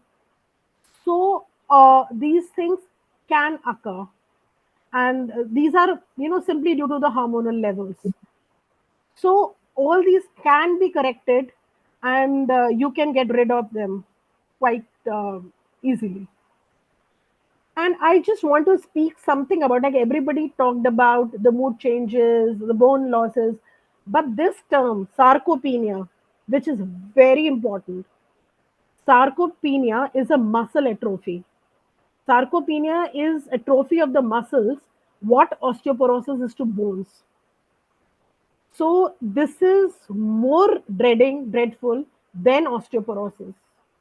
Most elderly, because of the physical inactivity, they're losing on their muscular mass, their strength, and the performance is significantly compromised with age. So to deal with sarcopenia, you really have to be physically active in whatever capacity. Please be physically active. So it is, causes are multifactorial. We can't say only the hormonal changes, endocrine changes, and some inflammatory changes occurs. Okay, all these are there. But due to old age, if you become physically inactive, then that will lead to sarcopenia. Even if you have pain, you can't walk or some inability, at least do isometric exercises, do weight bearing exercises. They will help you. And even you have to take lot of protein intake in your diet, and due to the hormonal changes, insulin resistance, diabetes, all can set in. So really you have to take care of Thank you your very health. much, Dr. Vartika Kishore. Actually, we want to hear more, but the time is a constant. And but what you have said, the one thing is very important, that one should not feel scared about all this, especially the menopause, because there are remedies. Take the medical advice, correct medical advice, not when the menopause start, but according to her perimenopause or before that also. If the women consult a doctor, especially a gynecologist, she can guide correctly, so that phase will not be there what they generally the women faces in their life. So thank you very much, Dr. Vartika Kishore, and I'm sure that your input, what you have given today, has enlightened not only the women but all over all the family members. They should also understand that they must take it very seriously. It's not the thing which they should take lightly, and take care of the women when they are in the peri or the menopause phase. Thank you very Yeah, much. and I would just like to say one thing. Yeah. As previous speaker was little worried, we can form Club 35 like groups. We already have it in India. So you can, women can share their problems and come out with the solutions about depression and wanting that somebody should understand. If they form their own groups, you won't need anyone. And then there are certain happy hormones which are secreted to certain activities like gardening, dancing, music. Oxytocin, serotonin, and endorphins, and if those are incorporated, you do these activities, they would increase. So psychosomatic changes would be little less. And one more thing which I always end, that please go for HPV DNA testing and prevent cervical cancer. At least get it done twice, one at 35 years of age and another at 45 years, because this is only one cancer in women which is totally preventable. So, and about all this, everybody has spoken about the management. So, with this, one more thing, menopause is me no pause. That is unstoppable me. So, one has to be fit at 40, stable at 60, and independent at 80. Thank you. Thank you very much, Dr. Vartika Kishore, for giving such an enlightening talk to our viewers. Thank you very much. I would like to introduce and invite my next panelist, last but not the least, the panelist, and she is Dr. Shalini Sharma. Dr. Shalini Sharma is an educator, administrator, mentor. She is the principal of JP Public Academy, Kasganj, a seasoned educationist with over 25 years of diverse experience in teaching, academic leadership, and school administration across reputed CBSE and ISC institutions. Currently, she has a rich background in English teaching, school development, team mentoring, and academic innovation. Her strength areas are subject expertise, English language and literature, leadership focus, academic excellence, school infrastructure, examination management, key competencies, effective communication and decision making, career counseling and student mentorship, team management, and teacher training. Welcome, Dr. Shalini Sharma, on our show. Dr. Shalini Sharma, you have heard our earlier panelists, Dr. Jubi Kulshrestha Yadav, Ms. Neelam Sharma, as well as Dr. Vartika Kishore. And they have given their views about IE menopause, etc. Now we would like to know your views on women we care. Dr. Shalini Sharma, please. Greetings to all. As all I have been just listening to all the three of the participants, and everybody has talked about the problems of the middle age. But I would like to speak about the positive as well as the problematic aspects of middle age. So I would like to begin with celebrating us, we middle-aged women. We at this age are the women of strength, wisdom, and unmatched resilience. We are mothers, daughters, caregivers, leaders, mentors, and creators. We have navigated life's highs and lows, built families, careers, and communities. And through it all, we have shown up with love, loyalty, and grace. Middle age is not a sign of fading, it is a symbol of rising. It is not the end of our prime, it is the start of a chapter filled with self assurance, clarity, and freedom like never before. So let's reframe the narrative that society has handed down for generations. For too long, middle age, especially for women, has been wrongly portrayed as a time of decline, a slowing down, a fading into the background. But I challenge that myth. In truth, middle age is a launch pad, not a plateau. It's a stage when many women stand on solid ground for the first time.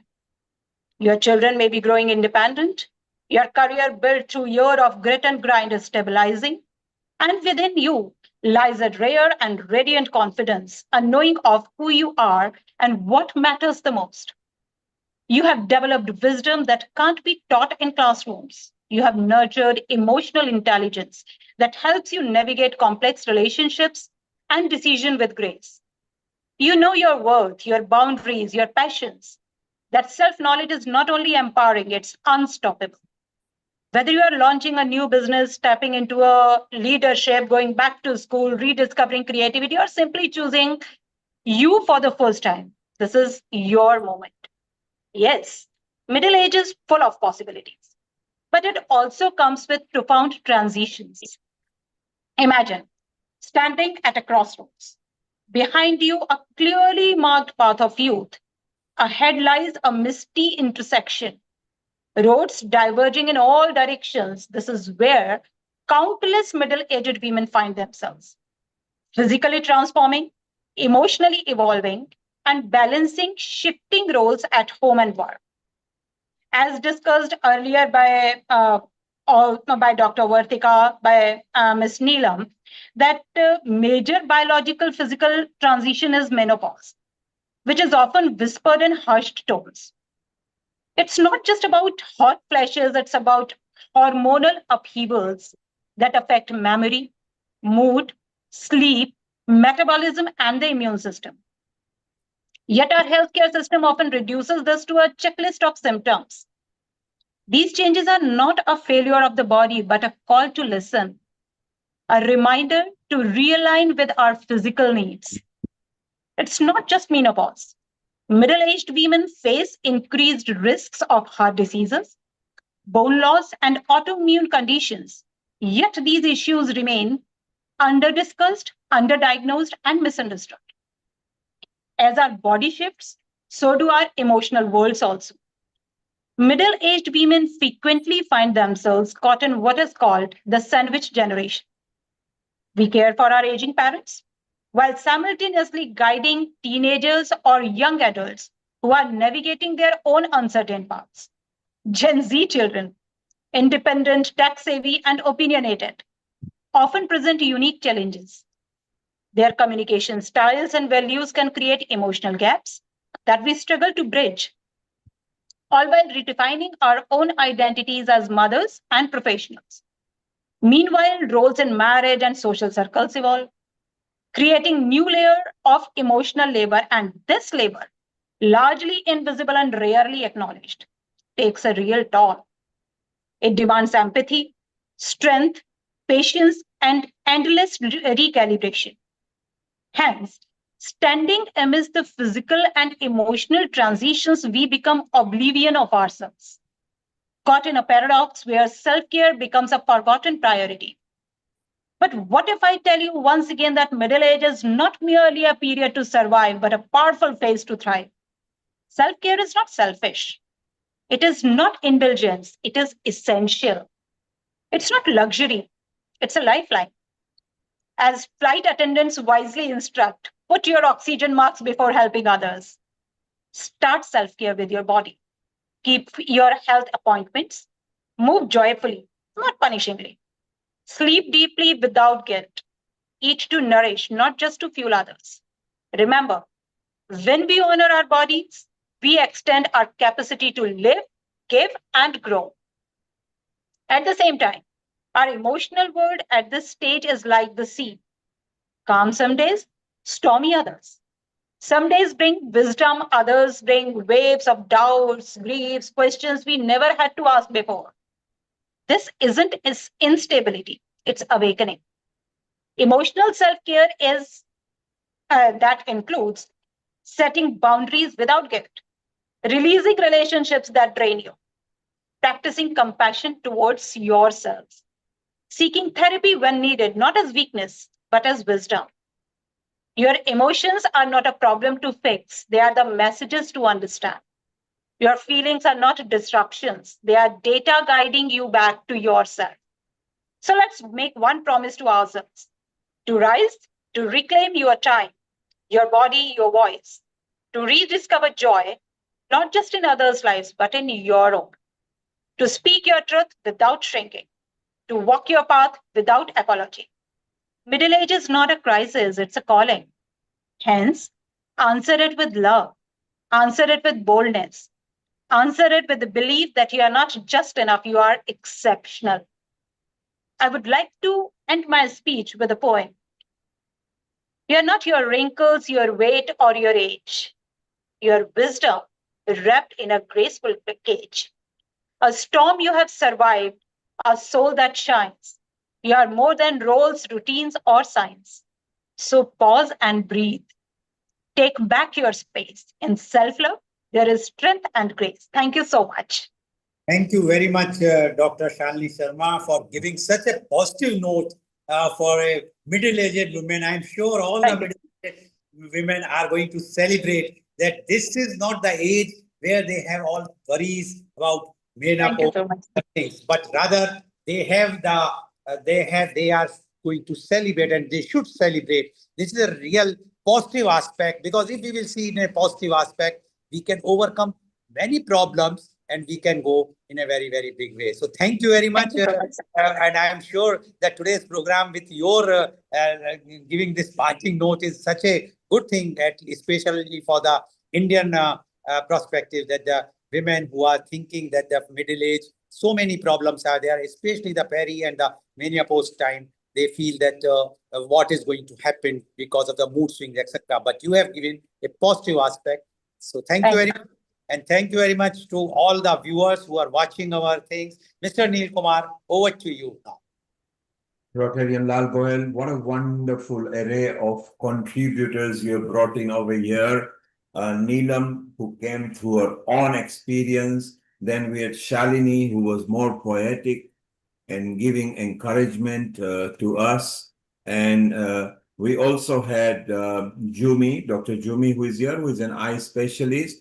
I would like to ask Jumi one question. You said that more women are having eye problems than men. And do we have scientific data? And why is the case that women suffer more with eye ailments than men? Over to you, Dr. Jumi. Unmute yourself, please. Yeah, it was seen in the study was done by International Association for Prevention of Blindness, and there are a few reasons. Firstly, because of the lifestyle, as I mentioned, women tend to neglect their own health, more so in developing countries like India, and globally it was seen that the incidence is more. Secondly, the longevity. They have a more their lifespan is more as compared to males, and hence the prevalence of eye diseases seen more in females. Thirdly, the hormonal changes causing a lot of problems, as we all know, and as Ms. Neelam also mentioned, there's the uh, the uh, the pregnancy. First of all, the menarche, the pregnancy, and the perimenopausal, and also there's more incidence of autoimmune diseases which are seen in women. So these are a particular set of conditions which affect your health, and this also has there's a coincidence between the autoimmune diseases and the problems that affect the eye. So there are certain conditions. And So I of course are a very, like you say, is our vision camera. It actually gives us a lot of pleasure to have that. What are the tips would you like to give to people just in general in this day and age time where we are actually glued onto smartphones and screens all the time? What tips would you like to give, not just to women, but to human beings generally? Absolutely, sir. As I mentioned, again very strongly putting this across the 20-20-20 rule. The 320s have to be kept in mind. Take a break every 20 minutes for 20 seconds and focus at a distance which is at an object which is 20 feet away. Secondly, forced blinking. I have seen even my own children, younger children who are glued onto their mobiles and they are playing their Free Fire and Roblox and whatnot. And they are glued all the time for hours together, especially on holidays. So I always, I tell them, you have to take a break, frequently blink your eyes. Thirdly, use of lubricant eye drops. The dry eyes has incidence has increased so much. I myself am a patient of dry eyes, and I use lubricant eye drops for myself and even for my children. Uh, Fourthly, we can use blue cut lenses. There's those who wear glasses, and even for those who don't have a power, uh, people who are working more on computer or digital devices, even for students who are doing their school work on laptops, we recommend wearing a zero power lens, but it has a UV filter. So there's a filter, sorry, which protects your eyes from the harmful UV rays of those digital devices. And lastly, go for regular eye checkups for all younger people also, and for all perimenopausal women. Go for regular eye checkups. Eye pressures need to be checked, and your the tear production to see how dryness, if at all, is affecting your eyes. And lastly, the retina, the back part of the eye, for any conditions of degenerative changes. Thank you, Dr. Jumi. She recommends that take a break from your screen, look up into yonders. If you got a window and you can look up in the sky, just look as far as you can. Relax your eyes, blink them more than naturally they blink, and use, if you got dry eyes, use eye lubricant. I suggest that if you use any lubricant, maybe do talk with your optician and they can guide you correctly and it will help you over there. So thank you, Dr. Jumi. Let's go to Neelam there, who came from a different perspective. She's her partner is a lawyer. Neelam, do you find it easy to talk to a lawyer partner to make him understand your mood swings, or did you have mood swings in your perimenopause? Yeah, actually, no. See, first question answer, no. It doesn't really matter if your partner is a lawyer or a doctor. It basically, if your partner really understands your symptoms and really is a little bit, interested in what's going on, the physical and the changes going, then it really doesn't matter. So he is helpful, but his being a lawyer definitely is not the criteria. Second, yes, I did start going through mood swings, probably say couple of years before menopause. And since I really didn't pay much heed to it, so I thought probably they were because of the circumstances, changing situations at home, a lot of workload and children growing up. You attribute these things. You don't realize that all of a sudden there are certain things which are changing the background in your body, which you are not really giving attention. It's only after menopause when I started having hot flashes and hair fall and all these symptoms. Then I realized, okay, fine. So this is really not all me who's wrong. There are certain other factors also which are Now, playing a part. you mentioned hair fall. Again, that is one factor that women are very particular about. We can see Jumi, playing with her hair now. She has got a good lock of hair over there. And hair loss because self-confidence as well. Did it matter to you? Were you suddenly aware of it and bit of self-confidence was lost? The thing is that, okay, I'm not really very, as a person, I'm not really very much into, very worried about my looks per se. That is me as a person. But of course, hair loss is there, but I'm not really very perturbed. It doesn't really affect me deeply. My sleepless nights, the hot flashes, they affect me more. And plus, I always, the thing is my mood, the way I conduct, the way I behave, my anxiety, that is what troubled me more than the physical aspects. So And that do you was. feel you learned enough to help others? Of course, of course. Because I practice yoga, I'm a yoga trainer, and I'm into Buddhism. I practice Buddhism, so I'm a very open person, and I really try to understand without judging people. It could be just friends, women of my age, or anyone. So when you are going through a process, you obviously understand others better. It helps you evolve as a person. Yes, because you've been through. Well, let's come to England here with Sarah Mills, whose age I'm not going to give, but she has passed over 50. She only looks 50 plus VAT maybe. Sarah, you were lucky that you didn't have to go through the turbulent time of these mood swings. But was it easy to convince the partner that, hey, look, I may be a bit moody sometimes? How did you manage your partner?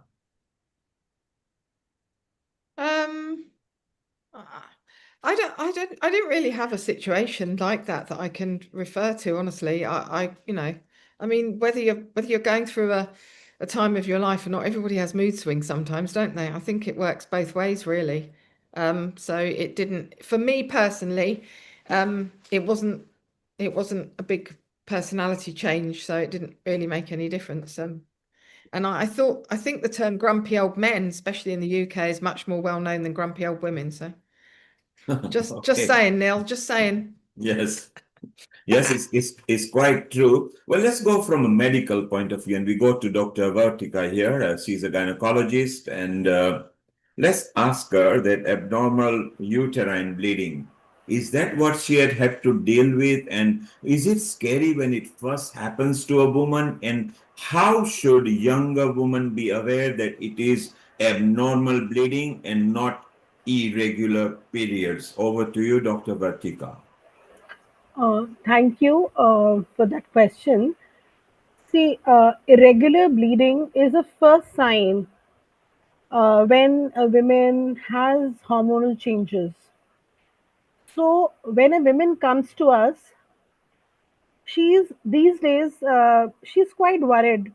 Doctor, I'm having heavy periods.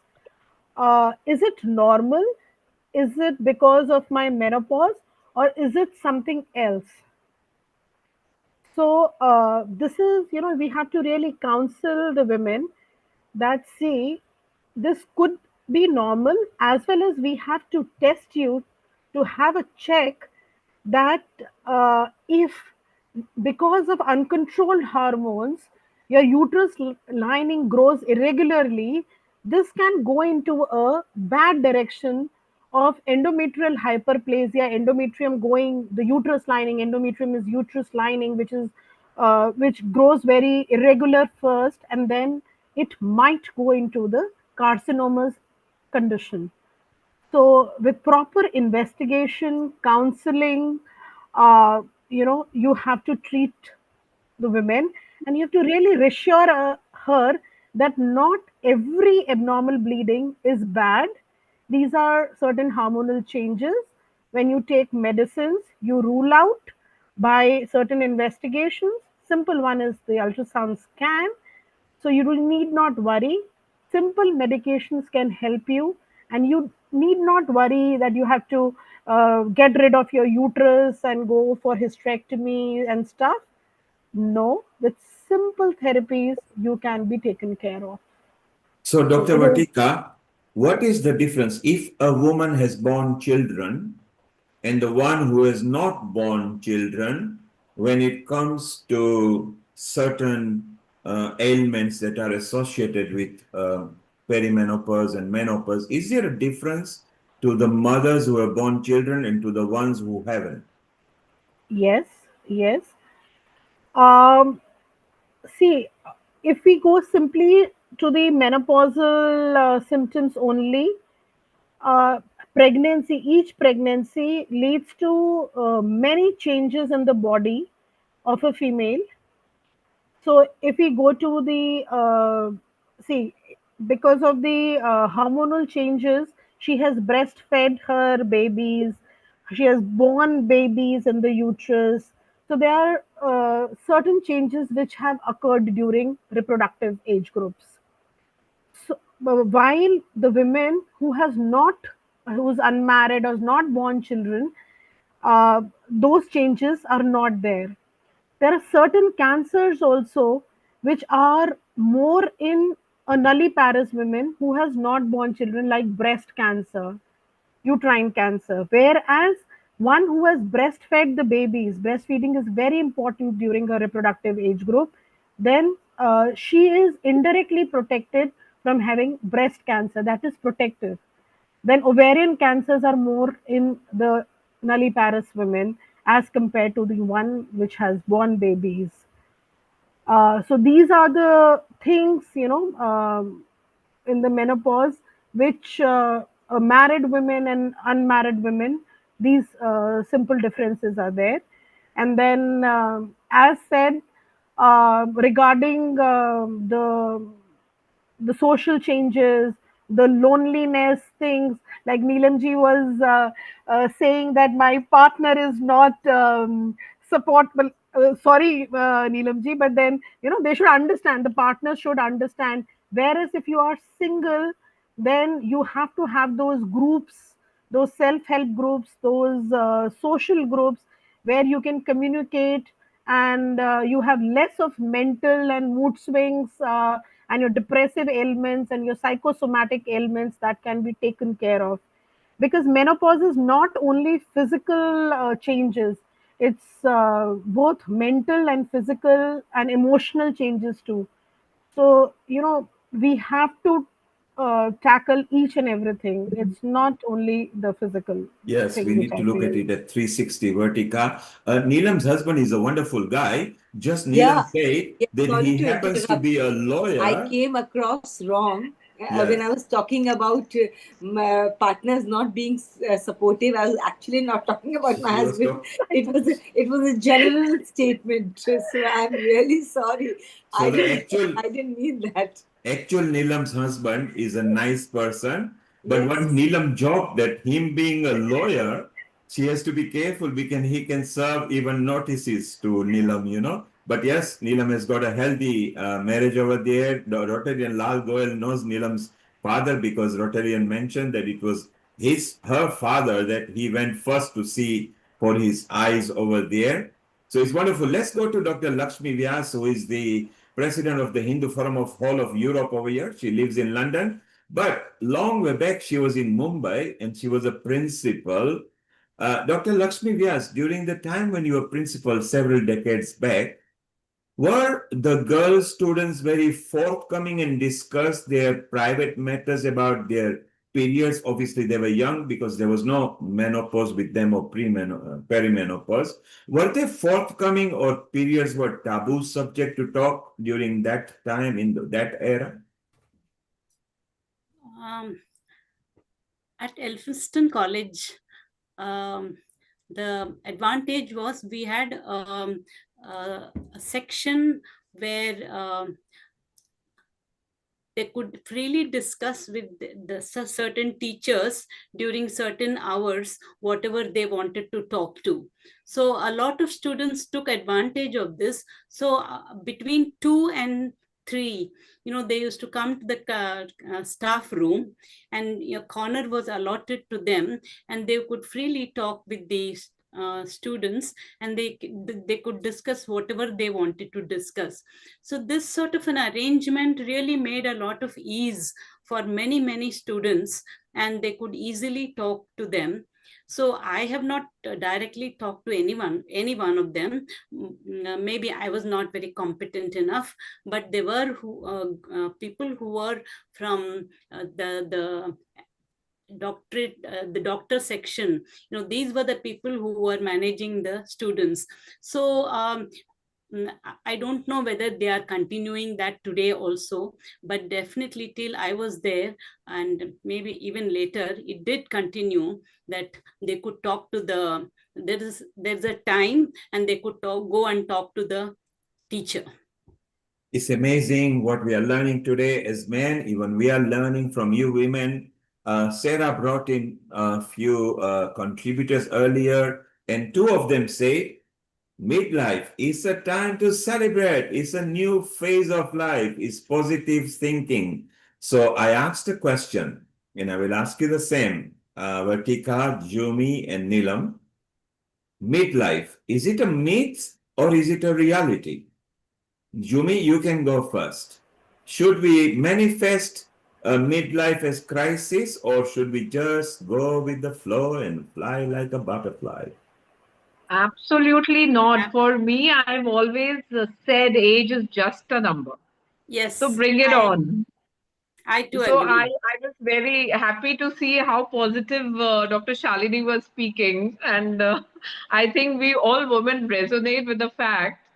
Also, I would like to differ with Vartika Di here. I don't think men will ever understand what a woman is going through during her menopausal phase, how much supportive your husband is. So we all need those groups, Di. We all need women, women friends to share our feelings and emotions with. And but yes, absolutely, age is just a number. This is just a phase, and we are growing and we are glowing. Exactly, Jumi. You mentioned age is just a number. Our Rotarian Lal Goyal, who only looks 50 plus VAT, he has proved Absolutely. himself. He went through a turbulence in his life where we didn't know whether he was going to be there. And look at him today. He is the founder and the director for organ donations and a lead there at Rotary. Age is indeed a number. You mentioned about Neelam. Presently, Neelam's DNA is so stable while she's on the Zoom that the dog felt the energy and jumped up on her to say, I feel good too as well. So when a cat and a dog or an animal comes near you while they know you are engaged with personification, that means your DNA is calm and smooth. So it's very important to feel like the Nilam, keep on smiling. You can go and serve a notice to your husband and say, verily and truly you love him, and he will like it because it's a legal way. Make sure you title it without prejudice, okay? So he cannot come back to you. Here I'm the judge. My husband might be a lawyer in the court, but I hold court here. That's all women. A husband outside can be a prime minister. That's not something which really worries me. That's not something to worry about. And I agree with Dr. Zumi and Shalu also that for me personally, because when there's so many things, you take it as a challenge and you start pursuing interests and hobbies which you haven't been able to do all the while. So, like I've just started doing theatre for the past 6 years, and it's something which I picked up, very late in life, and was not something I realized that I would be good at. But I've been doing that, and so many other aspects women can explore. Just to get hold inside the house and crib and complain is definitely not going to help you. It's time. This is the time to pamper yourself. All your life you've pampered your children, your family, you put everybody first, but this probably is the time you put yourself first. So there you are, another positive affirmation. Just Yes. like Jumi, bring it on, she said. And Neelam says, this is the time to celebrate. And Dr. Vertica says, if you've been mother, then there is some ailments you will not pick. If you haven't, you will pick some. So don't distinguish yourself. Just keep on living. And let's take a quick comment from Meeta there, and then we carry on continuing. And Amrita, you will wind up. Meeta, your comment. Uh, Global namaste, everyone, and very, very important subject because women don't pay that much of attention to their own health. That is fact of life. They are more giving because of the nurturing DNA they have. And it's very important that we realize that, osteoporosis, many other illnesses which might come in and we don't realize that. At the same time, the menstruating girls or ladies who have not reached the menopause, it's very important to understand them as well because the hormonal changes affects their mental health. And this is not for men. It doesn't happen to men. And today, the world is patriarchal. So there is patriarchy everywhere, whether women are there, they are brought up with the patriarchy that, yes, man rules the world, or it's the world is designed that way. So we need to understand also the problems which young girls are going through because they have these hormonal changes and it's affecting mental health, their mental health. And at workplace where they are working, people are not going to recognize that, colleagues are not going to recognize that. We are getting this awareness about menopause, but we should also, I think, seriously think about a program on menstrual cycle and mental health because that's so important. And we are missing out that biggest segment of women's life. Or else, yeah, it's as someone said before, I said in the chat as well that age is just a number. We should live our life to the fullest and just remember that physically the body is affected because of age. It is, I won't say regressing, but it's losing its vibrancy it had before. But that doesn't take away our mental, social, and spiritual um, enrichment, which we want to achieve, irrespective of what age we are. And I'm a chaplain at University of Surrey, and we have a special project called Menopause Project. And I took part in one of the conversations called the M Word 4 years ago. And it's so important that men understand, the colleagues, the men you're working with, they understand. Because not necessarily you're spending most of your time with your partner, or your husband, or boyfriend, or whatever. You are spending time with the people whom you work with. So the offices need to understand. And that's what Saryuni is doing as, setting an example that the male colleagues need to understand what women go through during this cycle of menopause. And they need to be supportive because they are supposed to be productive at work. They are supposed to produce results. They are supposed to reach their targets, and why they are not able to do that. So to have that empathy, it's very important that the workplace are equally equipped with that knowledge and understanding, and given that opportunity to understand beyond the family members. Also, I had shared a link about a special film which was made in India by Insta Pharma on how the family has to understand it, and how it's very subtle message. You can watch that link. It's on YouTube. It's in the chat as well, Neil. So it shows that how family has to suddenly come to terms with if mom is going through menopause. I had a very tough time when my mom went through menopause. It was a huge learning exercise for me, and our family doctor was pretty good at explaining to me that I need to be more matured than her, even though I was just 14 or 15. But thank you so much. It's a wonderful. I enjoyed listening to everyone. Thank you, Lata. So at this point, we are coming to a concluding time. So Amrita, before we conclude, I want to go around the screen. I want each woman to give one or two very good tips. One tip, quick one, for what diet is better for women for periods or perimenopause or menopause. And what tip can they give to men to understand women better during this time? Jumi, you are smiling, so you got the tip. You start first. Over to you, Jumi. I always tell my husband it's not menopause, but it is men who pause. So yes, but touchwood, being an eye doctor, he's also very supportive. Um, yeah, men have become more, I think, uh,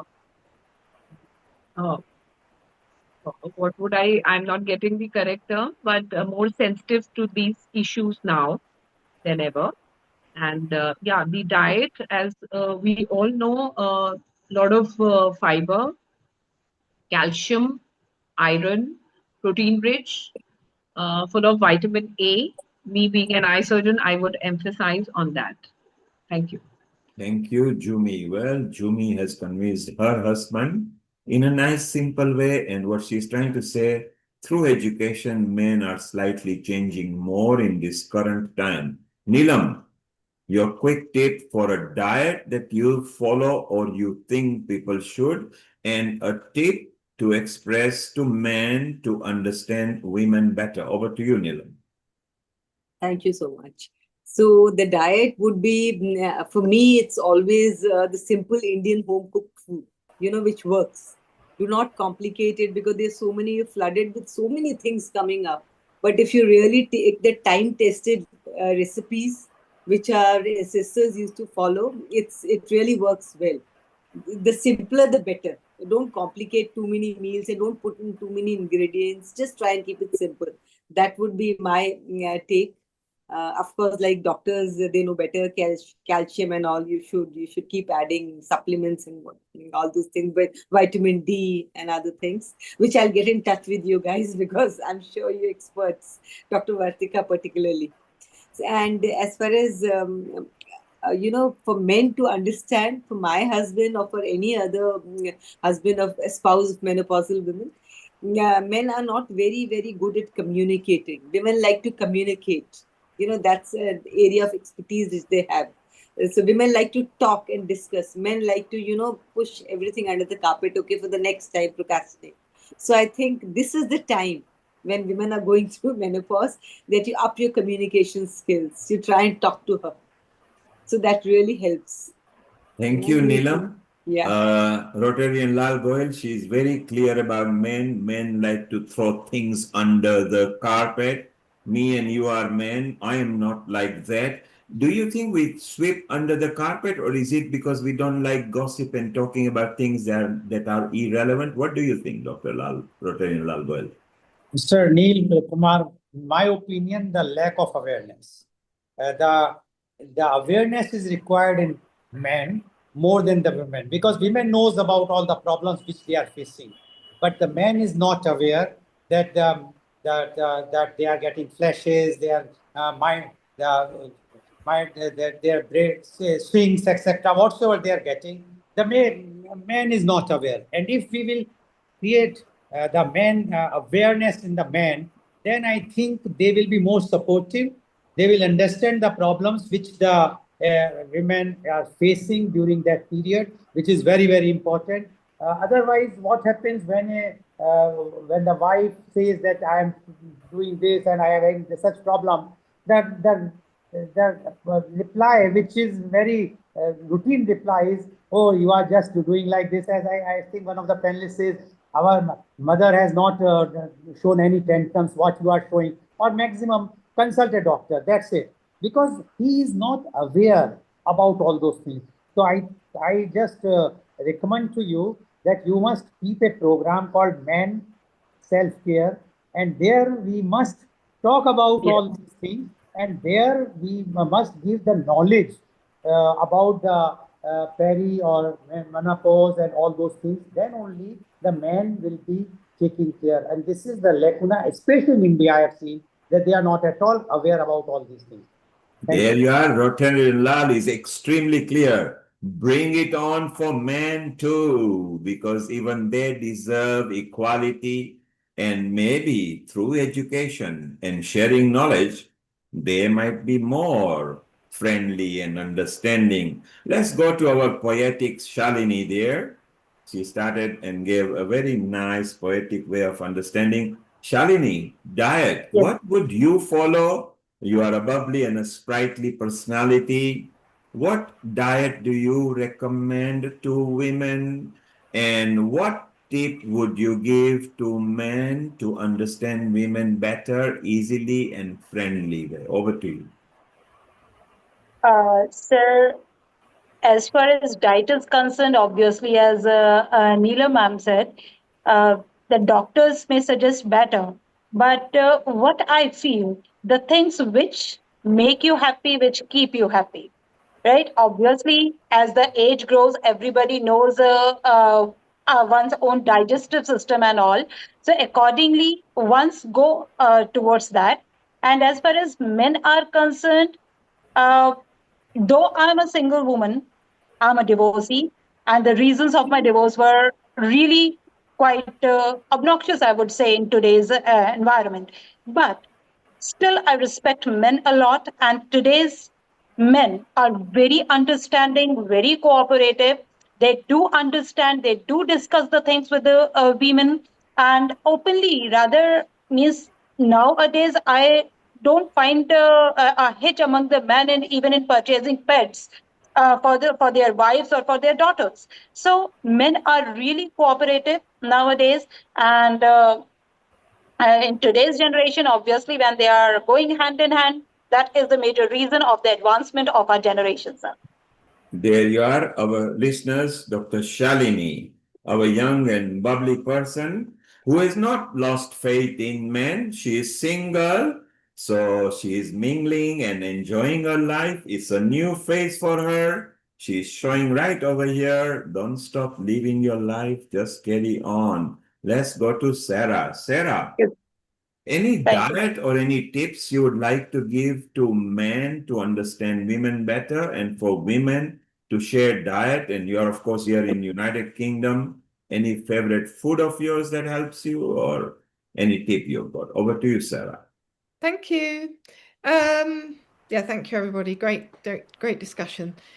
And I have all sorts of different views on also different parts of it. But I have a plant-based diet only, so I don't have any meat or egg or fish or dairy. And I do think that we should attract a much heavier, more plant-based diet for all of us, which I know there are so many endless benefits from the endless fruits and vegetables and nuts and seeds that can keep us all healthy for longevity. So that for me would be like focus mainly on a plant-based diet.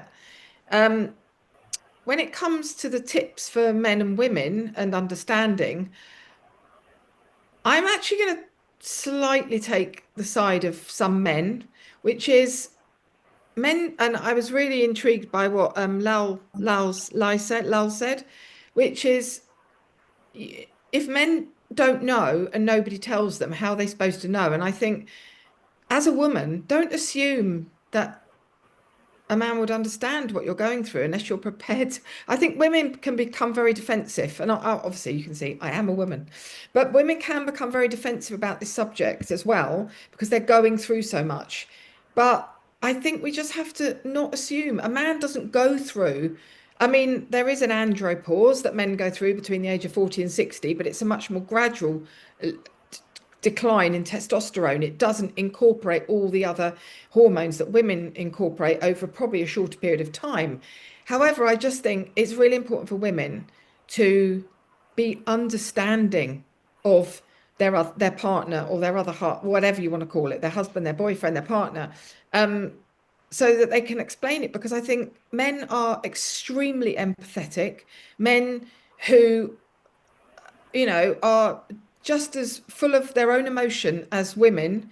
And therefore, when they understand it, they will understand it. But I think there's a lot of assumption that, well, they're not interested and they don't want to know. But that's often because they don't understand. So just be humble and be kind and explain to them maybe what it is and that you may be going through some ups and downs, but you could do it together. So I'm taking that angle because I think too many people assume that men don't want to know and men don't want to talk about it. And I disagree with that because in the UK now, every single organisation has a menopause policy. And it has to be explained in workshops that what women are going through during the menopause, and the men have to attend as well. And a lot of men are really interested to understand because their partners have never told them what they're going through. So that's just my view. Okay. Absolutely. And here I will just say, Sarah, that yes, in UK, definitely. But India, I don't think that there is any such types of workshop are being arranged. No, I know. That's why I thought I'd explain it. That's why I suggested that we must have such types of workshop or the programs. Yes. The men, the awareness to be created as far as the menopause are concerned, so that the men understanding for the women will grow and they will understand the pain and agony what the women is facing during that phase. So they will be more sympathetic and more cooperative at that time. Yes.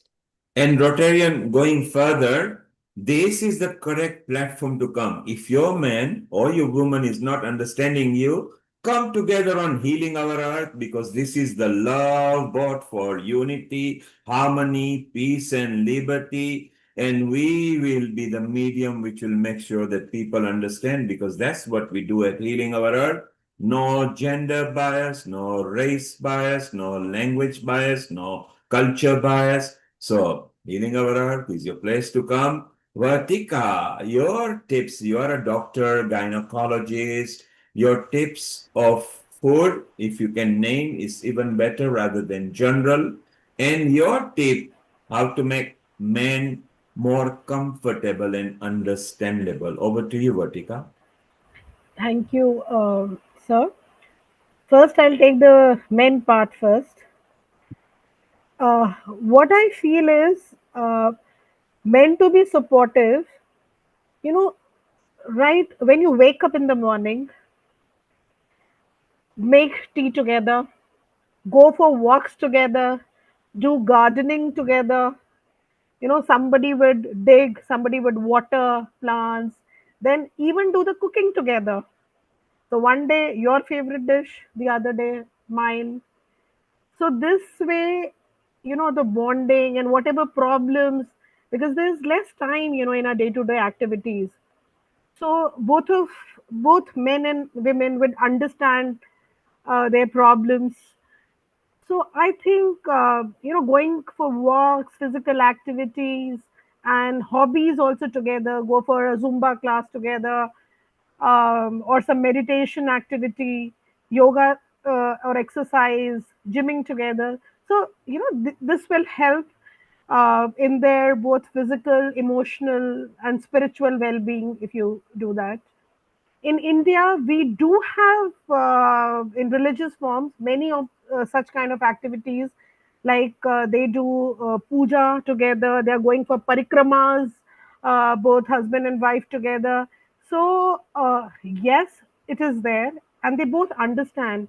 And I would request all the women on this platform, they should make aware their boys about the problems which their sisters, about the menstruation, whatever the problems which their sister, the younger girls are facing. They should sensitize, every mother should sensitize their boy child for this problem. And also they should sensitize their boys regarding the menopausal and the aging process right there.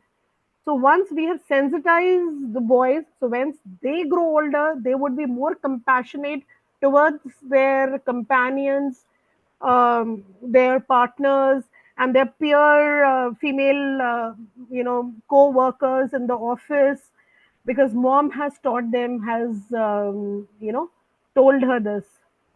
So one on this male contribution. And then, as Sarah said, that yes, men too have andropause, and as women have, and men usually don't really reveal their problems very soon. So more chances of heart attacks are there in men as compared to women, because women, they'll weep, they'll cry, they'll fight, the mood swings, and then they'll get over it. So the data has shown that men have more heart attacks. So yes, they too have their problems, sarcopenic conditions, muscle mass loss. This is more in men. So both ways, helping each other this can really work. And if you are single, then there are a lot of groups, you can form clubs with friends, and work together. All those activities, the community activities, social activities. And as far as diet is concerned, simple things like, as I said, the drumsticks, moringa powder, then flax seeds, all nuts are very good. They will take care of your skin, your mental health, your joints, your heart, everything they'll take care. And just, a few tablespoons of it, mix all the nuts, have it, and you can munch it in the office, you can keep it in a box, that will take care. And simple home cooked food. And in India, we have natural spices like turmeric, ginger, we have sarso, the mustard seeds. So all these are antioxidants, and they have very many, medicinal properties. You have cardamom, which is again very good for menopausal health. Ginger, you have cinnamon, and and then all these masala chai, what we say, and right from the early morning, you have them, and it's very healthy. And lots of fruits. And as it's always said, have a lot of colorful, have a colorful plate, with all the colors, red, greens, yellows. So they have all the good nutrient values, all proteins, and all vitamins. So have them in your diet. And whenever you are having your food, pray to Almighty first, and stop watching TV or mobile when you're having your food. Just concentrate on your food, on your drink, water or juice, whatever you're taking, and just feel those juices, chew properly, so that anything you have will really, give you good health and really help you. You'll retain all the nutrients well. So Thank that's you. Thank you, Vertica. So Vertica has made it very clear. Nuts are okay. Don't go crazy on them.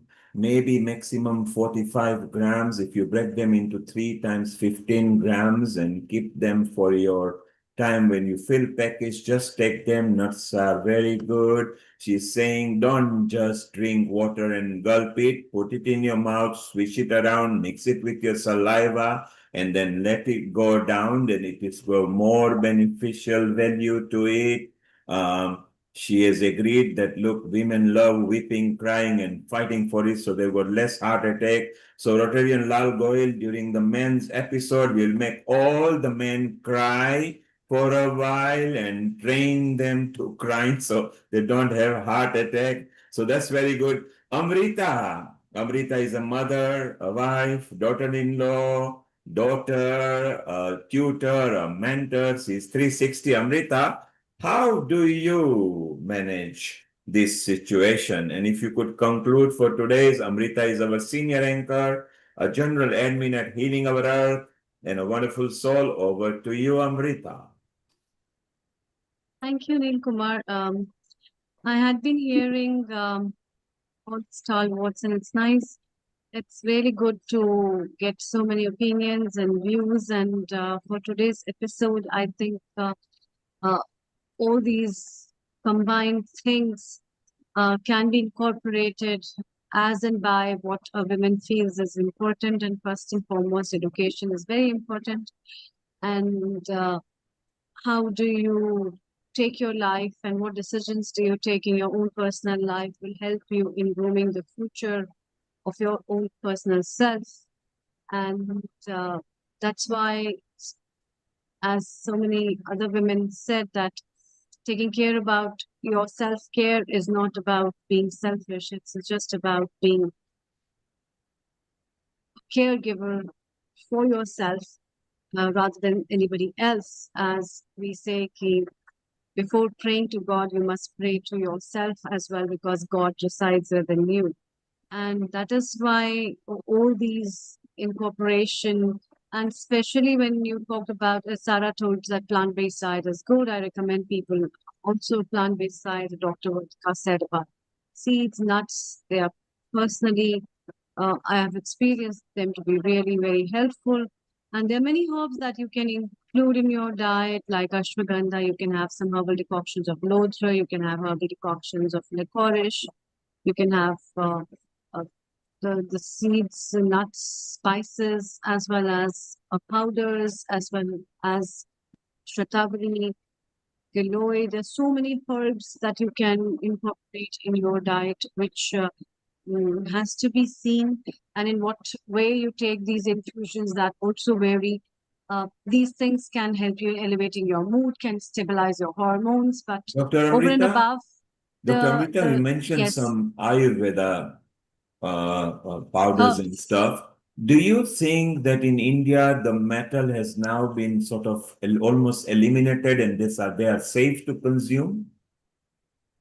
Metals. Yeah, You're we've been talking about. having issue that in some of the Ayurveda products, because of the Yeah. metals, so they are not allowed here in UK and America because Yeah. they do the test. Do you feel that in India the quality has improved and it's safer to eat them? Yeah, the quality has improved, but what I'm talking about is a single herb formulation. If you have some herbs as such, like licorice is easily available everywhere, the roots of the plant, and you can use them as a powder form.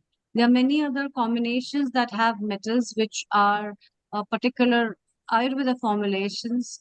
Rather than taking that, just taking simple herbs will be beneficial, and they're equally potent because they have got good phytochemicals as well as metabolites that help you with body grooming as well as mental health as well, because they have macro and micronutrients in many ways. That is equally safe. That's amazing. And I think for Nilkumar, long, last thing I want to say, never forget to smile. never forget to smile. Exactly. Everybody needs to smile. Smile is, you see, a child's protection is a smile. Nobody has ever slapped a smiling child because it's so difficult. That's why we say that God resides in a child, and when they want something, they are so crafty. They just smile at you and they get what they like. Amrita, which episode have we got next week? Next week, we are again coming to celebrate the International Organ Donation episode, I which think, will be sorry. So next week Indian. is International Day of Friendship, and the organ donation we will talk in Yes, later. followed So about next that. Sunday, Yes. what we want is everybody coming and either giving a friendship poem, lecture, song, message. Let's expand our friendship that we have created in 186 countries. We get people coming. All of you today, please come and share your friendship moments with us, which will be beautiful. And then, Amrita, what you wanted is on the 3rd of August, where Rotarian Lal Goyal and Kirit Mistry are producing that together with you, of course. Rotarian, tell us why we are doing that on 3rd of August. So 3rd August, Indian Organ Donation Day is there, and that's why the entire program will be dedicated for Indian Organ Donation Day, and we will be talking about the things what government has done, what the society is doing, what all stakeholders are doing, medical fraternity, etc. So that is a very interesting thing, and very I say it is going to create lots of awareness, lots of removal of myths which are there in the society. That's why we have kept on the Sunday, the 3rd, the Indian Organ Donation Day. And not only we will have experts from different parts and vast number from India. We will talk a bit about legislation. We will talk a bit about compliance. We will talk a bit about contacts. So I think it's so wonderful. And maybe that's one of the days where Rotary are also having a memorandum section as well. So it will be so beautiful. It will be there will be a joint meeting between Rotary Club of Organ Donation International and Rotary Club of Organ Donation UK between 8 to 9 p.m. IST, Indian Standard Time, where the views will be exchanged and we will be signing an MOU among ourselves to promote, to create awareness in both the countries, plus also to open the Interact or the Rotary clubs in their UK as well as in India. Brilliant. Shara, you want to know who is the Ayurveda doctor? That's Dr. Amrita. She is very senior, not just an Ayurveda doctor, but she's a mentor in that field. So, Amrita, friendship episode next Sunday. Come and be friendly. Share your friendship matters, poems, songs, stories, anything you like. Do that. And following Sunday, which is 3rd of August, the Indian Organ Day, Organ Donation Day, where we will talk lots about things, and you will see a live MOU being signed. We did it the previous year as well, which was so beautiful. You will see it again. And then following week comes the Ayurveda episode. Yeah. Wealth and medicinal wealth Medicinal and wealth and wellness. wellness. Yes, so it will be very beautiful. So at Healing Our Earth, we pick topics, different topics. Every Sunday, we connect the globe together to give out free education. Lata has got a comment. Lata, a quick comment, and Amrita, then you can close down with a lovely Gayatri mantra, and we move on. Lata, your comment. Yeah, I just wanted to say it was a wonderful session, and all the knowledge and the points that were brought to the front was very, very practical and useful. Most of the things I agree with and do, but it is nice to hear that that I'm not isolated and that we're all in the same mindset of doing a healthy lifestyle.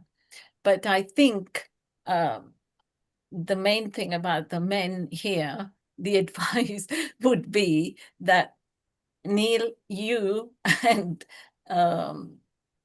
Mr. Goel are the prime leaders to take the men forward to understand women, because you're doing such a fine job. You really are. And I just take my hat off to you because this is amazing. It's not easy subject to, become humble and be low in their ego, to lowering their ego so that they can understand women and allow them to speak up. We thank you so much, don't we, women? We must Thank you. applaud that. Thank you, Lata. Thank you. And Amrita, just Wednesday gone, we had a live session of Healing Our Earth in person here in Harrow, where Dr. Lakshmi, Lata, Meeta were all there. And guess what? We had equal balance. We had more women doing the session than we had men. We had only Lalit who had a little chance. Otherwise, Hiral, Seema, and Shalini did the session. So at Healing Our Earth, we do believe in women empowerment, but men are not ignored at all. We love you all. And Amrita, Gayatri Mantra. And let's close off nicely. Thank you. Thank you, Neil Kumar. Thank you so much. And today's episode, I especially like to thank Sarah, as well as Dr. Lalgul, Dr. Anjali, Dr. Meenal, for bringing such a lovely guests and making this episode a wonderful one. And we look forward to invite you all for our next upcoming episode on Friendship Day, where we can have better talks about the importance of relationship and friends in our life. And therefore, today's episode has a takeaway about the self-care that we all, as a human being, must do for ourselves, may it be men, may it be women. It's all about humanity, versatility, as well as the smiles that we can bring on everybody's face. With that, we come to the conclusion, and I would like to end up today's episode with a bunch of thanks and a Gayatri mantra. ॐ भूर्भुवस्वः तत्सवितुर्वरेण्यं भर्गो देवस्य धीमहि धियो यो न प्रचोदयात् ॐ भूर्भुवस्वः तत्सवितुर्वरेण्यं भर्गो देवस्य धीमहि धियो न प्रचोदयात् ॐ स्वाहा तत्सवितुर्वरेण्यं स्यादि धियो प्रचो